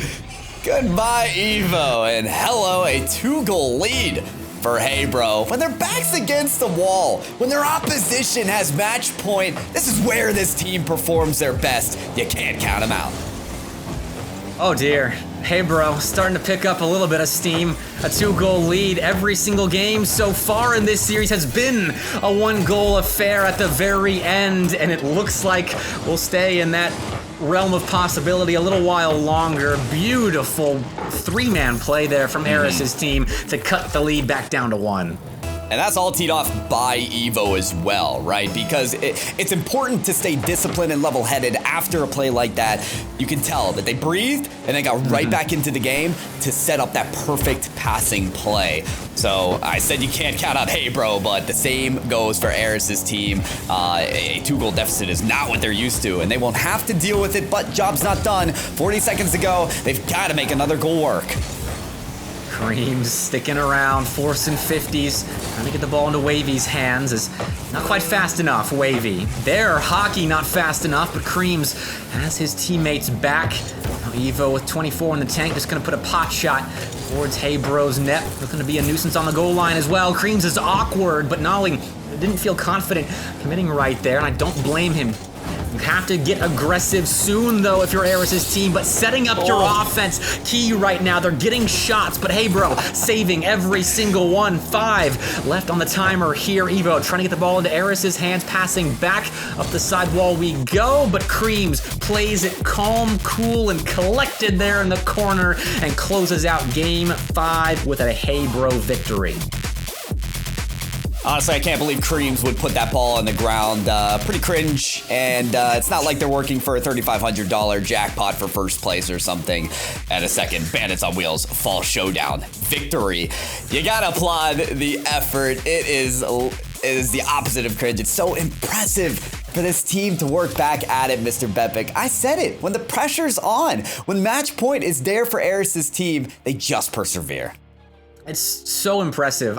Both teams and their clutch factor. The late goals we saw there. I mean, the goal out of Wahvey to fake the ball on Evo's rushing back to try and make a save off that kickoff to then go up by 2 goals. And then Aris's team showing the X factor they've got, coming back and making everybody who's pulling for Hey Bro sweat there at the end. It's paving the way for an incredibly exciting closeout to this grand finals. And we were talking about Game 7 a lot at the beginning of this series, Pyro. Hey Bro has to win another game to get to Game 7, where they have to win again to win the grand finals. And Aris's team, they're not playing half bad right now. They just have to win 1 game, and the Bandits on Wheels champions. That's it. 1 game on Neo Tokyo. We've reached to Game 6, and for our Bandits on Wheels Fall Showdown fans, you'll know that we've reached Game 7 for every grand final of the Fall Showdown so far. It appears that it's simply fate we'll get to Champions Field, but Aris's team, they're looking fate dead in the eye and saying, not a chance. We're here to play, and in the first minute, off this possession, they might just get this first goal. Although it is Wahvey to take this away. He has a lot of space here. Gets the 50 and can't quite turn it to the net. Ooh, Noly had to give that one up. Hockey will be allowed to collect, but he couldn't put an immediate shot on, so closed down upon by Aris. We'll put a little shot on there. Just patting the stats, making sure Wahvey is conscious on the goal line, but we'll start off the first minute very slow and steady. A lot of back and forth and clear heavy Rocket League on Neo Tokyo to begin. I'll tell you what, something sort of changed in the pace of this format of the game. I know we've spoken about how everything's been very close and these score lines don't change much, but I wouldn't say that Aris's team are getting the crazy shot counts that they always do. What, they got 13 shots twice in a row. At least Hey Bro are starting to even that out, and it seems like that's stalling the attack of Aris's team. We may see a new driver in the seat here, and if they continue to run down this road, Hey Bro will see a Game 7. I wonder if that's the strategy for Aris's team, to slow down the offensive productivity just completely. Both teams not getting a ton of shots on target, trying to stifle a Hey Bro team that put up 3 goals in the last game, but they're gonna have a tough time doing that when Wahvey's behind the ball and no one is putting a hand up. He took off from his own box and closed out the play in Aris's teams. If anyone's gonna do it, you feel like it's gonna be Wahvey. If it's a solo play effort, he's gonna make it happen. Hey Bro here, now in the lead. And they did well with the lead last game. They'll look to employ it again.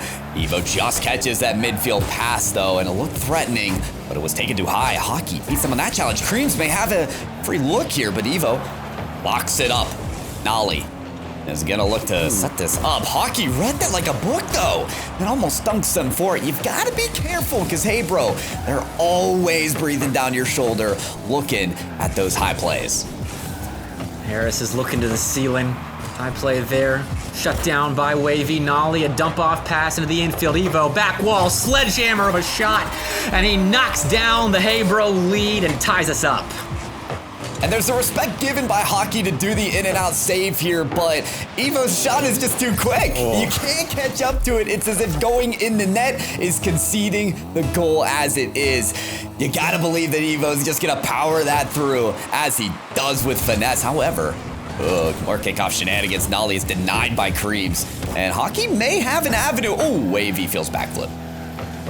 It still was read by Aris's team. 2 players went up for that. It was a little telegraph, that pass from Hockey downfield to his teammates. And so Aris's team is granted a little bit more possession here at the middle point of Game 6. But, hey bro, finds a clear that is shut down immediately and turns into a Noly shot saved by Wahvey. A savior medal from him in Game 6.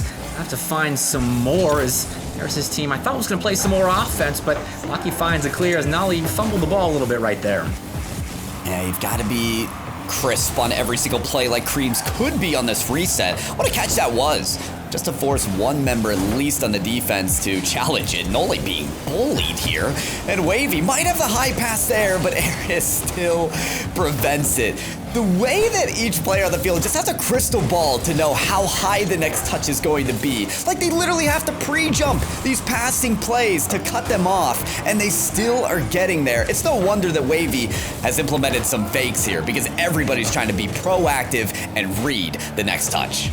The speed has certainly picked up. I mean, it slowed down at the beginning of Game 6. It was high octane Rocket League for the majority of this grand finals until that point, and now we've gotten back to the high octane transition heavy Rocket League. It isn't just banging the ball down the field and chasing it down. It is control, but quick control through the midfield, quick passes like that to the side wall, but defenses are becoming more and more aware of that. We're seeing some good stops, and I would not be surprised if we go to another OT, but Cream's going to destroy that narrative for the moment as he solos that ball home.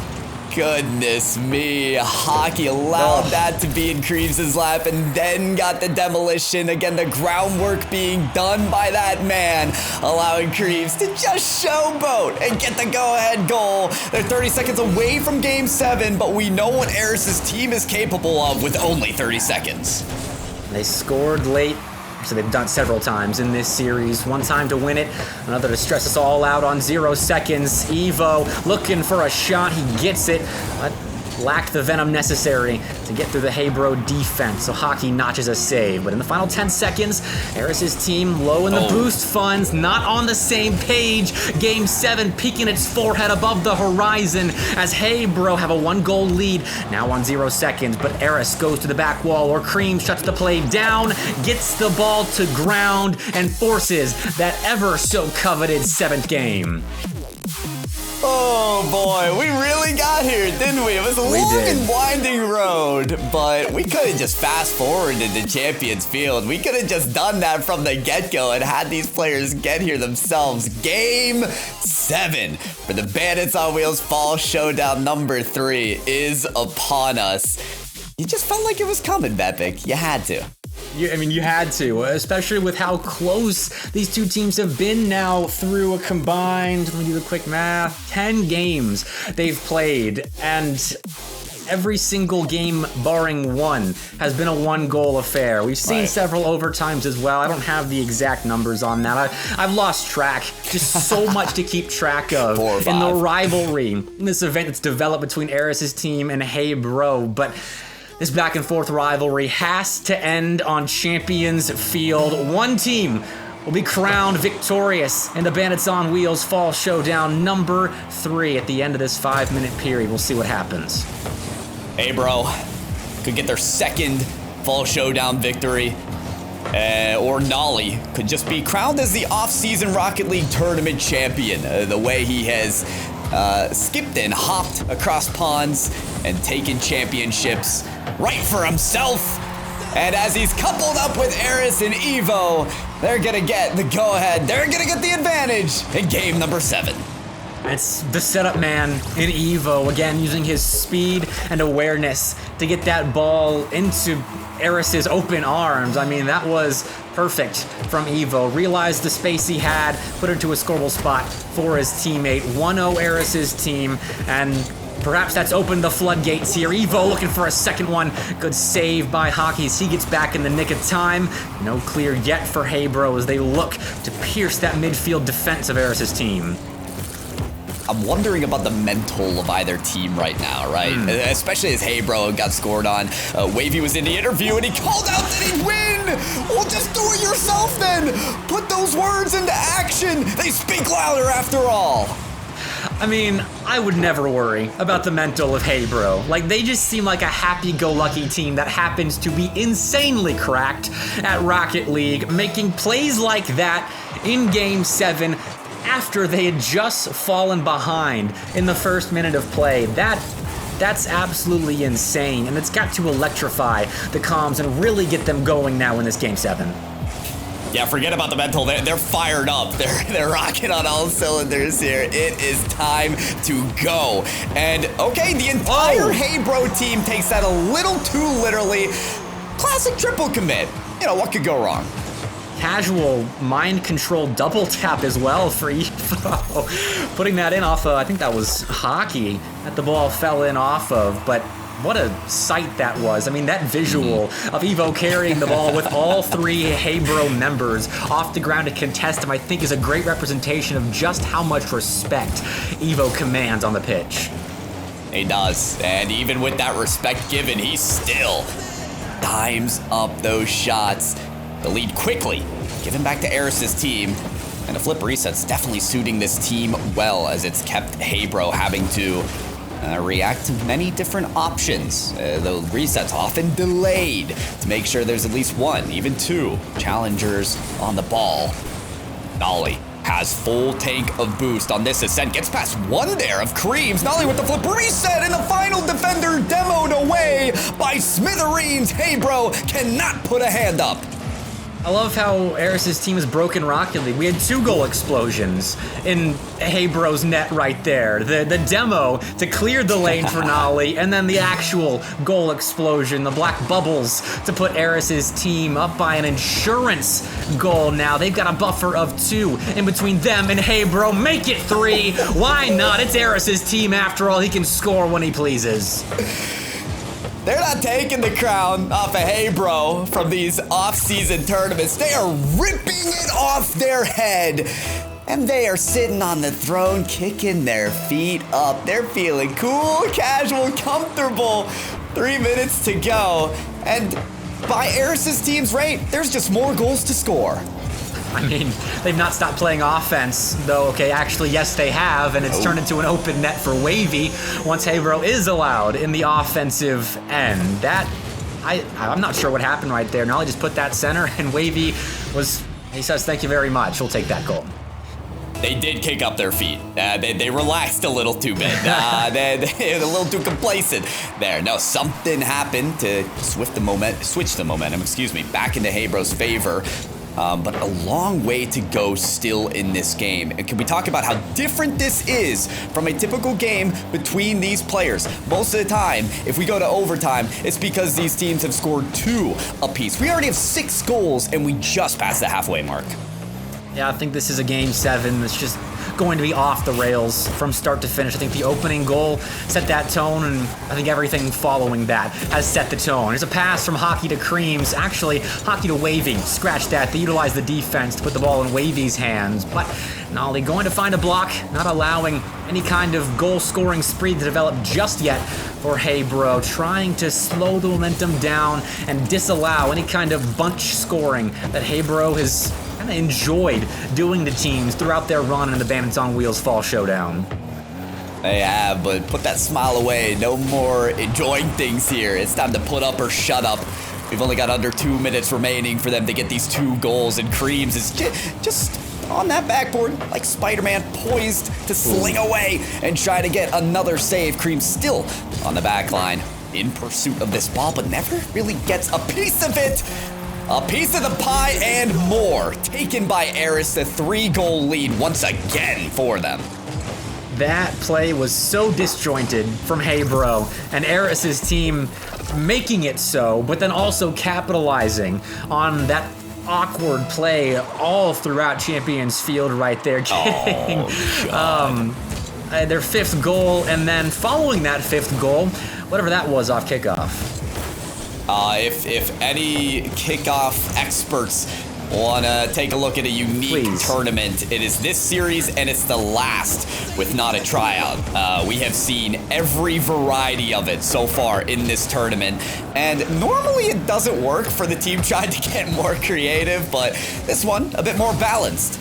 Minute remaining, and it may take some creativity to close a 3-goal gap. It's everything or nothing for Hebro.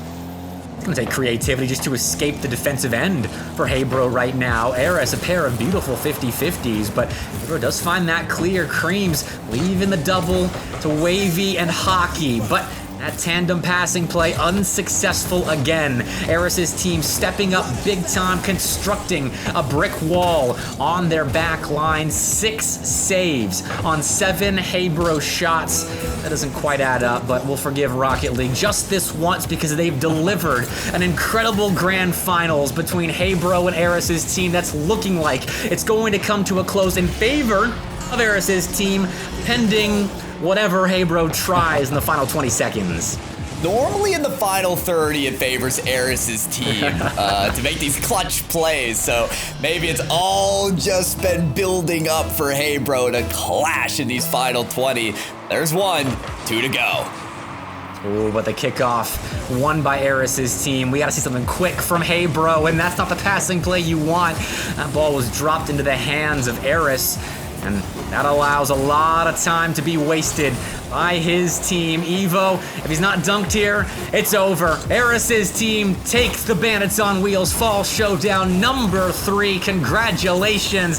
They made it close with Hebro in the grand finals, but they take that number 1 spot. We've been talking about Hebro, have had the crown. They are the kings of this bubble scene, but you want to put a crown on anybody, go ahead and set it on Aris's head, because everybody's been talking about that this is the best player out of the bubble. No better place than to prove it than here. Aris's team, in company with Noly and Evo, win the Bandits on Wheels Fall Showdown number 3. But Pepika did go to game 7. They did have to clutch up.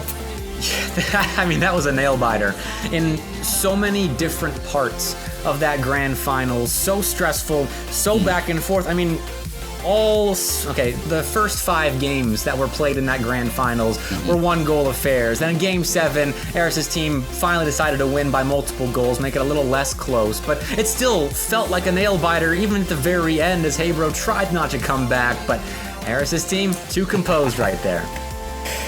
Too composed. It's tough to pick one player to talk about. I feel like leading up to the grand finals, it was Noly because he was just popping off in so many ways, setting up the plays, being an absolute nuisance. We were talking about him picking up every single 50-50 and just delivering it to the net.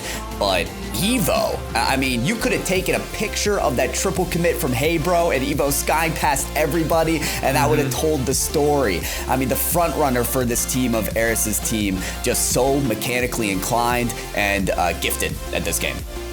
Well, we've just had a new person enter the booth that I feel is very qualified to talk about Noly, especially, maybe Evo too, and we'll throw Aris in there as well. We got Noly in the booth following his big win. How you feeling?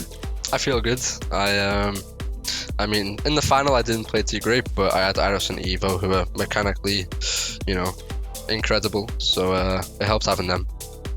I mean, you've been bouncing around a bit when it comes to the composition of your teams in these off-season tournaments, but talk about Aris and Evo real quick and how they played an instrumental part in this big win. I mean, two young players, who haven't had incredible success. They're hungry to win, and it really showed. Noly, I'm curious, how does a tournament like this compare to the other off-season tournaments that you've played? Have you had as many overtimes or close calls or game sevens in those as well? Did this feel more sweaty than the others, or how does it compare? I mean, for NA events, it's been pretty good. This is my second time playing in a Bandit tournament. Enjoyable to be part of. But obviously back over in EU, I won Flip and Spin, which is slightly, a little bit different. But yeah, maybe not as intense overtimes as this one. That's fair to say. Yeah, I feel like when you say a little bit different, you're being kind to us, and we appreciate that. I want to talk about this series for sure, because this is the second time you guys had to come up against Hey Bro. You already sent them to the lowers and had to deliver another win here. Was there anything that surprised you about this team when they came back to the grand finals, or in general from Hey Bro, where they were able to keep the game so close? No, I mean, not surprised at all. I mean, they've showed it in the past few Bandit tournaments that, they're the real deal. Wahvey, Creams, and Hockey are all very good players who people should keep an eye out on for next season. And I want to talk about you before we close out this show. I mean, you have been bouncing around. You've played with a lot of different players and a lot of different teams on some massive stages this off season. What's it been like being kind of in limbo a little bit, but still finding extreme levels of success despite the lack of consistency? I hate it. I absolutely hate it. I want to find a home that suits me. And yeah, bouncing about, doing all different things. It's hard to keep track of what's what.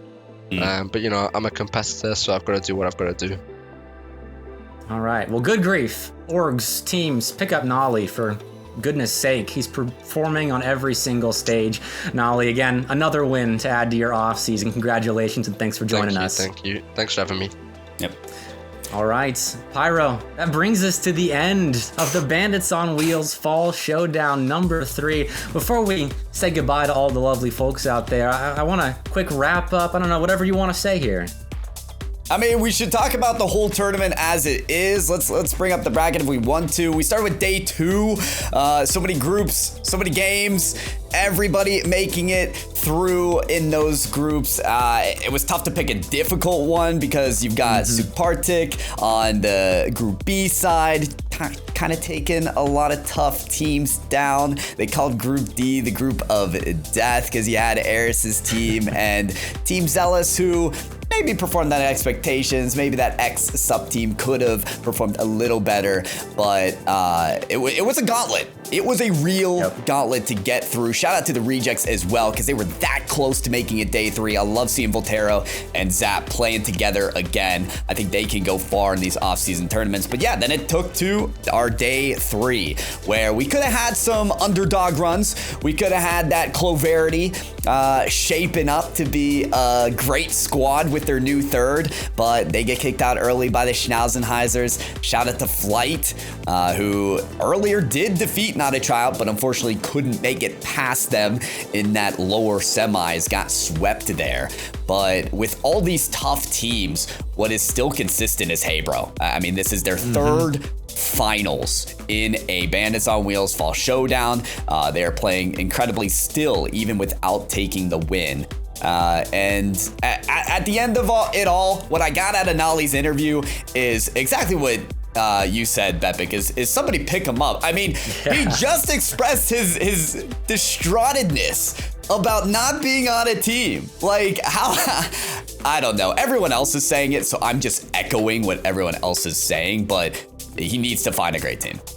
When people are vocal about something like that, there's a good reason for it. I mean, he's proven himself with a lot of different teams, and here, had the group of death, had some good teams rounding out that group of 4 on day 2, and then gets out of there on the upper side, then in this bracket, making it to the grand finals through the winner's side, and then winning in game 7 against Hey Bro with Evo and Aris, who, credit to them, they looked incredible as well. If they haven't found teams just yet, or teammates just yet, whatever teams they're forming, then we got to find some people to put alongside them, because that was a fun roster to watch. But Pyro, that does officially bring us to the end of this broadcast. So I thank you for joining me for the last 2 series of Bandits on Wheels, and big thanks to everyone who made Bandits on Wheels, the return of Bandits on Wheels, possible. All of you viewers as well for tuning in. We will see you on December 9th.